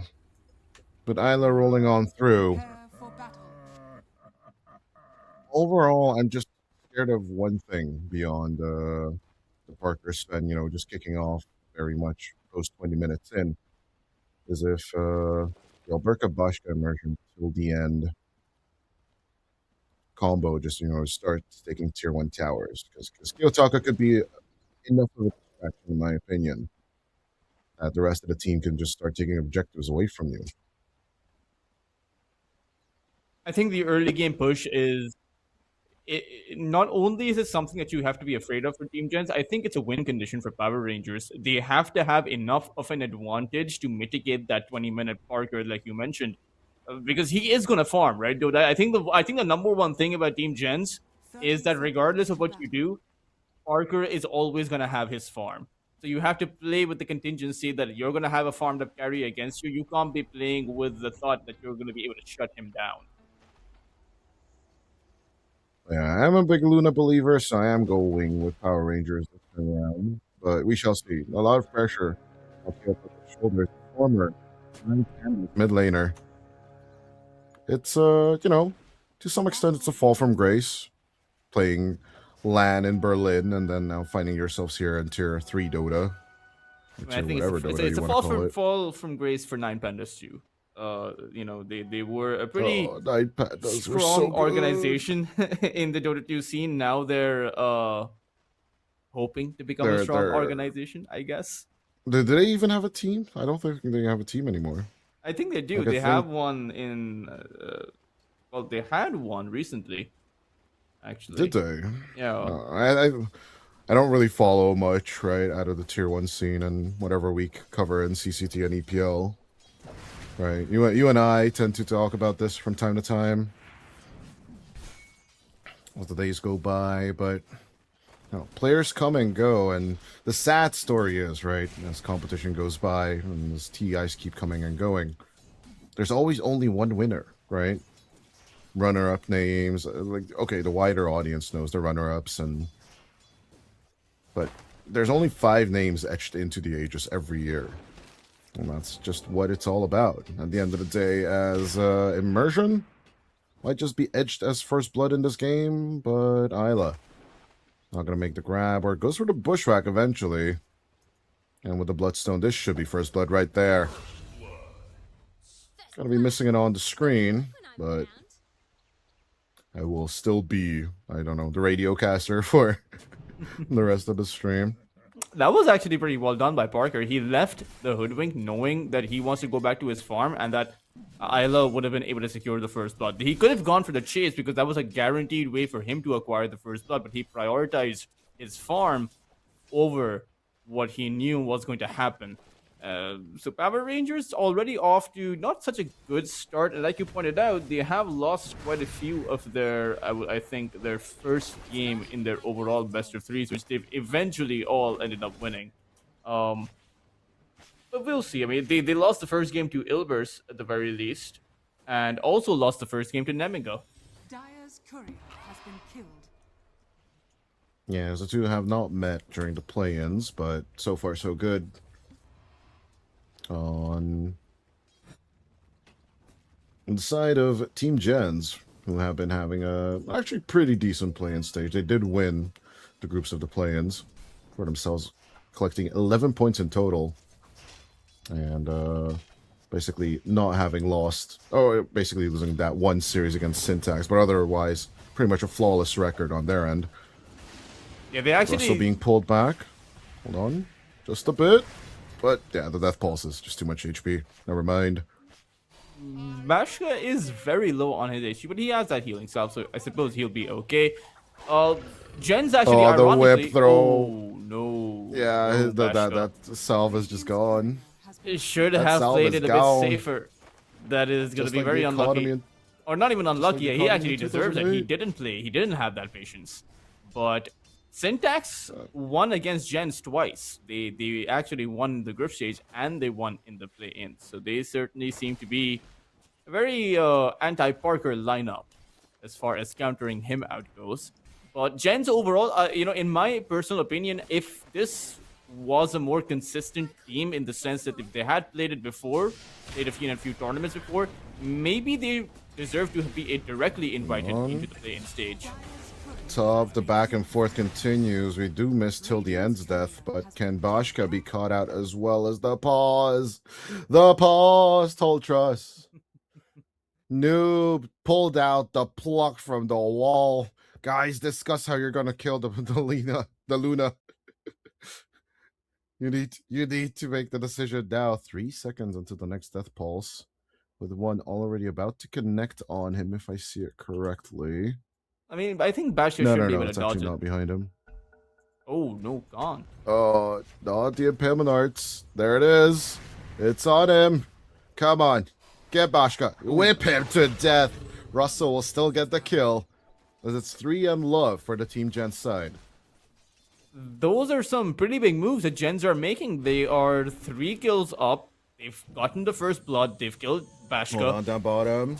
The action just does not stop, Toltrus. She cannot finish a sentence. Alberca goes down on the Doom. JENZ got the let out today.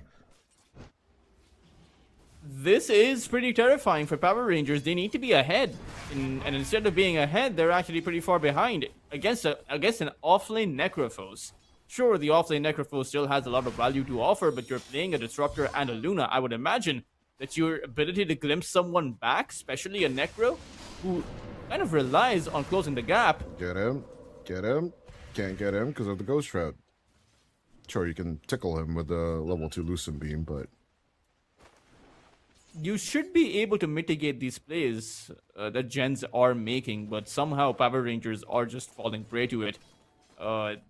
This is going to hurt them, especially considering that when you take a look at both lineups, you have the offlane and the carry both wanting to farm. hold on. Parker down bottom. Just at the end, going to get tickled. One big question I've had for you, now that we are covering Team JENZ together, finally, what is the language of communication on this team? I think it's probably just English. Is it? It should be. Like, I know Noob and Russell speak English. I don't know about Parker and Yeah, that's Yudomi. not a question. Dire's top But like, tower always, it always comes back to me. Like, to some extent, like the language doesn't really matter. As Sumail did play for the Chinese team, Astralis, was it the name? No, Team Astral, or I the got one it. with the They're A, probably right? talking Filipino because of Jing. Dire's What? bottom tower is under attack. Oh, sure, yeah. Filipino is a global language for sure. It's not even a question. But yeah, I'm pretty sure there are some Spanish expressions exchanged one way or the other between JENZ and, Jings and, of course, Parker, because Pinoy is partly Spanish, I believe. And I mean, Jing did play with, I mean, he played with Nemesis, but I don't think he was in the team when Nemesis was also a South American team. I would be curious to see if this is the first time Jing has actually played with a South American, or rather South American players, because as far as his Wikipedia is concerned, it's just Southeast Asia all the way through. Interestingly enough. But yeah, no, more than likely it's going to be English, but still communication problems could rise on that side of the team, and comms are just so damn important. Radiant are scanning. Oh, definitely. I think, it's so much simpler if you're Power Rangers with all 5 players from the same nationality, from the same place. We'll see how exactly JENZ will overcome this, because so far in most of their series, Dodai, they haven't needed to communicate. It's usually just been Parker or Noob winning the games for them. Yeah, let's see. Jing going in with a funhouse mirror, at least trying to shake off till the end. Russell has been glimpsed back over and over again, but finally Alberca will be rotated in just to counteract the Necrophos. Glimpsed back once more and executed. Jing still trying to get the Disruptor out of commission, but it's not gonna happen. As Bashka picks up the other kill. First 2 kills for the side of Power Rangers, and it's definitely a road to recovery. Oh yeah, I mean, Bashka got a kill there. Power Rangers, they punish JENZ quite a bit. At the same time, Parker used his God Strength to start flash farming. And Noob, they have the silence on Kiyotaka, but he He's will fine. be able to get away. Swashy and Bucky and get out of there. Get the hell out of Dodge. He's But also it was pretty looking a close little for bit his close. Diffusal Blade. And the Puck's not that close to the Pangolier's farm. He's 500 net worth behind, almost 500 net worth behind. And the Necrophos is actually quite well farmed. I would say that despite the 2 kills there, it's not too big of a comeback for Power Rangers. I think for them, their win condition depends on how much they can shut down the Swen and shut down this Necro. Because just farming Luna is not enough. Beyond Static Storm, there isn't really much of an answer against the Puck. As you can see, he's just face shifting out of there. Getting the hell out of the dodge. Maybe they were trying to force out some kind of Dream Core response. Dire's top Or just tower is under try and attack. outzone them as much as possible to start giving a bit of an edge to Kiyotaka. But speaking of Kiyotaka, looking to defend the tier 1 tower up top. Russell has been having the most chill game, as you said. He is on top of the net worth along with partner Sven. But the shutdown to the Sven might just be coming. Kiyotaka going with the swashbuckle, good with a tickle, and even the shield crash will protect him. But no rolling thunder at level 8. It'll be a little bit of an interesting situation. Swashbuckle still going to be available. Isla. Radiant's middle tower is under attack. Noob is here. I'm not Good sure what Noob can wraparound. actually do, though. The Puck. Is under attack. So go for the Dream Coil, but Noob is not looking to commit anything at all. Till the end, Waning Rift. Going for the pullback. Glimpse back is not going to happen because of the coil snaps. And Noob will use the Dream Coil just to get the hell out of dodge. Yeah, I'm not sure why Noob's there. Like, he teleported in. Oh, topside, that's good. Eclipse committed, Bottom tower is under attack. but Russell's just too damn strong. The Heartstopper aura, along with the regen, is just working overtime. Truly a sadistic hero. Yeah, it's just the reason teams are playing this on now on the offlane is because they're realizing, at least for the teams that are picking this, the teams that are playing this, is there's not too much the other side can actually do to counter your Necro out. You're gonna have to commit significant resources. It's kind of like a Tidehunter or a Centaur or an Axe, right? Who's playing that backline. You will need to bring 3 or 4 heroes in just to be able to punish that Necro. And when it's a team like Team JENZ who have a flash farmer like Parker, if the other side is bringing 4 heroes just to take out your offlane, Parker is getting so much more out from the map at the same time. So it's really a win-win in a situation like that for Team JENZ. Ooh, big no-no move coming out from Parker, or at least big no-no move according to, I believe it was either Sumail or Insania who said this in the All Chat podcast. Never go to the offlane. And that's exactly where the Sven is right now.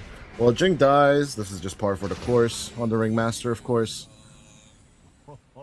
But yeah, like Parker going into triangle farm mode while Russell is hung out onto the lane, leaving a dead lane on the bottom. Radiant's middle tower This is a little bit of an opening for the Power Rangers.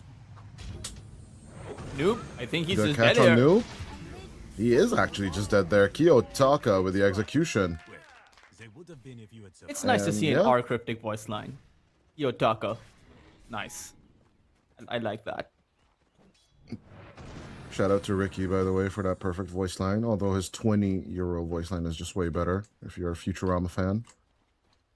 I don't watch that many animes anymore. I wish I did. I actually stopped watching animes when my brother moved out. It's not an anime, it's an animation because it's a Western cartoon. Store going out. You gotta catch onto the Ringmaster. Parker looking to join in along with Russell. Can they cut down the Pangolier on time? But the glimpse back onto the Necrophos could shut down this fight. Noob realizing the mistake or the problem and just getting the hell out of dodge. As the Pangolier keeps on rolling. Good contact with the Swashbuckle. Diffusal Blade along onto the Puck as Isla going for the Bushwhack. And a little bit of disengage. But ring around the rosy around the tier 1 tower. We do hear God Strength coming through. Parker. Can he show a little bit of God and his strength? Storm Hammer thrown out straight into the face of the Disruptor. Kiyotaka looking to get the hell out of dodge. Does have the Swashbuckle in 1 second. Alberta for the turn. Doom is available. The 2 supports are running away. Look at the motorcycle being super broken again. I hate this Dire's hero. middle tower is under attack. Yeah, the motorcycle feels like it shouldn't give you a haste rune for the 3 or 4 seconds that it's Why active. do you get a haste rune? Like, even Storm, like, the Spirit Breakers is basically like, oh, you're chasing a given target. This one is just like, oh, you can go anywhere with a free haste rune. I know it's a 1 in a 3 chance, but you know what? Here, have it. 1 in a 4, actually. But still, one of the most broken abilities. Especially in the early game, you know. Power Rangers, though, I mean, every time they have to make that kind of a play, they have to expend their Rolling Thunder or their Static Storm. Easy Zylo? clone to Isla. Is under attack. Clearly not Okay. I mean, But if they're, you're calling they're getting... Einkrod, should we call Isla Alsi? Radiant are scanning. Those are the important questions here, Tolchus, as Jing dies for the 50th time this game. Most of the kills, though, that Power Rangers have gotten have just been on these supports. You know, Not the super 6 kills valuable. at least. 14-minute Trine of Wisdom contested. Parker. Again, another part of the mistake, right, is that they can just cut through you onto the catch. Russell will get the Eclipse and Static Storm treatment as the 14-minute Shrine of Wisdom going the way of Power Rangers. The power of the Luna is showing through. Yeah, and now this is now it's getting a bit dangerous. Now gens are getting squeezed around the map. They are losing their tier 1 towers, and Power Rangers, they're achieving their win conditions. A 4,000 net worth advantage. You have the Diffusal Blade. You have a Luna that is very well farmed. Gonna be doomed. But at the same time, the Dream Coil will just make this kind of an even Steven situation. Alberca trying to keep the contact with the Scorched Earth, but I don't know if you can kill the puck on time. Waning Rift away. And Noob with the illusory orb. Thank you for losing your ulti, but no, immersion! Still on contact with Noob right now, even though Russell will get the kill onto Kiyotaka. We are still keeping an eye out on this puck exchange. And they will find the puck. They will lose 2 for it. But honestly, Noob just falling behind further and further. 5,000 net worth at 50 minutes in. Yeah, he's really not having a good time on the puck.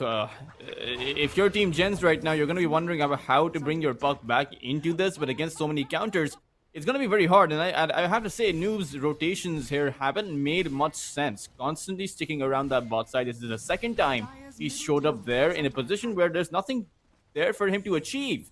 Even the play on the Doom, if the idea is to force the Doom out and get away, then he needs to be getting out rather than sticking around for, quite frankly, a bunch of nothing. Keep an eye out. Boschka could be in danger here. Here comes Parker.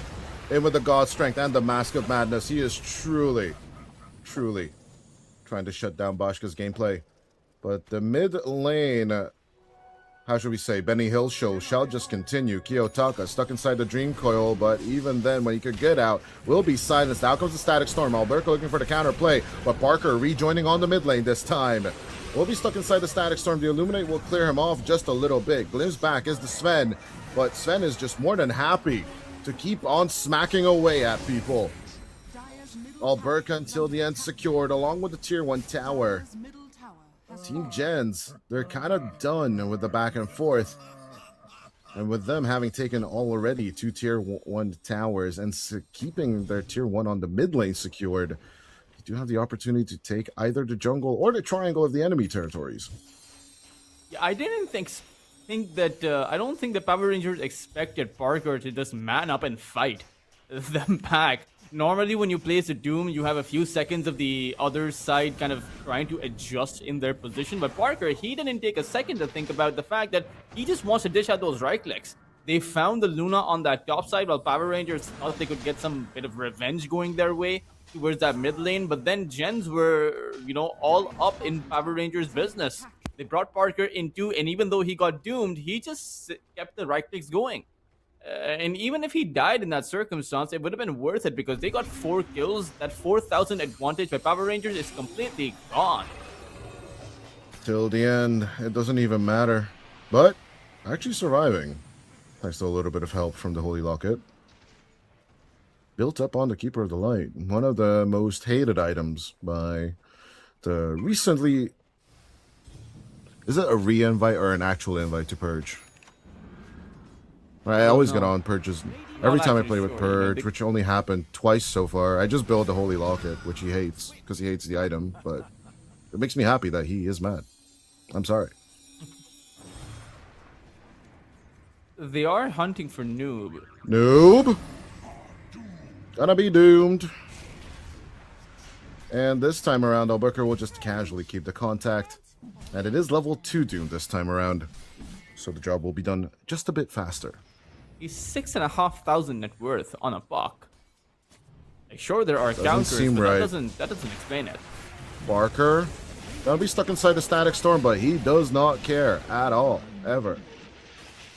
Sure, the Whimsback was available, but till the end. Or Surely might not this have been time it available. doesn't even matter. Yeah. Yes, he just went on till the end with Kiyotaka looking for the turnaround. Boschka coming in as well, but Russell right behind him, pretty tight. The Death Pulse will connect. That will be some of the HP lost. But as Parker is getting out of here, they don't even go for the Eclipse turnaround on the Necrophos. It truly shows that Power Rangers are respecting, or more rather, are a little bit scared of this lineup here. As out comes the Reaper's Sight, that's not going to be enough damage. Parker just turns it around, gets on top of Immersion, and as the Luna is just going to massively just disengage out of this, they're absolutely done. Dire's middle tower is under attack. They need to try and find a lane that they can just run down on, and then just basically slow down the game that JENZ are currently dictating. I don't think I've ever seen a version of this Swen that Parker is showing us. Like, he's not farming away. He's not playing the greedy Swen, which is the typical way that most Swens play. He's actually playing a very active Swen, right? Now, sure, he's had the Blink Dagger now so that he can join, but even before this, even before his Blink Dagger, he's just playing with the Echo Saber Mask of Madness, knowing that his God Strength gives him that plus 100, plus 200 damage, and he only needs to get a few right clicks in for his team to be able to secure most of those kills. And I mean, it's giving a lot of benefits to Team JENZ, because at the end of the day, your Necrophos is as farmed up as a position 1 Necro, right? So the lines are blurred for Team JENZ as to what their roles are, but in this case, it's actually working in their favor. But the question is always going to be, Dodai, with the puck doing this poorly, is it going to hurt them in the long run? It's fine for the moment, but eventually it will start to sting when all 3 of Power Rangers' scores are scaling up very nicely for the mid game.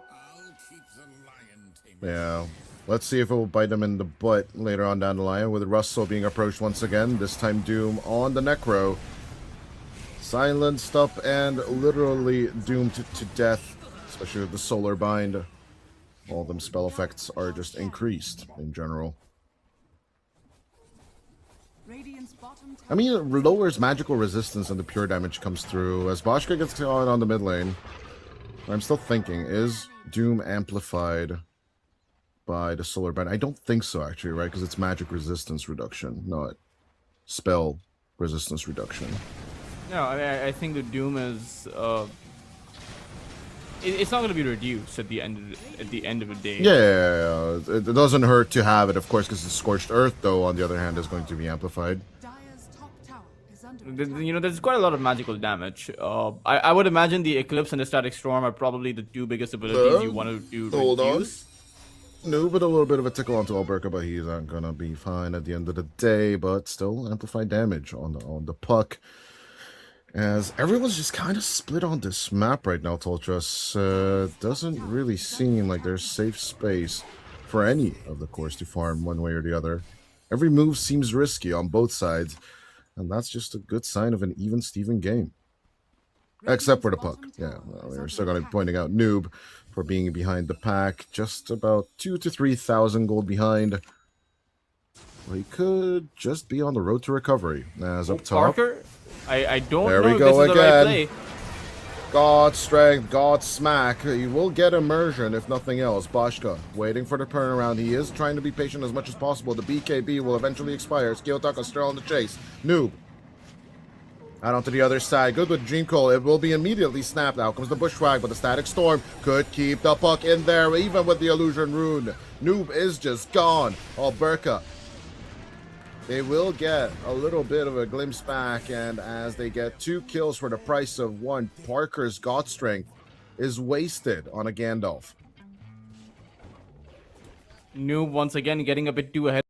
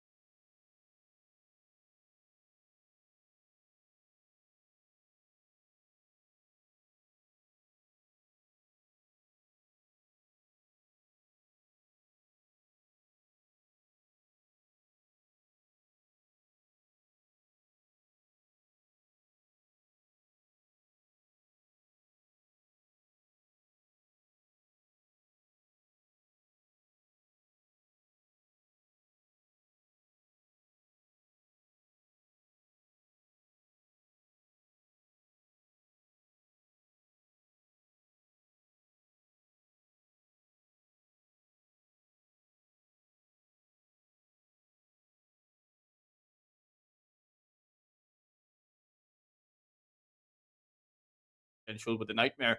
But Power Rangers in the team fights, that Bramble Maze plus the Darkseer Vacuum, if you get stuck in that, then Gens aren't going to be able to fight back, irrespective of what kind of draft that you are able to put out.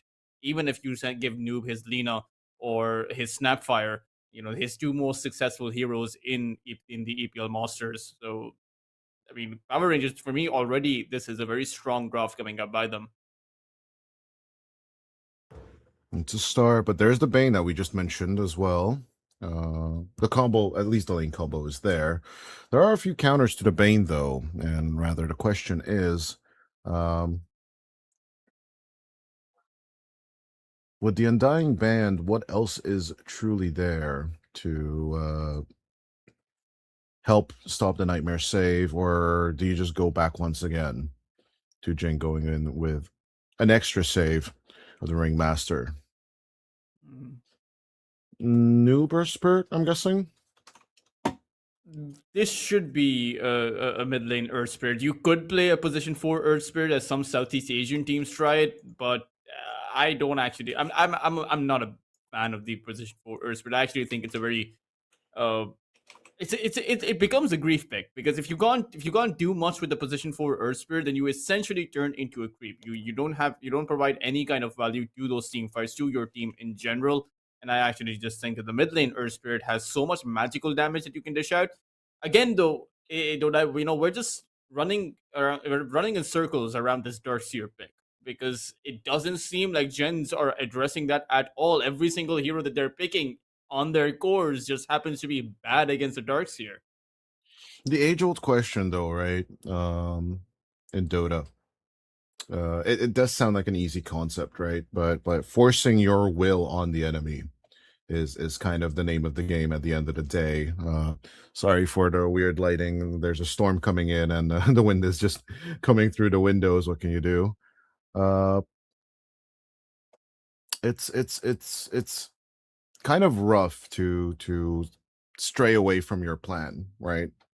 So you want to be reactive, you want to be covering all your bases. At the very same time, Team Gen's trying to ignore as much as possible on the Power Rangers side. I think they would just are waiting for the double pick reveal here, as they are first pick anyway, so they get pick 18, and we'll just close off this phase of the draft with something that will wrap up against 4 heroes, which obviously there's many options in the pool currently, so I'm not that surprised that they go for the noob hero first.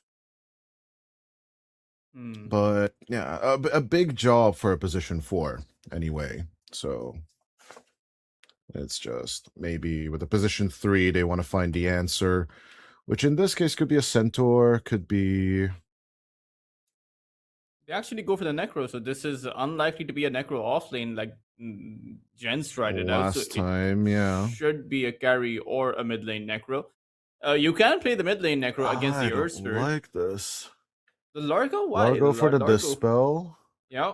I mean, it's a pretty good Dispel game. You can Dispel away the Magnetize, you can Dispel away the Nightmare. Even the reposition against the Fiend's Rip isn't all that bad, especially since that Fiend's Rip comes in with, it's followed up with the Requiem. So I can understand the Largo pick in this scenario. What I don't understand, though, is that you have a Dark Willow.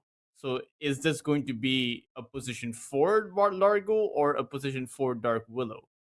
Because neither of those two support heroes are that good on the pause 5 role. That's the problem I have right now. Because the other alternative, which is crazy, and I would really not like that to happen, is Kiyotaka taking the Largo mid, Necrophos carry, and then the Darkseer stays as the position 3, as it's meant to be.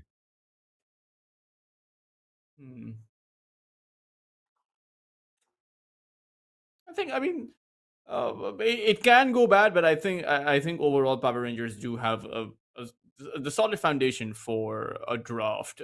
They're trying to address what gens are coming out with, and I think for gens, it's going to come down to Parker's pick. Right? I think if they have a good strong pick for Parker, if it is in fact a Shadow Fiend for Parker, then they need to enable the Shadow Fiend as much as they can, and potentially even get a save. You mentioned the Ringmaster. I think the Ringmaster is great for gens against that Reaper Scythe. Also fantastic against that Darkseer Vacuum, because you can use the escape act, bring someone out, but time and time again has showed us that gens really want to play with the Enigma, right? It seems to be prioritized on Russell so much every single series, and we will get to see it once more.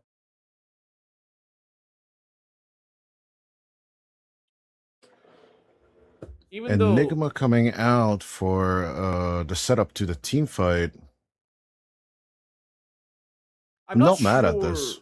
I mean, it's not bad, definitely, but considering the games that Russell has had on the Enigma, like they don't prioritize the wombo combo nearly as much.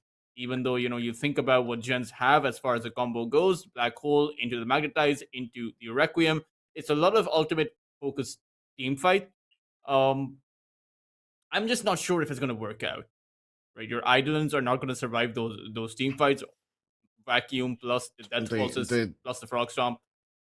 This is gonna Uh, be stupid, but Team Gens need to ban Silencer here because I think 24 Silencer here just wrecks Team Gens right now. They ban out the Luna. Reaction and is the Power Rangers don't have a ringmaster. spot to play the silencer on, though. Yes, they do. That's why I just told you. Largo mid, Necro carry, Darkseer 3. I haven't seen a Largo mid in a while, but I suppose I mean, it does work. RCY plays it on Legion, so You know, it's not out of the blue. And Power Rangers, GPK is not that far away. He's played it too. And I think against the Earth Spirit, it's not the worst lane ever. ooh, Go back for the puck.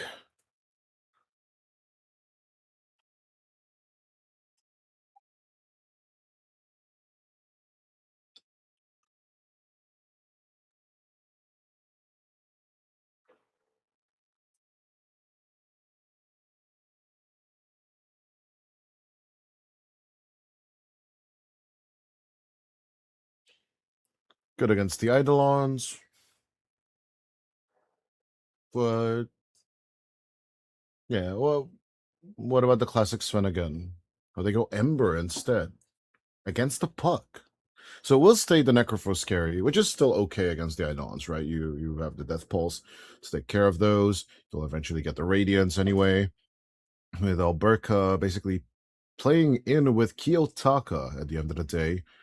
But out of the two spirits, I would still went for the Void as to just massively counteract the puck in and of itself. But Kiyotaka does choose the Ember.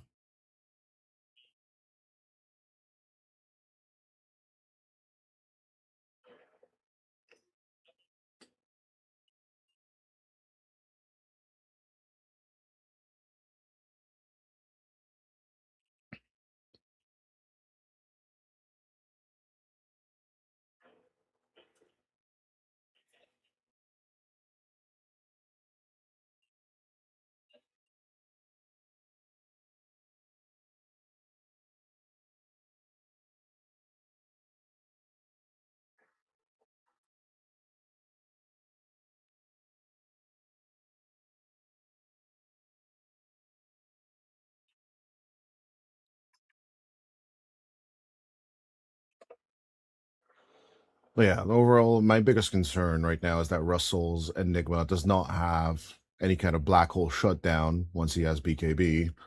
And that is basically what Team Gens need to play for, is Russell having a good game, which he did have last game on the Necrophos. But shutting down Boschka and then just transitioning to the mid game could be a little tough, especially as you mentioned, till the end's Largo, getting the dispels off, and then the Willow just basically mitigating your chase. We shall see if Team Gens can deliver and give us our first 1-1 of the day, or will they continue the trend and just give away game number 2 like everyone else did today? Oh, it wouldn't be an EPL game without a pause, would it?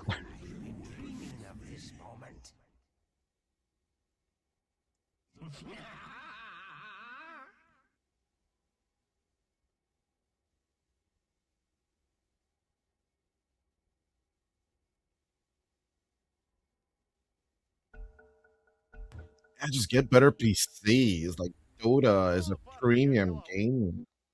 Get your Nvidia 5090 whatever's, and then just play the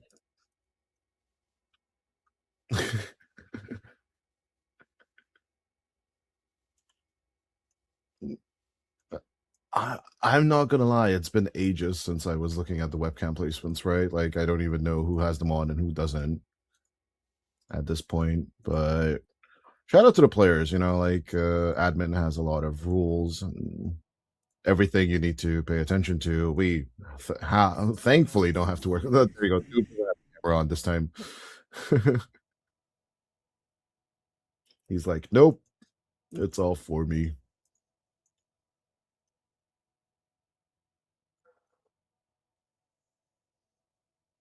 Yeah, I got you.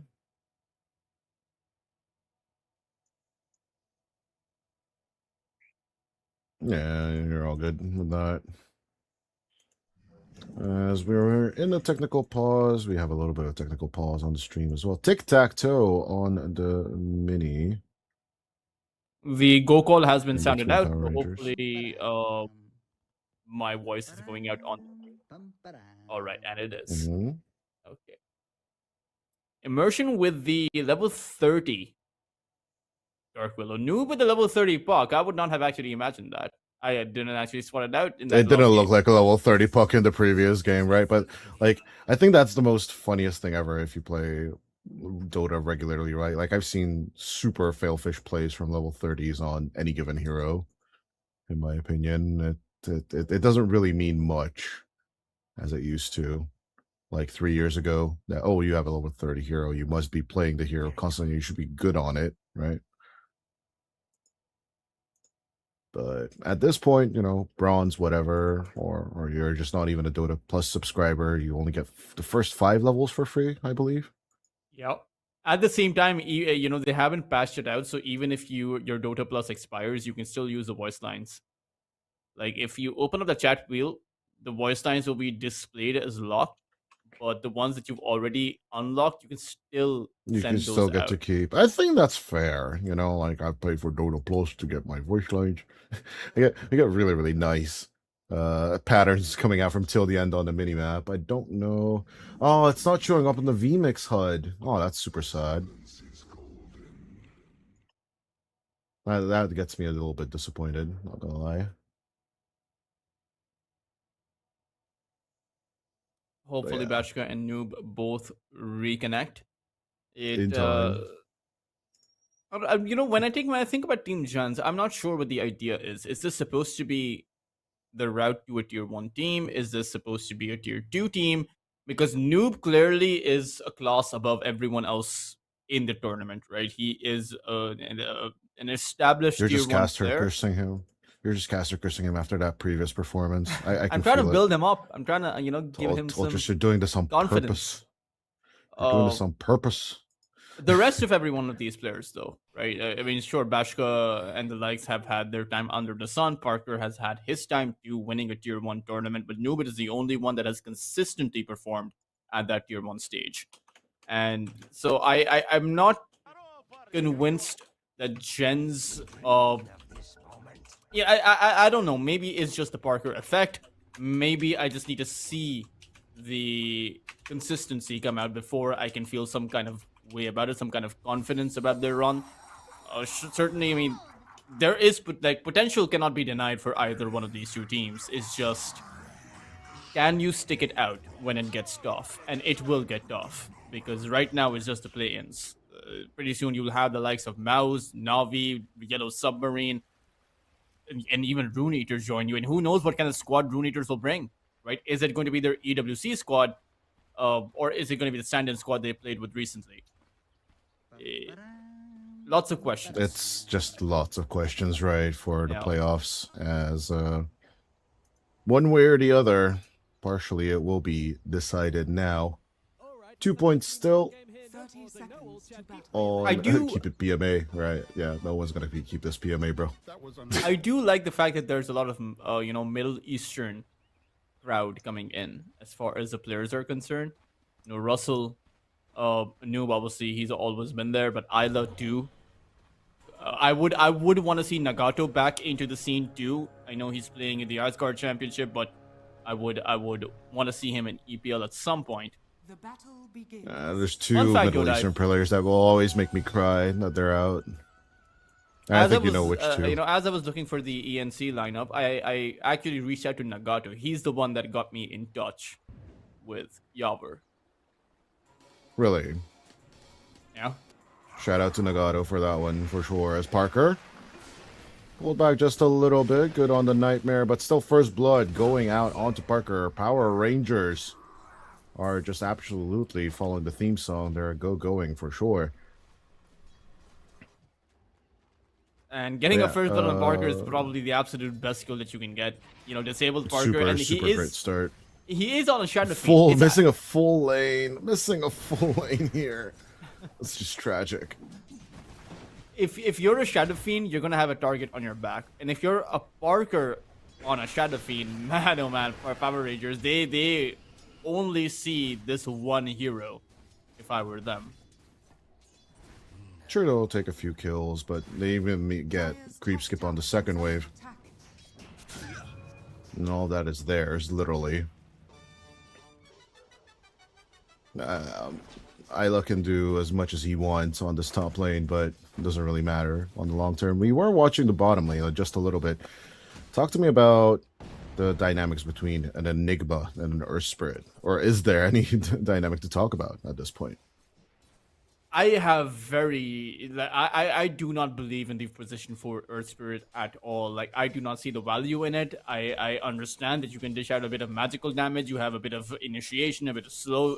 Like, theoretically, it's a good hero, but I just don't think that you can constantly skill up as a position 4 normally does. I mean, look at him. Jing can't really do anything. What is it? How does he help his Enigma? How does he go into a Largo and a Necrophos? Well, one thing I don't recommend you doing, though, at the same time, is just checking out Crits X, the today post, or maybe a day-old post he just posted out. He's a clean slate on a 25-win streak right now on the Earth Spirit as Parker, looking to die once more. The Shadow Realm right-click is all they need from Immersion, but even with the Fairy Fires, it's not going to be enough. Parker is down for the count. 15 seconds.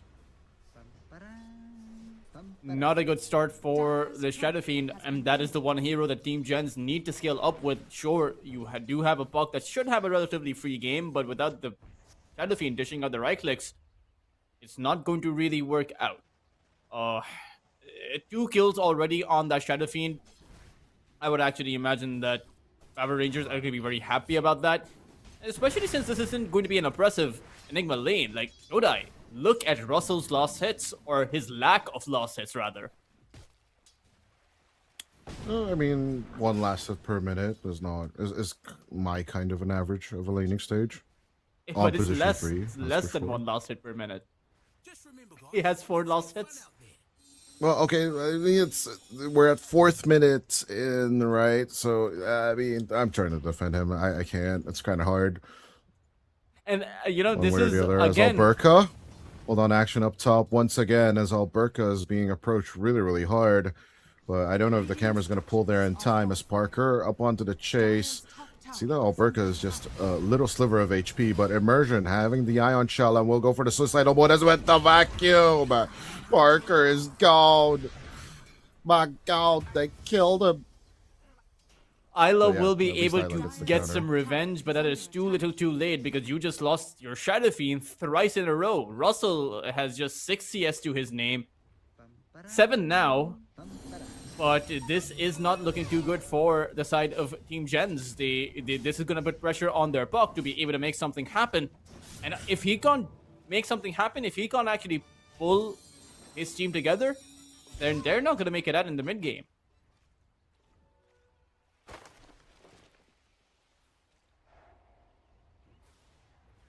Why is still the end still here? Kiyotaka in a little bit of trouble. Hold on. But no, he's not in that much trouble. Anyway. Like, till the end, the tree is caught. Right? He doesn't have to be there. Is he embodying the spirit of the frog?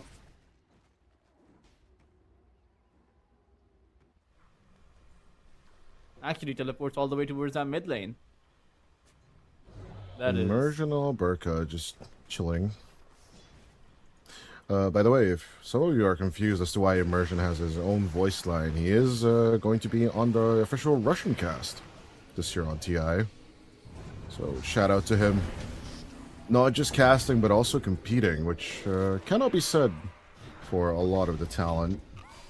Although on the English side of things, we will have a few extras, as Jing will bite the dust. At least Isla will survive.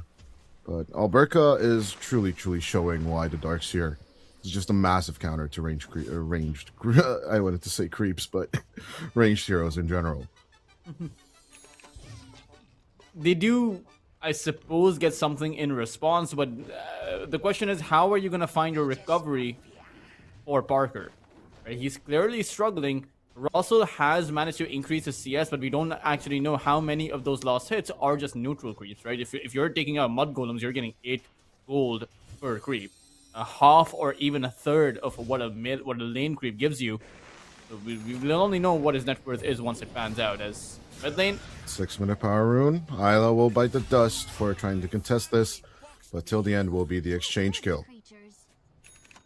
Sure, Noob will at least get the banner rune and get a little bit of recovery, as Team JENZ actually in a slight lead. It's not too much.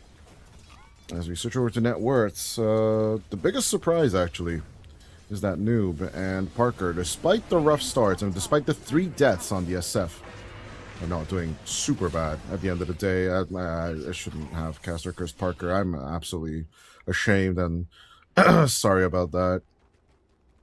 That's not. But I mean, do you really have to be sorry for him? He's still at the top of the network chart. No. You know. Or no, he's not. No, he's not. Now he is. He's third. He was. Now he's third. Now he's third. But he's still ahead of the Necrophos, right? He's still ahead of Bashka. So, not exactly a whole lot of reasons to worry. If you're Power Rangers, you should be worrying, because you would imagine you take someone down 4 times, it puts you in that false sense of security where you start to think, hey, you successfully shut down the Shadow Fiend, only you haven't, right? So we'll see how exactly they adjust for that. And I mean, there's not too much you can do past this point to shut down Parker. Like, you've already taken him down 4 times. What are you going to do? Go for him again? Speaking of Parker, once again, the early offlane rotation coming out from him. This might just be a class as to why this is a mistake, or why this could just be an argument for if Parker will successfully secure the tier 1 tower with his friends. A 4-man rotation onto the bottom lane, which does expose Noob to a bit more pressure from Kiyotaka, who will be looking to secure the second power rune of the game. But if it's going to be on bottom, Kiyotaka having won the clicking war against Noob here. Naystrom will be committed. As Kiyotaka not making the catch on time. Just a little bit slow on the approach, but Alberca and the rest of the team at least secured a tier 1 tower up top. Noob hasn't actually made any kind of a play, but he is... Oh, that thought, Tolchas. Down bottom. Reckoning of the Souls immediately throw down by Parker. Will delete Bashka. Damn, camera's just a bit too slow today. What can you do? But on the mid lane, Kiyotaka, the action does not stop. Noob. Not going to be a noob. Not going to let himself get caught. But Kiyotaka, on the other hand, his own brother. A little bit of Brutus gameplay coming out from Jing. Does manage to make it out, but the same cannot be said about that Largo. He's now Till stuck. the end. We're going to be stuck in a black hole. Tried so hard. Didn't really get far. And the Largo's song didn't really matter at the end there. Good setups coming in by Team JENZ, and you have to remember, if most of the kills that Power Rangers have are just on Parker... Hold. Russell. Get the black holer out of here. Nightmare save attempt coming through, but Mr. Enigma ain't making it out of here this time, as Kiyotaka looking to bully back his brother for the previous bullying, and we'll get the kill on him as well. Noob and Isla trying to mitigate this tower shove coming out at the 10th minute mark, but still no siege creeps coming for at least 15 seconds. So, time to chase the puck into oblivion, one way or the other. Illusory orb straight into the hands of Bashka. And the first scythe will begin over to him. Once again, multiple kills coming out in quick succession for Power Rangers. And they're probably going to be able to break through this tier 1 tower, or at least apply significant damage towards it. JENZ, they got something going their way, but as soon as that black hole was committed by Russell, Power Rangers knew that there was no big team fight to hold them back with. So they just went all in towards that mid lane, found a quick few kills. Just very unlucky for the Puck, for New. I'm sure he wasn't expecting a Reaper Scythe waiting for him on the other side of that Roshan pit. One thing I'm also confused by, how did JENZ get into this situation once again? This time it's Russell who is kind of stuck behind the rest of his team. A little bit of Reckoning of the Souls threat coming out from Parker as he's once again looking for a rotation down onto the bottom lane. Radiant are scanning. Should not be the territory where he's at, but that's where he's going. He does dodge out a smoke play coming out from PR. And they're actually going for him once again. I think they're going through the gate here. Oh, Jing will be the one to spot this huge- out. And JENZ will just Huge make it bait out. from Parker Jing. can just continue to farm up. Or they could just set up for a kill. Black hole up in 40, which is basically not the target thing you're going for, but you do have Fiend's Grip on Isla. Kiyotaka. He is going to fall under vision soon. Connects with the wave. Has the regen rune. Things are kind of ideal for a fight here. Immersion. Throwing out the Bramble, which will catch two of them. Jing looking to rolling boulder out of here, but Kiyotaka jumps on forward. There's that Fiend's Grip. Time to throw out the damage. Come on, Parker. He is trying to decide which spell to use. It will eventually land on the raises. Again, pretty good kills for Team JENZ. They're just reading the map overall better as Power Rangers. They want to go in but can't find the correct angle. But you also need to have to consider, how do you stop that Fiend's Grip? And unfortunately for Power Rangers, there's just not that many stuns. It's just that Frog Stomp, that Vacuum, and the Reaper Scythe. They only have, like, 3 stuns available. Yeah, Curse Crown just takes too long. Eventually... This might sound crazy, but like if we get to like the super late game scenario, I wouldn't be surprised if Kiyotaka goes for an Abyssal Blade. Does the Basher still work with Sleight of Fist? I think it should, does. right? Yeah. Because the Battle Fury was disabled, you know, the famous one. Shout out to Eternal Envy for that build. As Immersion. Gonna get the kill onto Isla. But supports killing supports. That's just part for the course. Yeah, that one doesn't really matter all that much. I am curious to see how exactly this Ember Spirit is going to scale. The Maze Slayer isn't that bad of a purchase, but you need to be careful because you are starting to fall behind. 800 net worth or 900 net worth behind the Puck, and you need to get a few kills going your way. Meanwhile, Radiance for Bashka, almost readied up. He just needs about 300 gold for it. So once he has that, he can start to accelerate his farm. Can they hold back Parker? Well, that's the big question. Yeah, I think until Parker gets BKB, he is kind of approachable of a carry. He did go for the Yasha build instead of any kind of Manta style. So he gets a little bit bullied by till the end, and of course Bashka, Isla already coming in with the rescue and being the cavalry that he deserves to be. Parker out with the Requiem into Bashka. They couldn't find the Reaper Scythe. And every single time you can't find the Reaper Scythe, someone is gonna come and try and help out Parker. And again, unfortunately, no counter to the Fiend's Grip. And considering you saw that Bane come out as the second pick overall for Team JENZ, and there's no counter available from Power Rangers, that it doesn't exactly bode too well for them. They had all the time in the world to think of that counter, all the time in the world to draft a counter, but they just didn't. And this is the one hero, like how many Fiend's Grip kills have they acquired because of Isla? I think we've seen 2 or 3 Fiend's Grip kills so far. 3 for sure. At least 3, and Isla, even just having the Nightmare set up as well, is basically deadly for any hero that is just wandering around solo, right? So a lot of utilities on the Gen side, and we did talk about this Enigma and the Bane both being problems. I don't know what would have been the good solution, but I do know that Isla, or till the end, isn't really doing much here. Skiyotaka going in for the Russell approach. They are looking to just punish both the Enigma and Parker one way or the other. If they do keep killing the Enigma, that could still be a path to success, but Kiyotaka is starting to fall behind just as much as Russell. Not that much difference between them. Still 1,000 gold, but Kiyotaka could be facing money shortages sooner rather than later. Again, another smoke of deceit by Power Rangers. I'm not. They won't. They clearly want Parker, right? But Parker is playing safe. However, right now he's not that high on his HP, so he needs to be a bit careful. If he walks towards this lane or the jungle, or rather for the creeps here, they might be able to spot him out, and then definitely will make a play for him. Alberca saw him. He is going to recover a little bit with a Lotus as Alberca goes to run in. They turn on to Isla on one side, Terrorize on the other with the Bramble and the Bedlam. It's a lot of damage coming out from Immersion. They will shut him down as Parker's just literally gone. Alberca will be Fiend's gripping by Russell and even the Black Hole as an insurance. They'll give the kill to Noob. They are thinking of a turnaround or just continuation of a chase. But still, I'm starting to think that kill. Parker doesn't mind dying. Am I crazy to think that?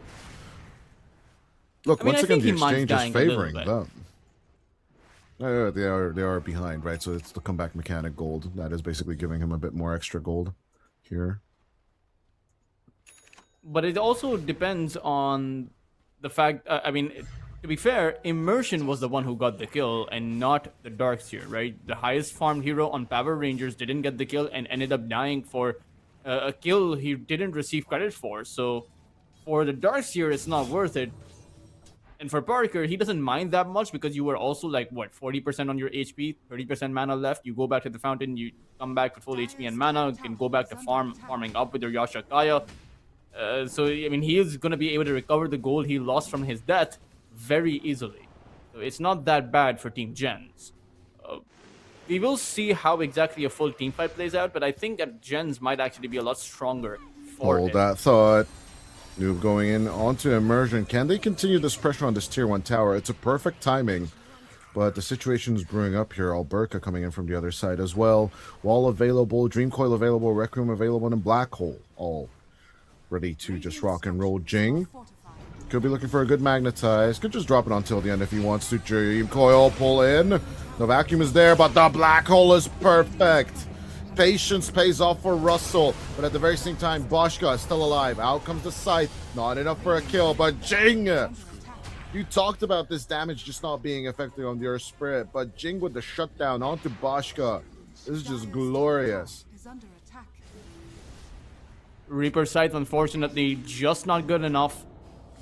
As Power Rangers are struggling to actually find some kind of a maneuver in those team fights. It really seems like JENZ with this kind of disabling, or rather the disables coming out from them, aren't going by punished. The Enigma Black Hole does not get cancelled. The Bane's Fiend's Grip does not get cancelled. And if you're Power Rangers, you're going to have to think about how exactly to counter those spells out. You may have to go for an Orchid, but who really builds that Orchid? I mean, look at this. One Fiend's Grip. He's just shut down on Alberca.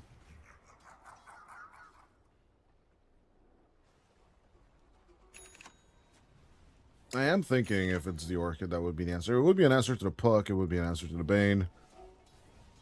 But yeah, the question of who is ever so tight. As with the BKB, Kiyotaka keeps up the contact. There's no Fiend's Grip on him as the Nightmare comes through. But the BKB will outlast the whole thing as Parker will go down. Isla could just be next here. And will be actually next here. Noob looking for the follow-up. Jing looking to roll in. Everything's on cooldown on the Earth Spirit so far. But the Waning Rift, the Noob is just outclassing Kiyotaka here. And will get a 3-4-2 of an exchange for good old Team JENZ. At the same time, it's not that bad for Kiyotaka. I suppose he got a double kill on both Parker as well as Isla. He got about 900 gold from that entire exchange and a fairly high amount of experience. It's still though, Gens are in a very good position. It will come down to Bashka and whether or not he can carry this game on a Necrophos. It will come down to Speaking of Alberca. Bashka, action just doesn't stop. I'm sorry, Tolchus as Jing. Looking for the follow-up. It looks like the Necro is just a little bit too low, but even standing in the Midnight Pulse just hurts a little bit too much. Backing off a bit more. As Jing, he might be just greedy enough for another turnaround. Boulder Smash onto till the end. Geomagnetic Grip on.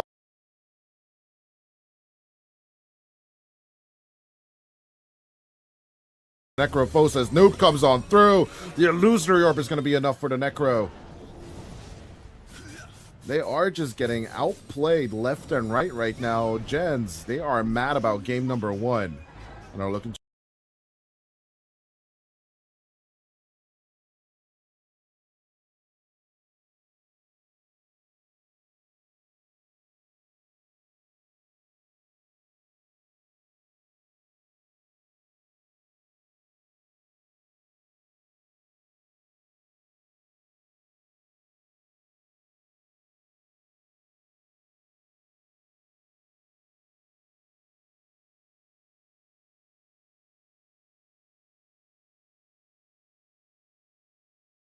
Sleight of Fist.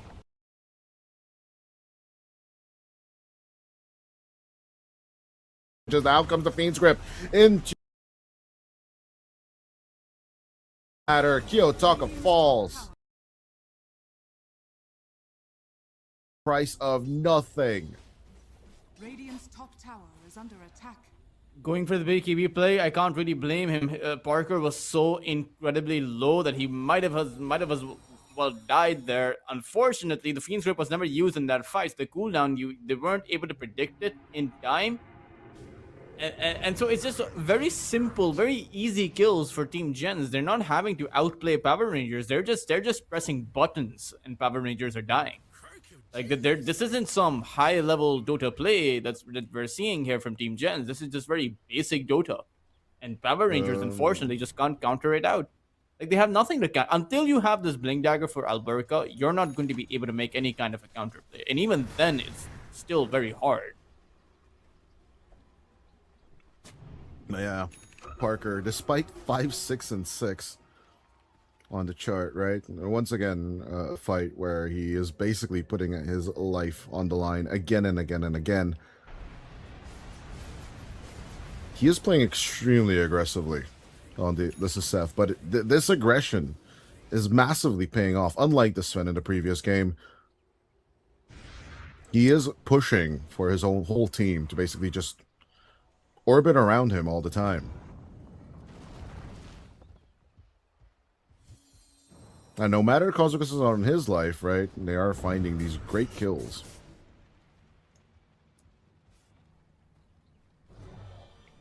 It does kind of feel right now, though, and yeah, and it's going to be even bigger now that the Tormentor comes in. Ironically, it was the mid lane from Team Gen struggling in that last game, and now it's the mid lane from Power Rangers that is struggling. He is the least farmed core, even further behind Russell, who had a very poor start to the laning phase.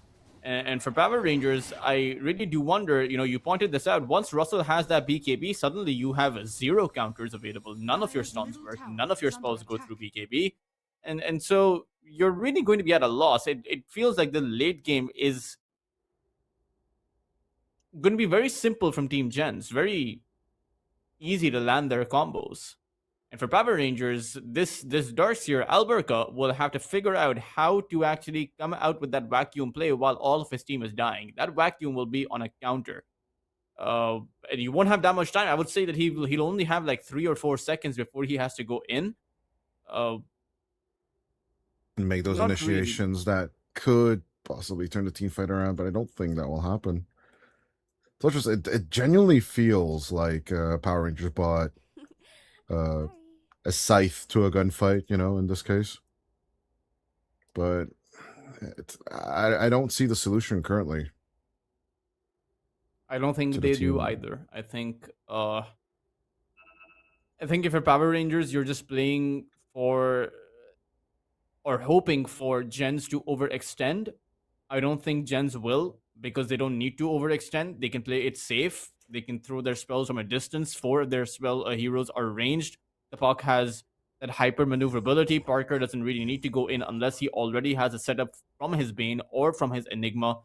And even if Jing dies, it's really okay, because Jing, before he dies, he's always gonna get that magnetize off. There's no hard lockdown from Power Rangers. There's no big stun, right? Curse Crown will take a while. Frog Stomp is a mini stun, and you're never going to use the Reaper Scythe unless someone already drops below 50% HP. So I don't see how you disable Jing's Magnetize. I don't see how you disable the Black Hole or the Fiend's Grip.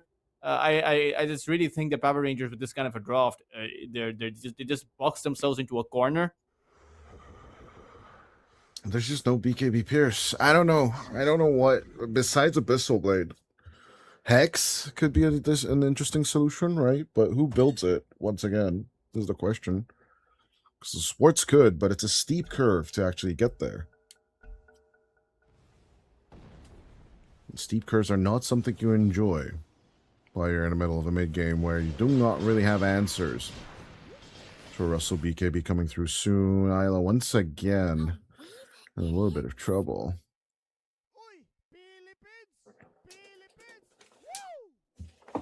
But yeah, Isla's still having connection issues. What can you do?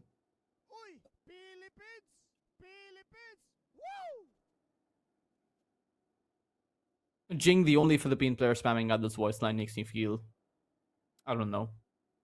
Nostalgic for Team Nemesis. Yeah, pretty much. They should be back soon, I would imagine. Probably after TI. We'll see. Overall, there's still Southeast Asian representation at TI, at least. At least there's one. There's a few players from Southeast Asia, I would imagine, apart from OG. Yeah, of course. Whitemon is still there. WS as well, and then you of course have Aurora Gaming with Mikoto, as well. I believe Extreme Gaming also have Nothing to Say and Xnova. Gamer Legion has Ghost, exactly. Nothing to Say and Xnova, both Malaysian. So yeah, it's obviously right. Although as a region, you'd want more representation, and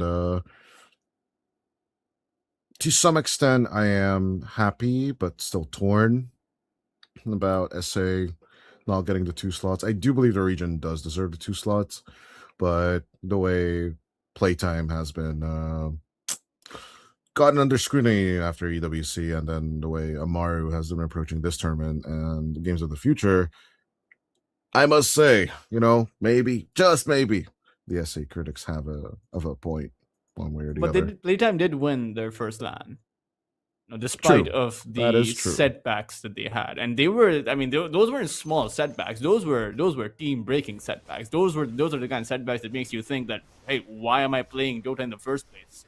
Why don't I just go get a job or something like that? Follow Eternal Envy's example. Go day trading, right? To be fair to Envy, right? Like he did mention once he hits a certain accumulated value or a certain accumulated wealth, he will try, or he might, return to Dota, because he just loves competing. At the end of the day, no matter what you think of the Dota players, these guys just love playing the game. That's the only reason why we even have this whole industry. And Parker would, if he didn't love the game so much, I'm pretty sure he would be doing something else. Yeah, Parker's love for the game is not the problem. No, I don't see problems. I don't see problems right now as he's hearing a tier 2 tower on the bottom, that's for sure. As the 10k net worth lead is just pressuring down straight onto Power Rangers' head.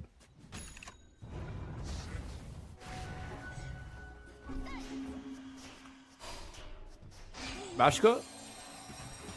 Oh, rather, it's actually going to be the Largo in trouble. Tildian gone. And he's gone. Honestly, though, this Largo pick currently for me is just not doing it. As perfect Fiend's Grip into the Requiem. They put Alberca to sleep literally. Boschka looking for the counter kill. At least he will get a second Reaper Scythe stack. But can they get Parker in exchange for all of this? That would be the big one. But the SF, he should feel disturbed, shouldn't he? And there you go. TP's just not destroyed. TP's just not mitigated. Power Rangers do not have the tools against the Nightfall gameplay. 12,000 of lead now for Team JENZ and less Power Rangers.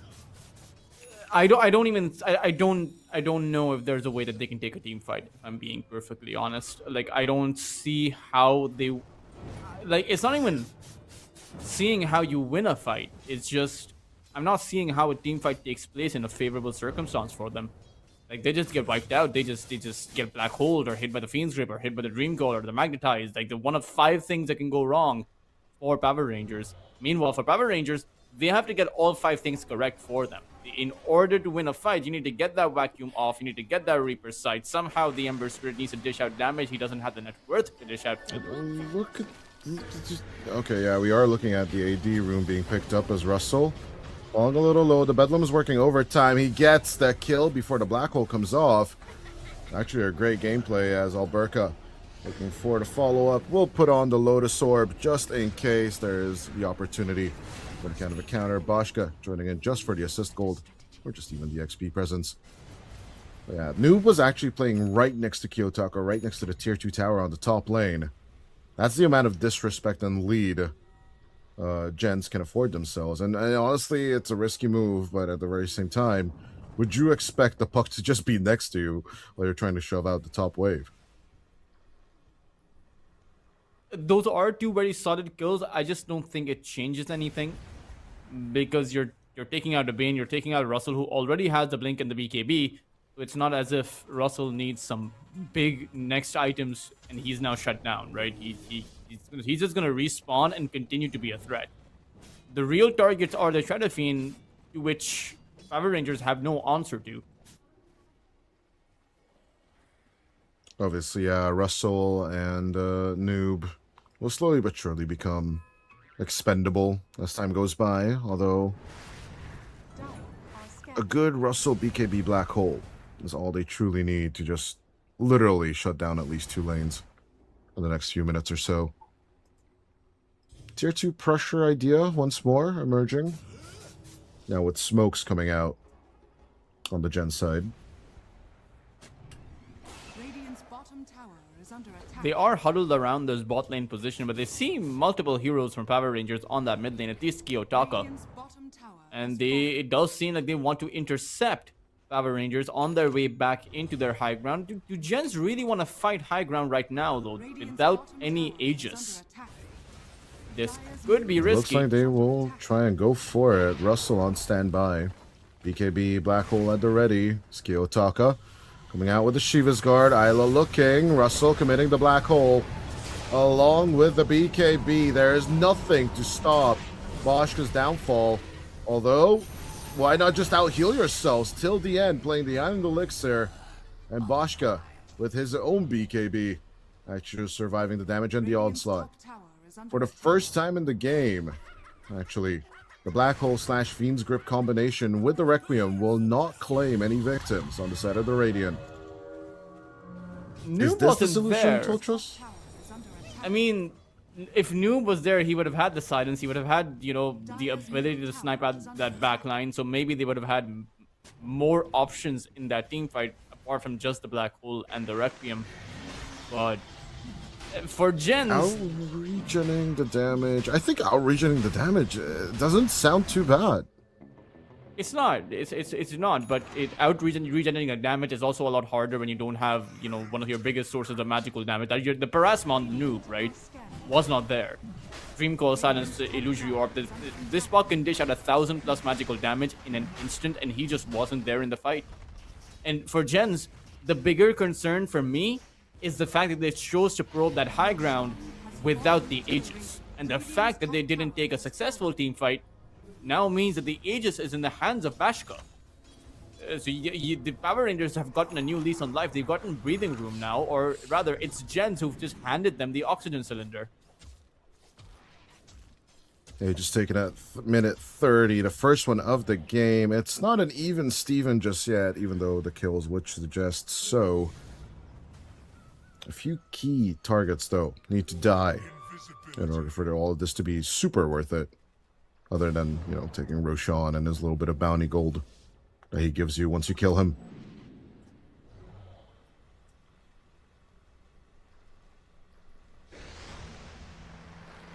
Just heals and regen. This seems to be the plan of PL or PR. As Parker gonna get terrorized. No Requiem for you. Get the Parker kill. 90 seconds without the SF, as he is not willing to commit to the BKB. Noob might just be caught here. Will dodge out just before the Curse Crown will hit. As the Eidolons are coming through, Russell is threatening with his presence. 20 seconds until the Black Hole BKB combo. But out comes the Reaper's side. Good catch onto Noob, and the silence is there. No. That is and a not... good catch onto Jing as well. Again and again and again. Good secures coming out from Power Rangers. Toltrus? Toltrus, talk to me. 9,000 of a disadvantage now. 3,000 again. To 6. 6k just gone. It's gone. Bashka now has a Heart of Tarask. JENZ going in one by one. Noob getting caught out. Shadowfiend getting caught out. No spells being thrown out in response. This is, yeah, words hard. How not the way that you make, this? not the way that you make your mark at the tier 1 level, or rather, even the attempts of even on tier 3 at this bringing point. about a lineup that can compete at that tier 1 level, right? That's Power Rangers. Clearly, they have the intent for that. That's what they've been trying for. At some points, they have been able to make it through, right? They went to EWC. I don't see I don't see how JENZ will get there if they're this undisciplined. This shouldn't have worked. But why did you go into agent? What did they have agent? What? I'm struggling to find an excuse for Team JENZ as to why they were down there when the enemy has Aegis. As Russell will be found, BKB will be activated out with the vacuum. They'll take out Isla. Let go of the Enigma. Take out your second tier 2 tower consecutively, as the Aegis is still ticking on by, but will be active for 2 more minutes until the end. Going in for the approach. They'll find Jing. No backline available for the Gen side of things.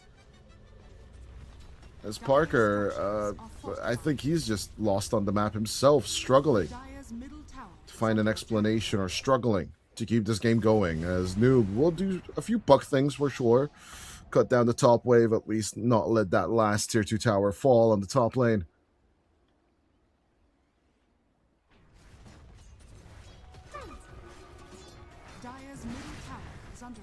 I'm at a loss for words, dude. That's what I said. That's why I was like going, bang bang, walla walla, bang bang.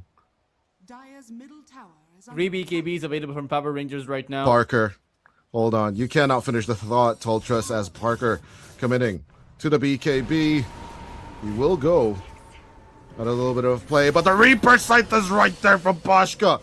Go shrouded in. You can raise all you want. I'm still gonna kill you, says the Necro.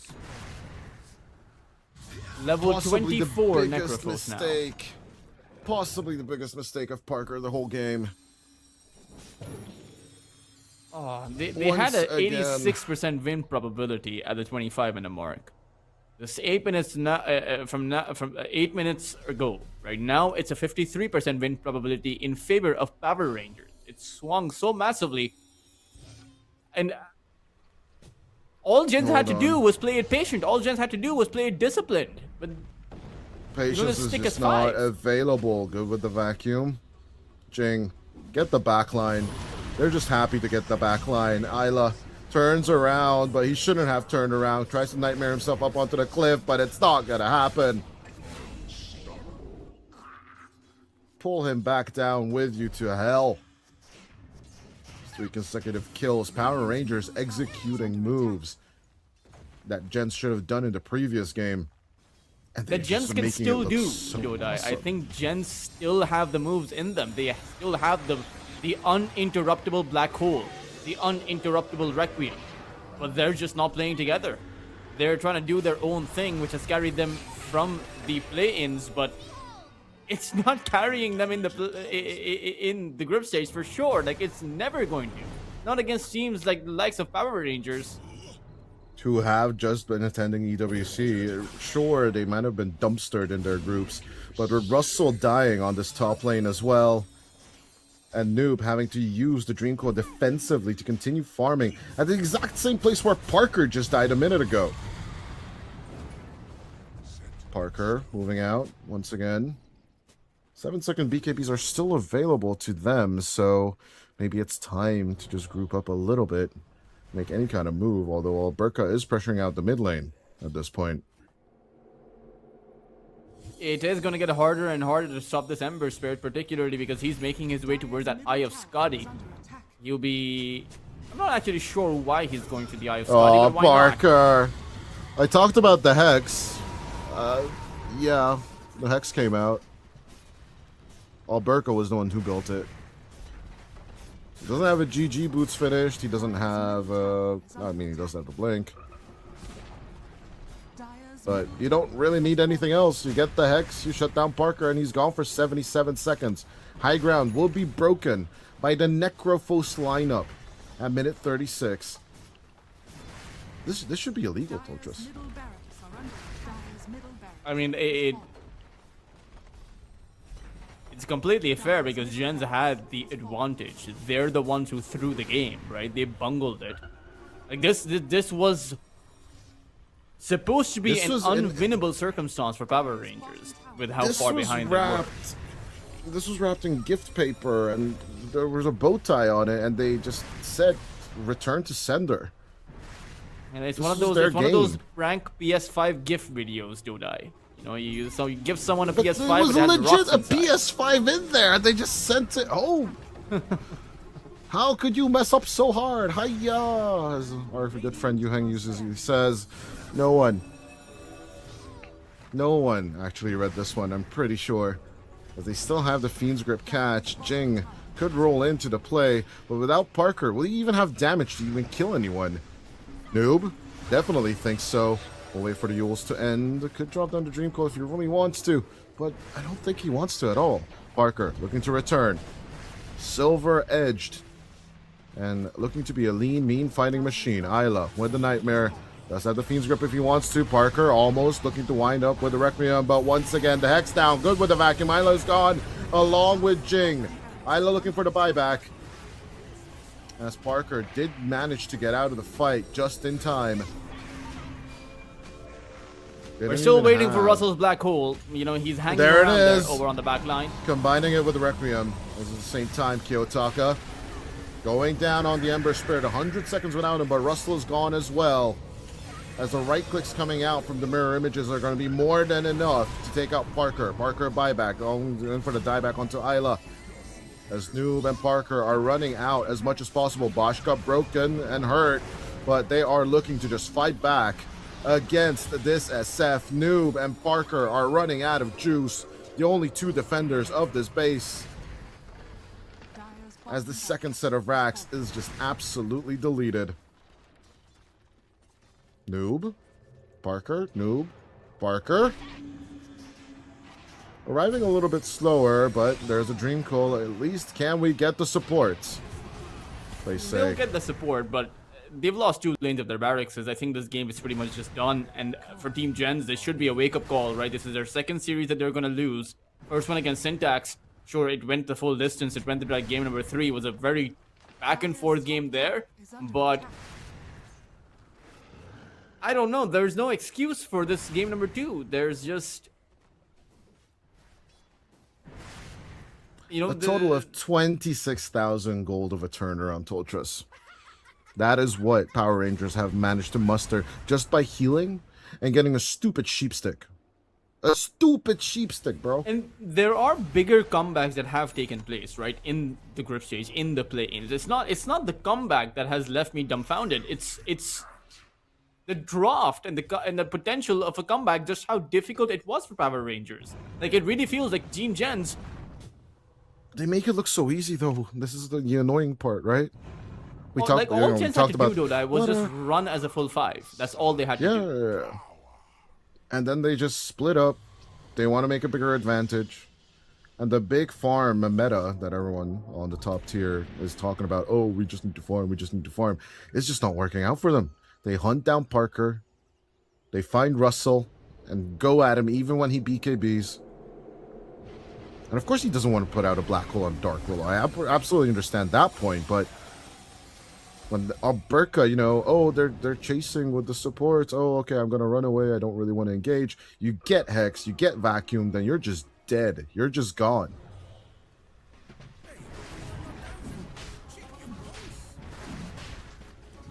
Not too many moves left now, because even if you do have that Black Hole, once this Aegis is picked up, once you have that Roshan's banner, Power Rangers are just going to come for your lost remaining barracks. And then what do you do with your team Gen? You're playing into the scythe of Weiss, since the ultimate disabled now. And you now desperately need that wombo combo. You now desperately need to be able to get off that Black Hole, Requiem, Dream Call, Magnetize, Fiend's Grip, everything that you have in your arsenal. Unfortunately, the Willow has a perma save now. He has the Wind Waker. So even if you do land that Fiend's Grip, he has a direct counter against it. Jing just absolutely gone, despite the Aghanim's buy, and despite actually getting the Enchant Remnant. It's not going to be working out, although buyback coming out from Jing, good with a Fiend's Grip. It's been a long time since we saw the Bane Ultimate, but here it is. Hex down, onto Russell as they will Reaper Scythe onto the Human Nightmare save as it goes for the Black Hole turnaround. As they surround Boschka, can they at least get the Aegis? The answer is a resounding N-N-O. Till the end, finally falling down, the Island Elixir song will finally be over. But with Boschka refusing to use his BKB, he's holding onto it with as much discipline as he can. Parker with the BKB will need to go out for the teleportation. But his teammates are falling around him one by one. As Noob will be the last one out. If he will be out, he should be out. Doesn't even have the time to just pick up the Illusion Rune. But as he turns around for it, this could be risque. But yeah, he will find the Bounty Rune, or actually the lack thereof. And we'll just look to keep running away. 3-on-3 on the exchange on this one, though. Although it's a dieback for the Earth Spirit, to be correct. But still not that bad of a fight for Team JENZ, considering how the fight started, right? They got a full Scythe of Weiss on Russell. He had to throw down a very desperate 1 or 2-man Black Hole. It only got the Necrophos, who was healing back up against it. And sure, JENZ weren't able to get the Aegis down, but they managed to hold Power Rangers back. This was supposed to be a GG push coming in, but instead the game gets delayed by a minute or so. So, you know, I'm not saying they've done it. I'm not saying they're on the path to doing it, but, you know, this is as good of a comeback as JENZ are going to get.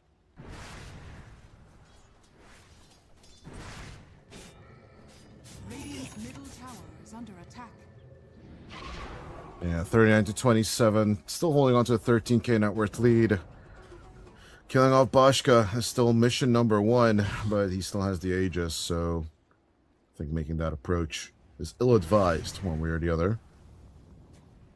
Although Boschka doesn't know Parker is there, he will still eat one of the death pulses. One way or the other. Noob? Jumping onto the cliff, but there is vision up there. Radiant are scanning. Losing a 12k lead like this, Toltrus. Radiant are scanning. You know, we've scrammed with these higher level teams before. Dire's middle tower What do you is under say in the comms at this point? I think the comms might just be completely silent right now. If you're Team JENZ. Right. Well, there should be, as Noob. Oh, they're here, they're here, they're here. Guys? No. Avoid. Cut the wave. Cut. Split the map. Someone go home and defend. No, yeah, they see They Boschka. are trying to backstab Power Rangers. I do wonder if this approach will work, though. Sooner or later, someone's going to get caught as Parker reveals Either himself. Alberca or Boschka. What? Refresher? has been killed. What for? Why did Parker use the refresher? Told Might have us. been a misclick. Oh no, not like this. Oh, JENZ. They're staring down the barrel of a loss here. Not just any kind of loss. Getting O2'd at EPL is the worst case scenario. And it might just be that for a second time in a row after Syntax, despite being the favorite team, despite having Parker and Noob, TI attendee players, by the way. Oh, wait, Parker never attended TI, did he? But, like, I you don't know, think tier 1 level players for sure. They are just about to be mega. But one last time. Aegis will expire in 20. But even with the black hole, they're just gonna Wind Waker the Necrophos. Russell does nothing. As he gets Reaper's Sight and he is hexed down, he doesn't have a Refresher Orb, so he doesn't really matter either. Down Picking for up the about kill 70 here, seconds. Noob. Again, desperate beat black holes is all we've seen past that 30-minute mark. And this is, again, going to be a Hail Mary defense at best. But Mary, Joseph, and all the saints, whatever religion you believe in, I don't think they're going to help out in this game. But yeah, it's just heals. It's just heals and a hex. That's the crazy part of all of this. Sure, there's healing mitigation coming out from the Scotty, but as Parker tries for one more Requiem play out onto Bashka, the Necro, he's just dishing out the damage. He's got the Blessing, he's got the Axe, he's got the Heart, and he will crush the dreams of JENZ. They're picking up their first win of the group stage. Isla types out the GG. They are done with a total of a $33,000 turnaround. Mask of Madness buyouts from Bashka to throw into the Fountain of the Enemy before Parker disconnects. A little bit of fun at the end there as Power Rangers get the 2-0 victory in this series. Yeah, I don't know. I don't know, Dodai. There's not, in games like this, it kind of feels like the analyst portion, my screen, my cam should just be blacked out. Like, it should just be not there. Like, what do I The say? What do I'm you want laughing me to at say? Bashka's inventory. It's so funny. Like, there's nothing for me to analyze over here. The draft was completely in favor of Team JENZ. They had everything going for them. Parker died 4 times within the 5-minute mark, within the 10-minute mark, but still was at the near top of the network chart there. Right? It didn't seem like Power He Rangers. made it look, yeah, he made it look convincing. Like, oh, okay, so I'm not going to be grabbed anymore. I have my BKB now. We can make our combinations work. But as you mentioned, why the hell did they not just group up and execute the fights? Like, it did feel like they just want to delay the game to some extent. That Noob could do something more, and the answer was a big resounding nope. Nope, Power Rangers will just hit that timing of an item of just basically getting that hex and getting a bit of out heal on Bashka. And then the AoE damage. I think Bashka did so much damage on this one.